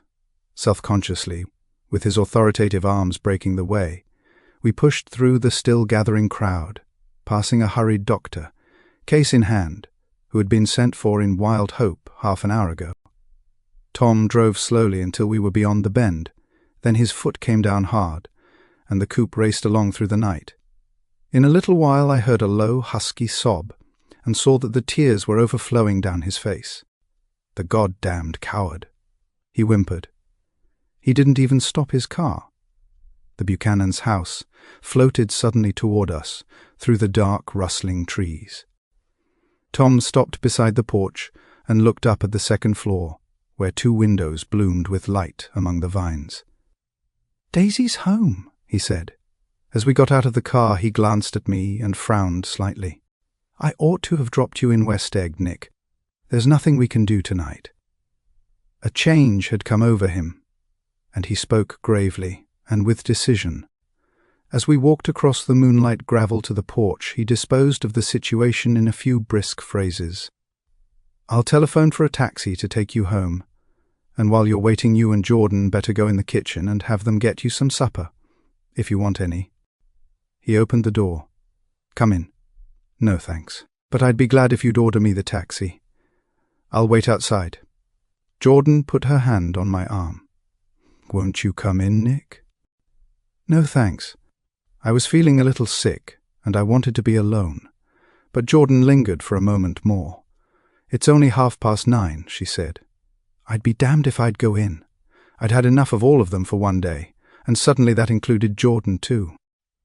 She must have seen something of this in my expression, for she turned abruptly away and ran up the porch steps into the house.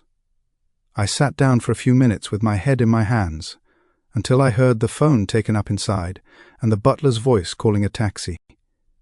Then I walked slowly down the drive away from the house, intending to wait by the gate. I hadn't gone 20 yards when I heard my name and Gatsby stepped from between two bushes into the path. I must have felt pretty weird by that time, because I could think of nothing except the luminosity of his pink suit under the moon. "What are you doing?" I inquired. "Just standing here, old sport." Somehow that seemed a despicable occupation. For all I knew, he was going to rob the house in a moment. I wouldn't have been surprised to see sinister faces, the faces of Wolfsheim's people, behind him in the dark shrubbery. "Did you see any trouble on the road?" he asked after a minute. "Yes." He hesitated. "Was she killed?" "Yes." "I thought so. I told Daisy I thought so. It's better that the shock should all come at once. She stood it pretty well." He spoke as if Daisy's reaction was the only thing that mattered. "I got to West Egg by a side road," he went on, "and left the car in my garage. I don't think anybody saw us, but of course I can't be sure. I disliked him so much by this time that I didn't find it necessary to tell him he was wrong." "Who was the woman?" he inquired. "Her name was Wilson, Her husband owns the garage. How the devil did it happen? Well, I tried to swing the wheel. He broke off, and suddenly I guessed at the truth. Was Daisy driving? Yes, he said after a moment, but of course I'll say I was. You see, when we left New York, she was very nervous, and she thought it would steady her to drive. And this woman rushed out at us, just as we were passing a car, coming the other way.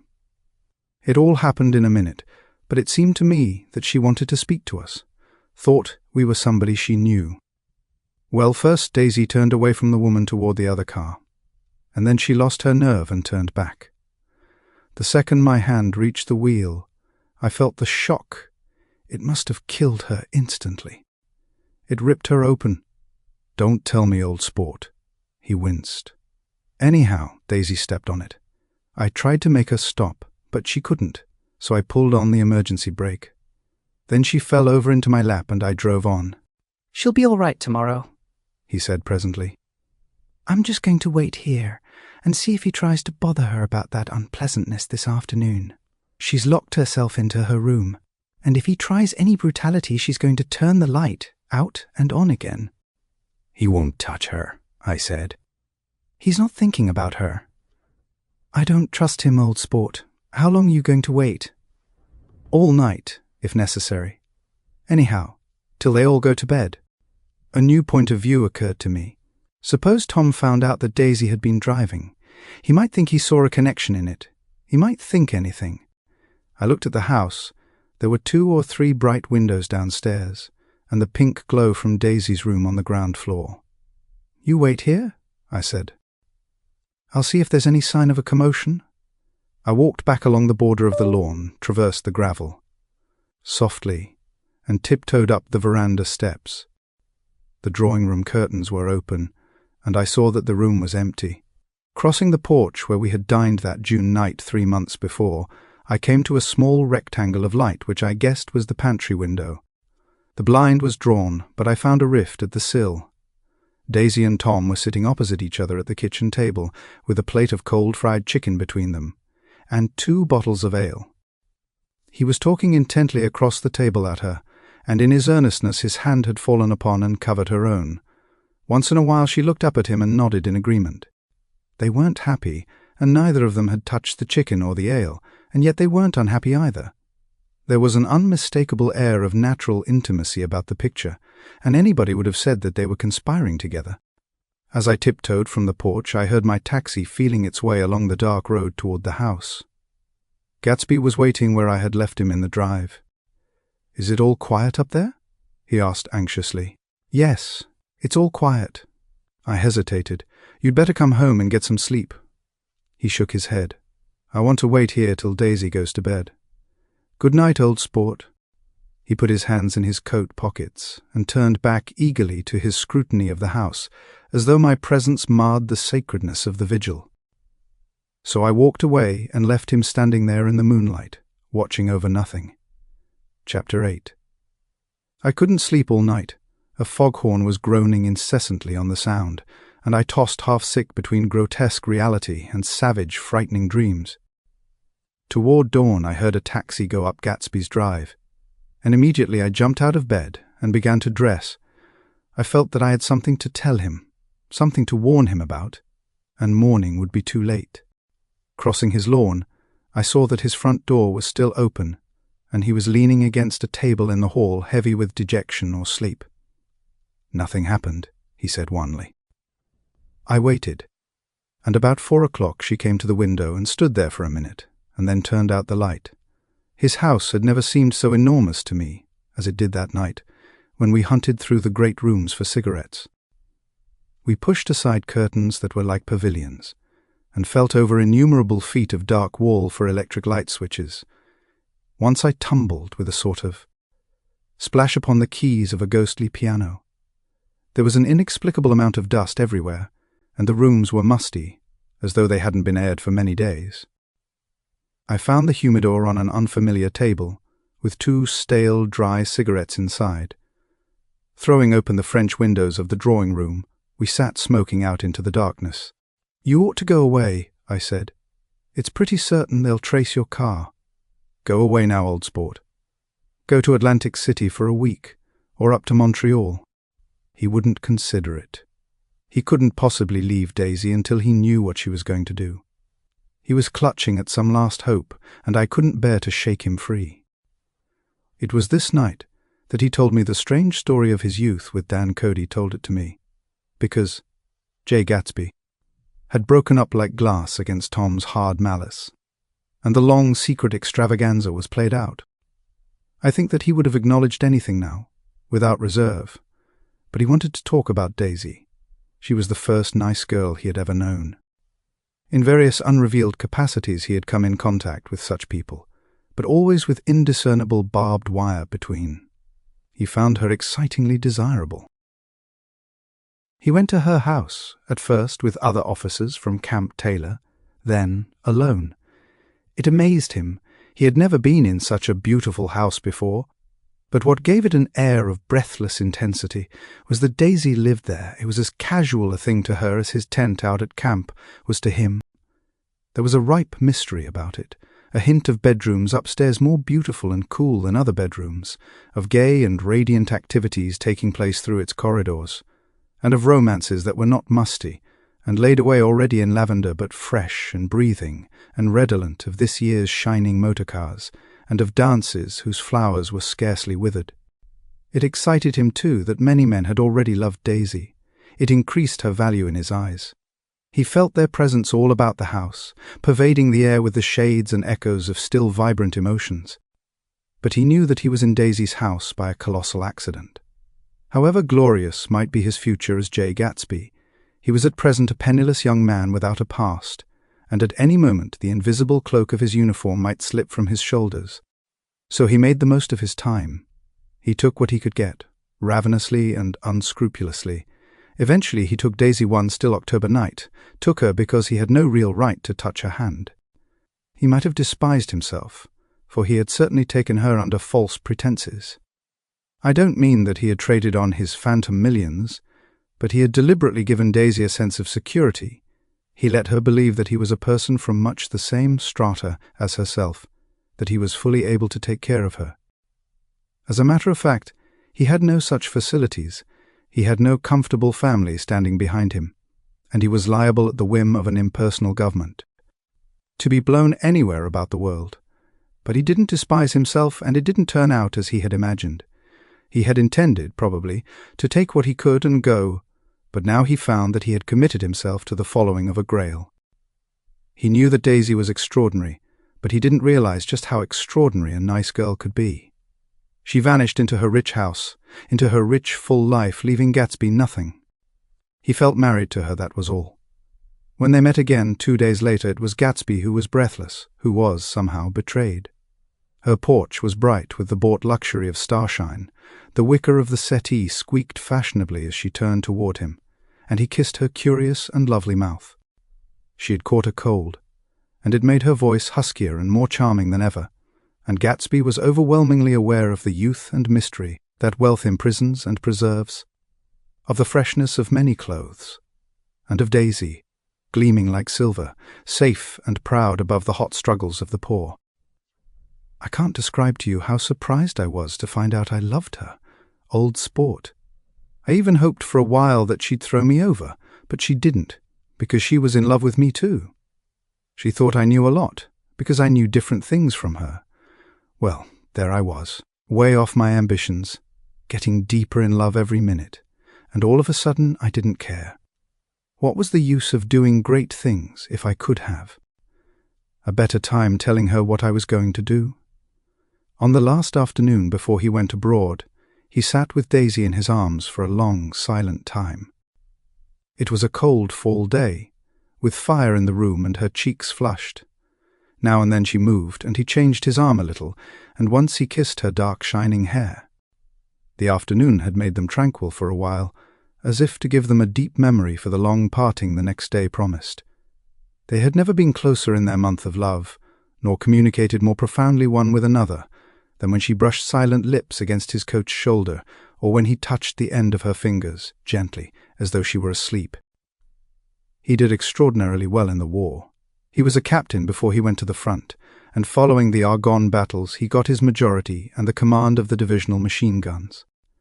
After the armistice he tried frantically to get home, but some complication or misunderstanding sent him to Oxford instead. He was worried now. There was a quality of nervous despair in Daisy's letters. She didn't see why he couldn't come. She was feeling the pressure of the world outside, and she wanted to see him and feel his presence beside her, and be reassured that she was doing the right thing after all. For Daisy was young, and her artificial world was redolent of orchids and pleasant, cheerful snobbery and orchestras which set the rhythm of the year, summing up the sadness and suggestiveness of life in new tunes. All night, the saxophones wailed the hopeless comment of the Beale Street Blues, while 100 pairs of golden and silver slippers shuffled the shining dust. At the grey tea hour there were always rooms that throbbed incessantly with this low, sweet fever, while fresh faces drifted here and there like rose petals blown by the sad horns around the floor. Through this twilight universe Daisy began to move again with the season. Suddenly she was again, keeping 6 dates a day with 6 men, and drowsing asleep at dawn with the beads and chiffon of an evening dress tangled among dying orchids on the floor beside her bed. And all the time something within her was crying for a decision. She wanted her life shaped now, immediately. And the decision must be made by some force of love, of money, of unquestionable practicality that was close at hand. That force took shape in the middle of spring with the arrival of Tom Buchanan. There was a wholesome bulkiness about his person and his position, and Daisy was flattered. Doubtless there was a certain struggle and a certain relief. The letter reached Gatsby while he was still at Oxford. It was dawn now on Long Island, and we went about opening the rest of the windows downstairs, filling the house with grey-turning, gold-turning light. The shadow of a tree fell abruptly across the dew, and ghostly birds began to sing among the blue leaves. There was a slow, pleasant movement in the air, scarcely a wind, promising a cool, lovely day. I don't think she ever loved him. Gatsby turned around from a window and looked at me challengingly. "You must remember, old sport. She was very excited this afternoon. He told her those things in a way that frightened her. That made it look as if I was some kind of cheap sharper. And the result was, she hardly knew what she was saying." He sat down gloomily. "Of course she might have loved him just for a minute, when they were first married, and loved me more even then, do you see?" Suddenly he came out with a curious remark. "In any case," he said, "it was just personal. What could you make of that, except to suspect some intensity in his conception of the affair that couldn't be measured? He came back from France when Tom and Daisy were still on their wedding trip, and made a miserable but irresistible journey to Louisville on the last of his army pay. He stayed there a week, walking the streets where their footsteps had clicked together through the November night, and revisiting the out-of-the-way places to which they had driven in her white car. Just as Daisy's house had always seemed to him more mysterious and gay than other houses, so his idea. He left feeling that if he had searched harder he might have found her, that he was leaving her behind. The day coach, he was penniless now, was hot. He went out to the open vestibule and sat down on a folding chair, and the station slid away and the backs of unfamiliar buildings moved by. Then out into the spring fields, where a yellow trolley raced them for a minute with people in it who might once have seen the pale magic of her face along the casual street. The track curved, and now it was going away from the sun, which, as it sank lower, seemed to spread itself in benediction over the vanishing city where she had drawn her breath. He stretched out his hand desperately, as if to snatch only a wisp of air, to save a fragment of the spot that she had made lovely for him. But it was all going by too fast now for his blurred eyes, and he knew that he had lost that part of it, the freshest and the best, forever. It was 9 o'clock when we finished breakfast and went out on the porch. The night had made a sharp difference in the weather, and there was an autumn flavour in the air. The gardener, the last one of Gatsby's former servants, came to the foot of the steps. "I'm going to drain the pool today, Mr. Gatsby. Leaves'll start falling pretty soon, and then there's always trouble with the pipes." "Don't do it today," Gatsby answered. He turned to me apologetically. "You know, old sport, I've never used that pool all summer." I looked at my watch and stood up. 12 minutes to my train. I didn't want to go to the city. I wasn't worth a decent stroke of work, but it was more than that. I didn't want to leave Gatsby. I missed that train, and then another, before I could get myself away. "I'll call you up," I said finally. "Do old sport. I'll call you about noon." We walked slowly down the steps. "I suppose Daisy'll call too." He looked at me anxiously, as if he hoped I'd corroborate this. "I suppose so. Well, goodbye." We shook hands and I started away. Just before I reached the hedge, I remembered something and turned around. "They're a rotten crowd," I shouted across the lawn. "You're worth the whole damn bunch put together." I've always been glad I said that. It was the only compliment I ever gave him, because I disapproved of him from beginning to end. First he nodded politely, and then his face broke into that radiant and understanding smile, as if we'd been in ecstatic cahoots on that fact all the time. His gorgeous pink rag of a suit made a bright spot of colour against the white steps, and I thought of the night when I first came to his ancestral home, 3 months before. The lawn and drive had been crowded with the faces of those who guessed at his corruption, and he had stood on those steps, concealing his incorruptible dream as he waved them goodbye. I thanked him for his hospitality. We were always thanking him for that, I and the others. "Goodbye," I called. "I enjoyed breakfast, Gatsby." Up in the city, I tried for a while to list the quotations on an interminable amount of stock. Then I fell asleep in my swivel chair. Just before noon the phone woke me, and I started up with sweat breaking out on my forehead. It was Jordan Baker. She often called me up at this hour, because the uncertainty of her own movements between hotels and clubs and private houses made her hard to find in any other way. Usually her voice came over the wire as something fresh and cool, as if a divot from a green golf links had come sailing in at the office window. But this morning it seemed harsh and dry. "I've left Daisy's house," she said. "I'm at Hempstead, and I'm going down to Southampton this afternoon." Probably it had been tactful to leave Daisy's house, but the act annoyed me, and her next remark made me rigid. "You weren't so nice to me last night. How could it have mattered then?" Silence for a moment. Then, "However, I want to see you. I want to see you too. Suppose I don't go to Southampton and come into town this afternoon?" "No, I don't think this afternoon." "Very well. It's impossible this afternoon. We talked like that for a while, and then abruptly we weren't talking any longer. I don't know which of us hung up with a sharp click, but No, I didn't care. I couldn't have talked to her across a tea table that day if I never talked to her again in this world. I called Gatsby's house a few minutes later, but the line was busy. First tried 4 times, finally an exasperated central told me the wire was being kept open for long distance from Detroit. Taking out my timetable, I drew a small circle around the 3:50 train. Then I leaned back in my chair and tried to think. It was just noon. When I passed the ash heaps on the train that morning, I had crossed, deliberately to the other side of the car. I suppose there'd be a curious crowd around there all day with little boys searching for dark spots in the dust, and some garrulous man telling over and over what had happened, until it became less and less real even to him, and he could tell it no longer, and Myrtle Wilson's tragic achievement was forgotten. Now I want to go back a little and tell what happened at the garage after we left there the night before. They had difficulty in locating the sister Catherine. She must have broken her rule against drinking that night, for when she arrived she was stupid with liquor and unable to understand that the ambulance had already gone to Flushing. When they convinced her of this, she immediately fainted, as if that was the intolerable part of the affair. Someone, kind or curious, took her in his car and drove her in the wake of her sister's body.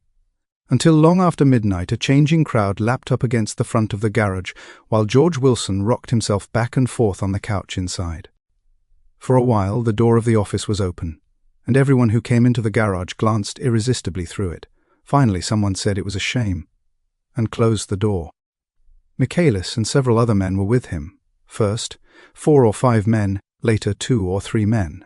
Still later, Michaelis had to ask the last stranger to wait there 15 minutes longer while he went back to his own place and made a pot of coffee. After that, he stayed there alone with Wilson until dawn. About 3 o'clock, the quality of Wilson's incoherent muttering changed. He grew quieter and began to talk about the yellow car. He announced that he had a way of finding out whom the yellow car belonged to, and then he blurted out that a couple of months ago his wife had come from the city with her face bruised and her nose swollen. But when he heard himself say this, he flinched and began to cry, "Oh my God!" again in his groaning voice. Michaelis made a clumsy attempt to distract him. "How long have you been married, George? Come on there, try and sit still a minute and answer my question. How long have you been married? 12 years. Ever had any children? Come on, George, sit still. I asked you a question. Did you ever have any children?" The hard brown beetles kept thudding against the dull light, and whenever Michaelis heard a car go tearing along the road outside, it sounded to him like the car that hadn't stopped a few hours before. He didn't like to go into the garage, because the workbench was stained where the body had been lying. So he moved uncomfortably around the office.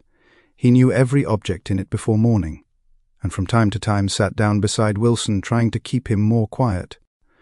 "Have you got a church you go to sometimes, George? Maybe even if you haven't been there for a long time. Maybe I could call up the church and get a priest to come over, and he could talk to you, see? Don't belong to any. You ought to have a church, George, for times like this. You must have gone to church once. Didn't you get married in a church? Listen, George, listen to me. Didn't you get married in a church?" That was a long time ago. The effort of answering broke the rhythm of his rocking. For a moment he was silent. Then the same half-knowing, half-bewildered look came back into his faded eyes. "Look in the drawer there," he said, pointing at the desk. "Which drawer?" "That drawer. That one." Michaelis opened the drawer nearest his hand. There was nothing in it but a small, expensive dog leash made of leather and braided silver. It was apparently new. "This?" he inquired, holding it up. Wilson stared and nodded. "I found it yesterday afternoon. She tried to tell me about it, but I knew it was something funny." "You mean your wife bought it?" "She had it wrapped in tissue paper on her bureau." Michaelis didn't see anything odd in that, and he gave Wilson a dozen reasons why his wife might have bought the dog leash. But conceivably, Wilson had heard some of these same explanations before, from Myrtle, because he began saying, "Oh my God," again in a whisper. His comforter left several explanations in the air. "Then he killed her," said Wilson. His mouth dropped open suddenly. "Who did?" "I have a way of finding out." "You're morbid, George," said his friend.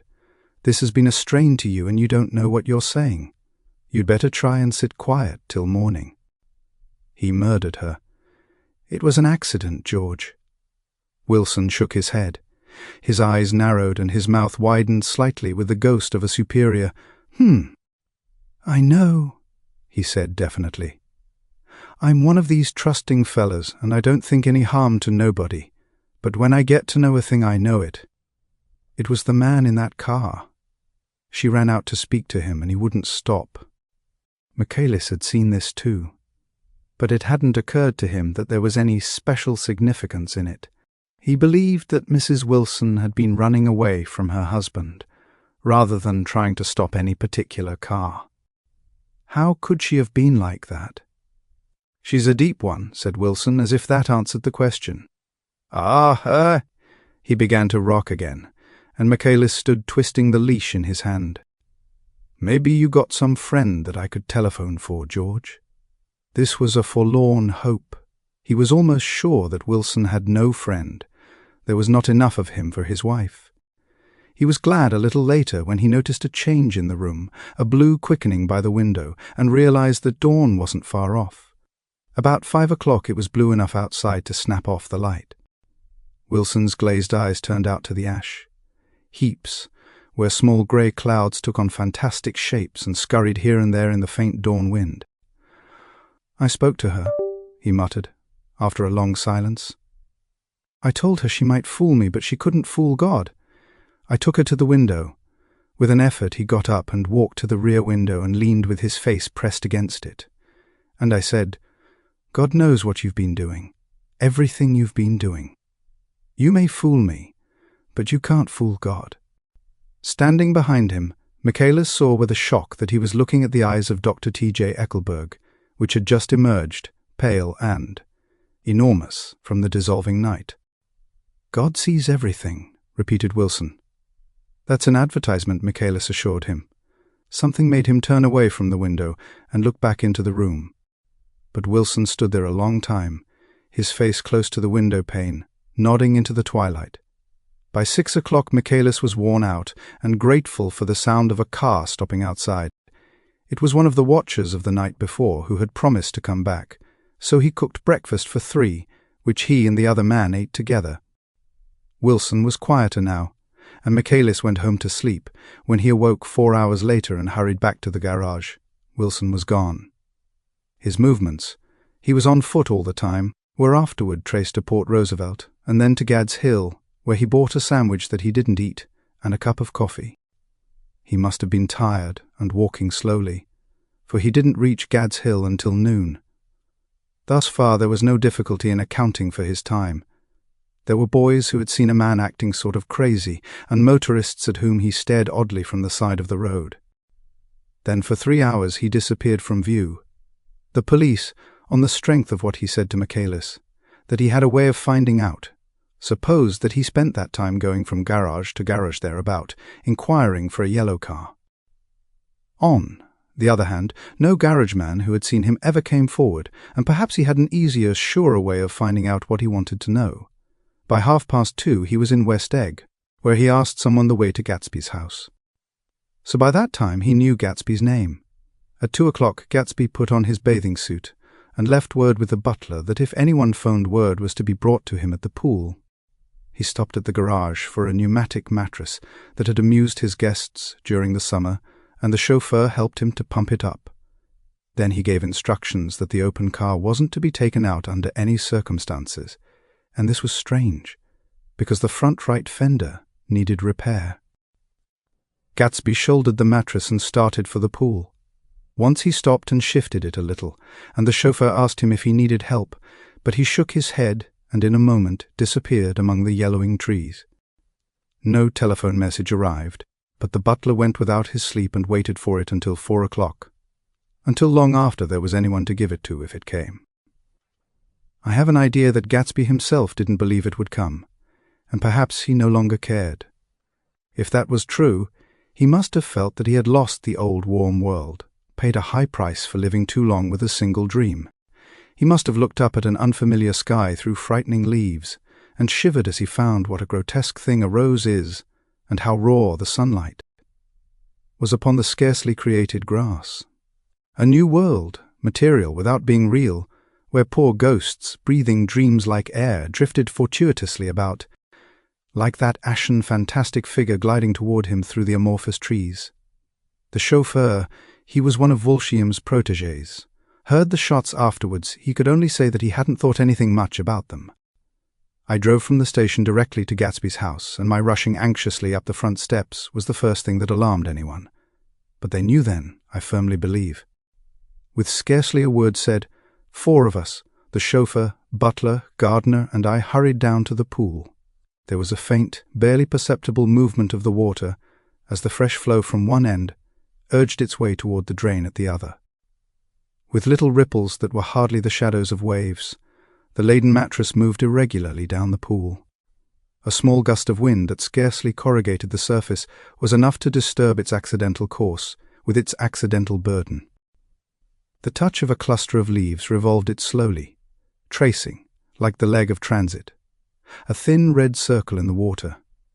It was after we started with Gatsby toward the house that the gardener saw Wilson's body a little way off in the grass, and the Holocaust was complete. Chapter 9. After 2 years I remember the rest of that day, and that night and the next day, only as an endless drill of police and photographers and newspaper men in and out of Gatsby's front door.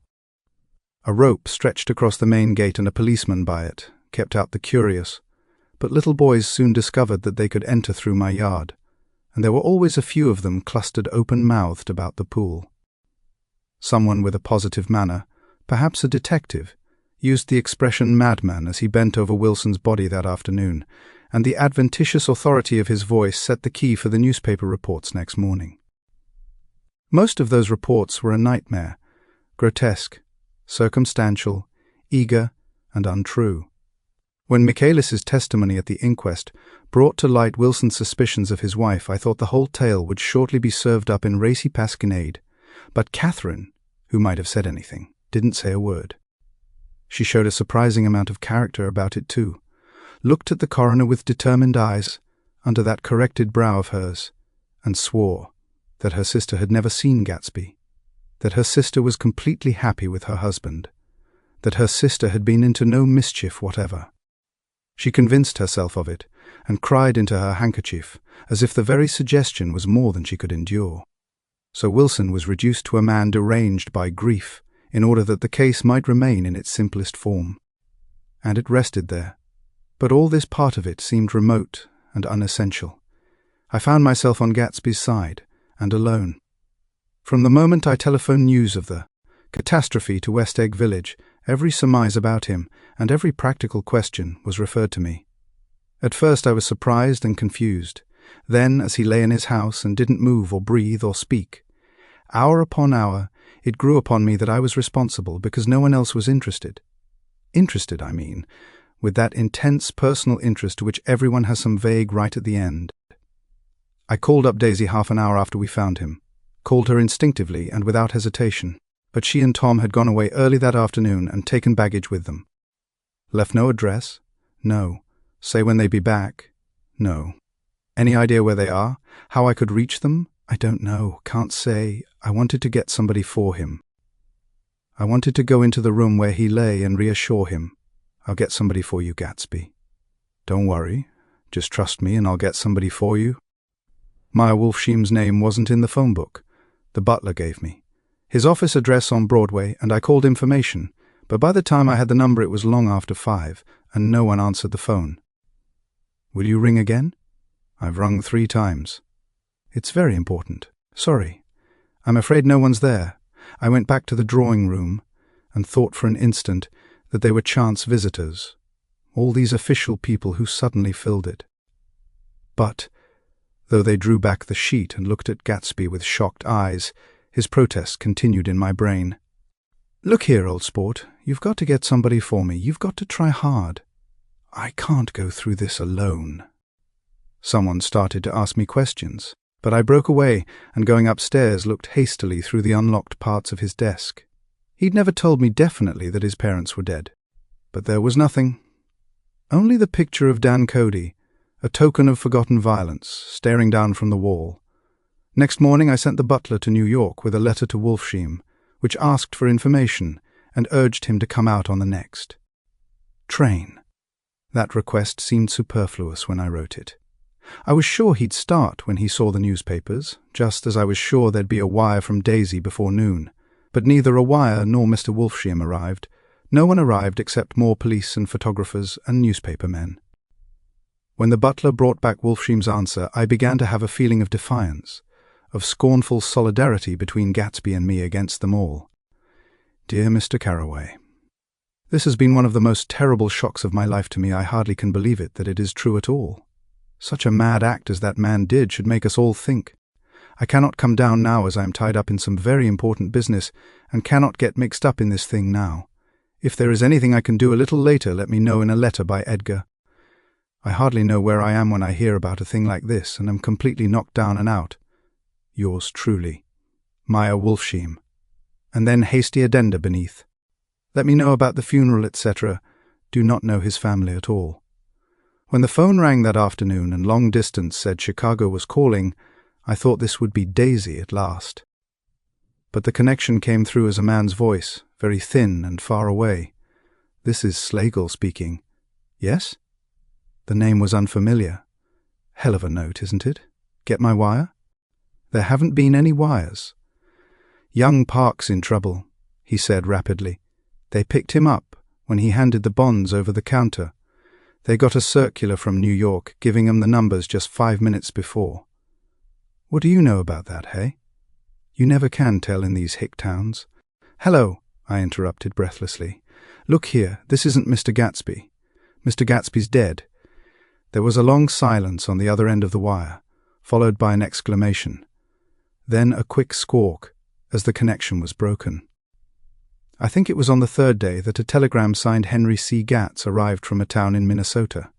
It said only that the sender was leaving immediately, and to postpone the funeral until he came. It was Gatsby's father, a solemn old man, very helpless and dismayed, bundled up in a long cheap ulster against the warm September day. His eyes leaked continuously with excitement, and when I took the bag and umbrella from his hands, he began to pull so incessantly at his sparse grey beard that I had difficulty in getting off his coat. He was on the point of collapse, so I took him into the music room and made him sit down while I sent for something to eat. But he wouldn't eat, and the glass of milk spilled from his trembling hand. I saw it in the Chicago newspaper, he said. It was all in the Chicago newspaper. I started right away. I didn't know how to reach you. His eyes, seeing nothing, moved ceaselessly about the room. It was a madman, he said. He must have been mad. Wouldn't you like some coffee? I urged him. I don't want anything. I'm all right now, Mr. Carraway. Well, I'm all right now. Where have they got Jimmy? I took him into the drawing room, where his son lay, and left him there. Some little boys had come up on the steps and were looking into the hall. When I told them who had arrived, they went reluctantly away. After a little while, Mr. Gatz opened the door and came out, his mouth ajar, his face flushed slightly, his eyes leaking isolated and unpunctual tears. He had reached an age where death no longer has the quality of ghastly surprise, and when he looked around him now for the first time, and saw the height and splendor of the hall, and the great rooms opening out from it into other rooms, his grief began to be mixed with an awed pride. I helped him to a bedroom upstairs. While he took off his coat and vest, I told him that all arrangements had been deferred until he came. I didn't know what you'd want, Mr. Gatsby. Gatz is my name, Mr. Gatz. I thought you might want to take the body west. He shook his head. Jimmy always liked it better down east. He rose up to his position in the east. Were you a friend of my boy's, Mr.? We were close friends. He had a big future before him, you know. He was only a young man, but he had a lot of brain power here. He touched his head impressively, and I nodded. If he'd have lived, he'd have been a great man. A man like James J. Hill. He'd have helped build up the country. That's true, I said, uncomfortably. He fumbled at the embroidered coverlet, trying to take it from the bed, and lay down stiffly, was instantly asleep. That night an obviously frightened person called up and demanded to know who I was before he would give his name. This is Mr. Carraway, I said. Oh, he sounded relieved. This is Clip Springer. I was relieved too, for that seemed to promise another friend at Gatsby's grave. I didn't want it to be in the papers and draw a sightseeing crowd, so I'd been calling up a few people myself. They were hard to find. The funeral's tomorrow, I said. 3 o'clock, here at the house. I wish you'd tell anybody who'd be interested. Oh, I will, he broke out hastily. Of course I'm not likely to see anybody, but if I do. His tone made me suspicious. Of course you'll be there yourself. Well, I'll certainly try. What I called up about is— Wait a minute, I interrupted. How about saying you'll come? Well, the fact is, the truth of the matter is that I'm staying with some people up here in Greenwich, and they rather expect me to be with them tomorrow. In fact, there's a sort of picnic or something. Of course I'll do my best to get away. I ejaculated an unrestrained huh. And he must have heard me, for he went on nervously. What I called up about was a pair of shoes I left there. I wonder if it'd be too much trouble to have the butler send them on. You see, they're tennis shoes, and I'm sort of helpless without them. My address is care of B.F. I didn't hear the rest of the name, because I hung up the receiver. After that I felt a certain shame for Gatsby. One gentleman to whom I telephoned implied that he had got what he deserved. However, that was my fault, for he was one of those who used to sneer most bitterly at Gatsby on the courage of Gatsby's liquor, and I should have known better than to call him. The morning of the funeral, I went up to New York to see Meyer Wolfsheim. I couldn't seem to reach him any other way. The door that I pushed open, on the advice of an elevator boy, was marked the Swastika Holding Company, and at first there didn't seem to be anyone inside. But when I'd shouted hello several times in vain, an argument broke out behind a partition, and presently a lovely Jewess appeared at an interior door and scrutinized me with black, hostile eyes. "Nobody's in," she said. "Mr. Wolfsheim's gone to Chicago." The first part of this was obviously untrue, for someone had begun to whistle the rosary, tunelessly, inside. "Please say that Mr. Carraway wants to see him. I can't get him back from Chicago, can I?"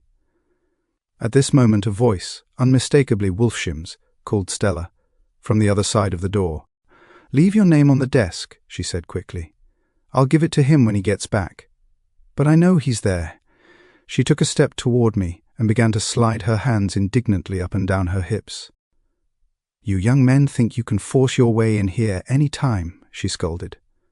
"We're getting sick and tired of it. When I say he's in Chicago, he's in Chicago." I mentioned Gatsby. "Oh, H." She looked at me over again. "Will you just— what was your name?" She vanished. In a moment, Meyer Wolfsheim stood solemnly in the doorway, holding out both hands. He drew me into his office, remarking in a reverent voice that it was a sad time for all of us, and offered me a cigar. "My memory goes back to when first I met him," he said. "A young major just out of the army, and covered over with medals he got in the war. He was so hard up, he had to keep on wearing his uniform, because he couldn't buy some regular clothes. First time I saw him was when he came into Weinbrenner's pool room at 43rd Street and asked for a job. He hadn't eaten anything for a couple of days. 'Come on, have some lunch with me,' I said. He ate more than $4 worth of food in half an hour. 'Did you start him in business?' I inquired. 'Start him? I made him— oh, I raised him up out of nothing, right out of the gutter. I saw right away he was a fine-appearing, gentlemanly young man, and when he told me he was at Oxford, I knew I could use him good. I got him to join the American Legion, and he used to stand high there. Right off, he did some work for a client of mine up to Albany. We were so thick like that in everything. He held up 2 bulbous fingers, always together. I wondered if this partnership had included the World Series transaction in 1919. Now he's dead, I said after a moment. You were his closest friend, so I know you'll want to come to his funeral this afternoon. I'd like to come. Well, come then. The hair in his nostrils quivered slightly, and as he shook his head his eyes filled with tears. I can't do it. I can't get mixed up in it, he said. There's nothing to get mixed up in. It's all over now. When a man gets killed, I never like to get mixed up in it in any way. I keep out. When I was a young man, it was different. If a friend of mine died, no matter how, I stuck with them to the end. You may think that's sentimental, but I mean it. To the bitter end. I saw that for some reason of his own he was determined not to come, so I stood up. Are you a college man? He inquired suddenly.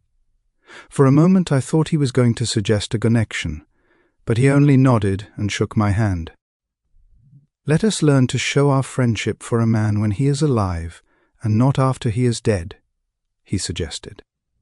After that, my own rule is to let everything alone.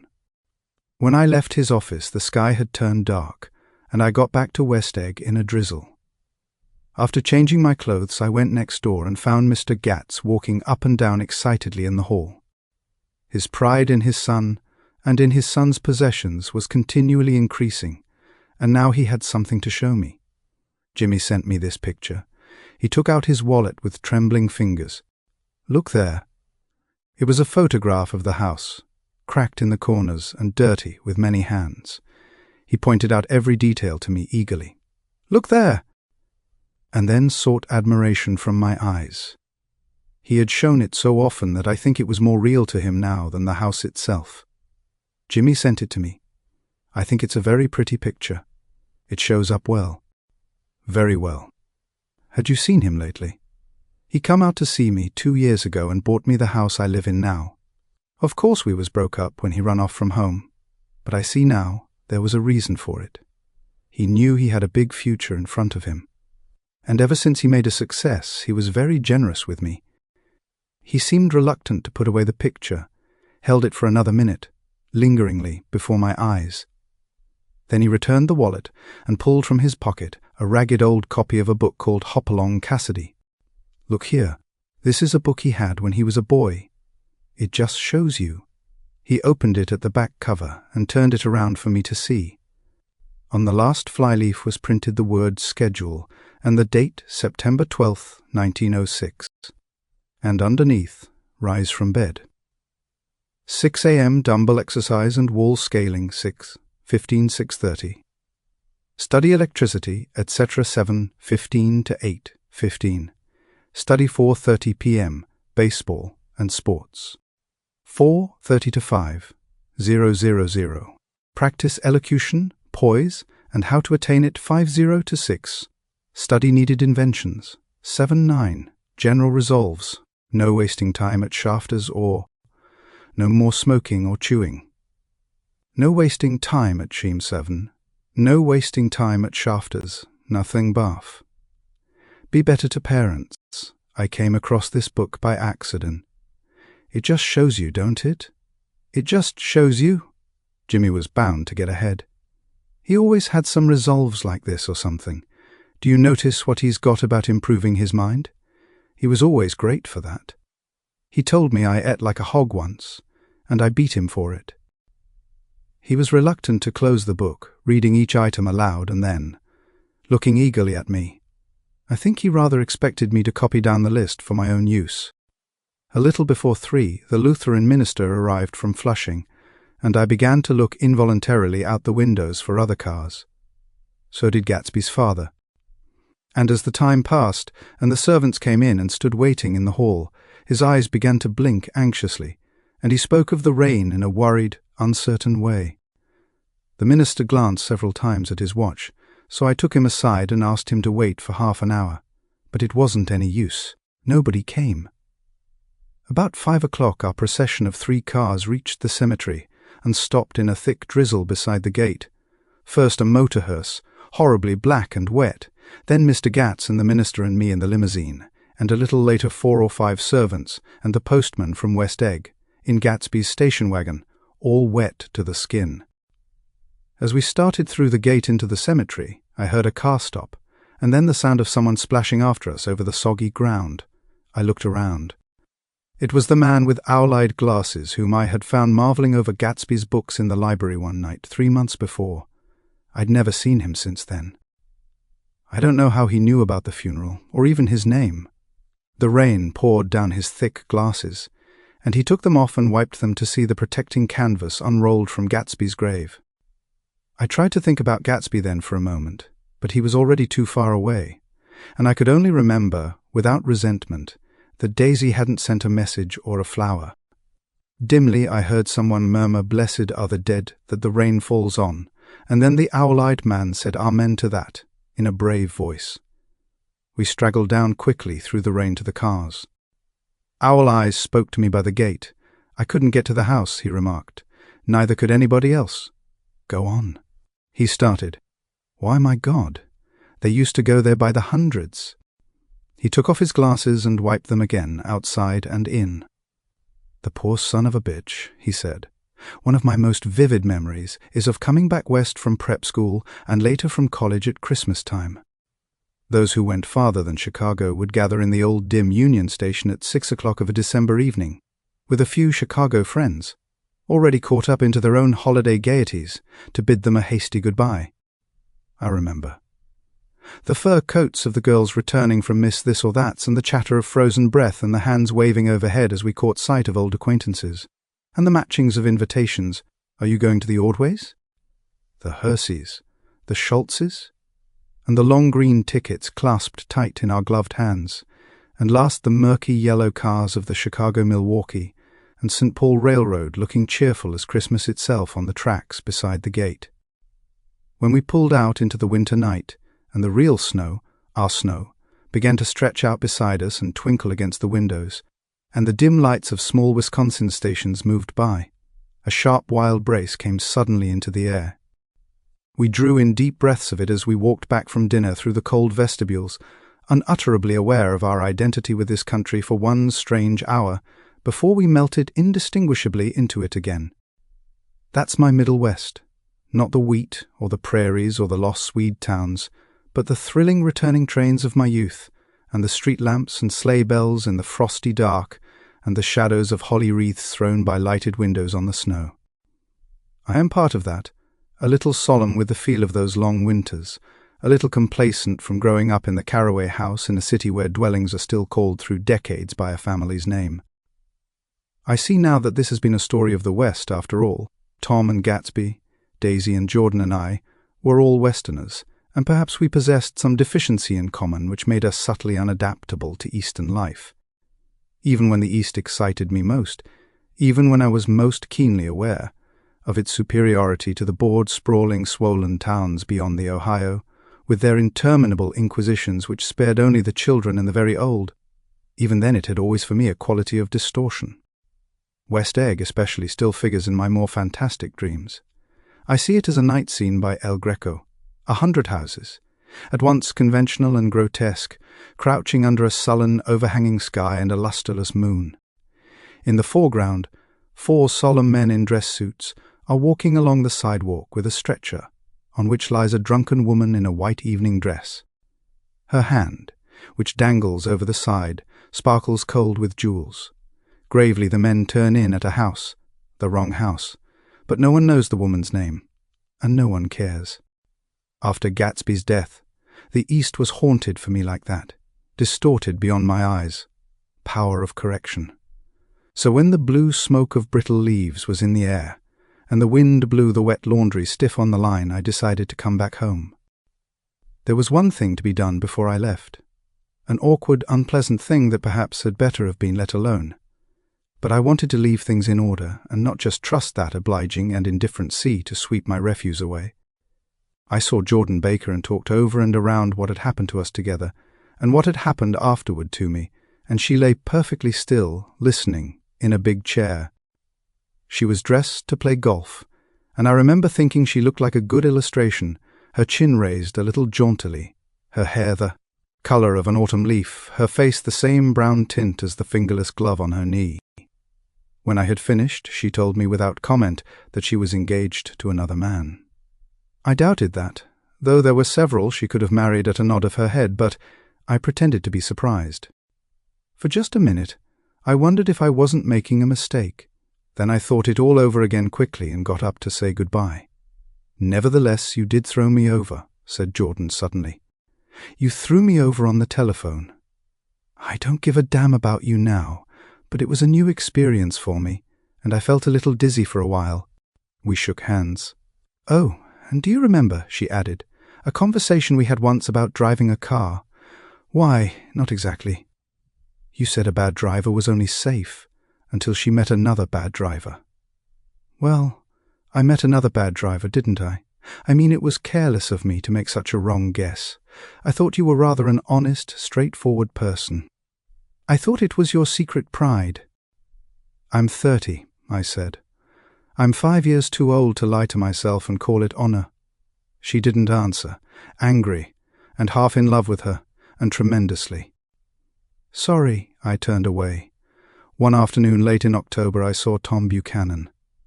He was walking ahead of me along Fifth Avenue in his alert, aggressive way, his hands out a little from his body as if to fight off interference, his head moving sharply here and there, adapting itself to his restless eyes. Just as I slowed up to avoid overtaking him, he stopped and began frowning into the windows of a jewelry store. Suddenly he saw me and walked back, holding out his hand. "Yes, you know what I think of you. You're crazy, Nick," he said quickly. "Crazy as hell. I don't know what's the matter with you." "Tom," I inquired, "what did you say to Wilson that afternoon?" He stared at me without a word, and I knew I had guessed right about those missing hours. I started to turn away, but he took a step after me and grabbed my arm. I told him the truth. he said. He came to the door while we were getting ready to leave, and when I sent down word that we weren't in, he tried to force his way upstairs. He was crazy enough to kill me if. I hadn't told him who owned the car. His hand was on a revolver in his pocket every minute he was in the house. He broke off defiantly. What if I did tell him? That fellow had it coming to him. He threw dust into your eyes just like he did in Daisy's, but he was a tough one. He ran over Myrtle like you'd run over a dog and never even stopped his car. There was nothing I could say, except the one unutterable fact that it wasn't true. And if you think I didn't have my share of suffering... Look here, when I went to give up that flat and saw that damn box of dog biscuits sitting there on the sideboard, I sat down and cried like a baby. By God, it was awful. I couldn't forgive him or like him, but I saw that what he had done was, to him, entirely justified. It was all very careless and confused. They were careless people, Tom and Daisy. They smashed up things and creatures and then retreated back into their money or their vast carelessness, or whatever it was that kept them together, and let other people clean up the mess they had made. I shook hands with him. It seemed silly not to, for I felt suddenly as though I were talking to a child. Then he went into the jewelry store to buy a pearl necklace, or perhaps only a pair of cuff buttons, rid of my provincial squeamishness forever. Gatsby's house was still empty when I left. The grass on his lawn had grown as long as mine. One of the taxi drivers in the village never took a fare past the entrance gate without stopping for a minute and pointing inside. Perhaps it was he who drove Daisy and Gatsby over to East Egg the night of the accident, and perhaps he had made a story about it all his own. I didn't want to hear it, and I avoided him when I got off the train. I spent my Saturday nights in New York because those gleaming, dazzling parties of his were with me so vividly that I could still hear the music and the laughter faint and incessant from his garden and the cars going up and down his drive. One night I did hear a material car there and saw its lights stop at his front steps, but I didn't investigate. Probably it was some final guest who had been away at the ends of the earth and didn't know that the party was over. On the last night, with my trunk packed and my car sold to the grocer, I went over and looked at that huge, incoherent failure of a house once more. On the white steps, an obscene word, scrawled by some boy with a piece of brick, stood out clearly in the moonlight, and I erased it, drawing my shoe raspingly along the stone. Then I wandered down to the beach and sprawled out on the sand. Most of the big shore places were closed now, and there were hardly any lights except the shadowy, moving glow of a ferryboat across the Sound. And as the moon rose higher, the inessential houses began to melt away, until gradually I became aware of the old island here that. Flowered once for Dutch sailors' eyes, a fresh green breast of the new world. Its vanished trees, the trees that had made way for Gatsby's house, had once pandered in whispers to the last and greatest of all human dreams, for a transitory enchanted moment man must have held his breath in the presence of this continent, compelled into an aesthetic contemplation he neither understood nor desired, face to face, for the last time in history, with something commensurate to his capacity for wonder. And as I sat there brooding on the old unknown world, I thought of Gatsby's wonder when he first picked out the green light at the end of Daisy's dock. He had come a long way to this blue lawn, and his dream must have seemed so close that he could hardly fail to grasp it. He did not know that it was already behind him, somewhere back in that vast obscurity beyond the city, where the dark fields of the Republic rolled on under the night. Gatsby believed in the green light, the orgiastic future that year by year recedes before us. It eluded us then, but that's no matter. Tomorrow we will run faster, stretch out our arms further, and one fine morning. So we beat on, boats against the current, borne back ceaselessly into the past.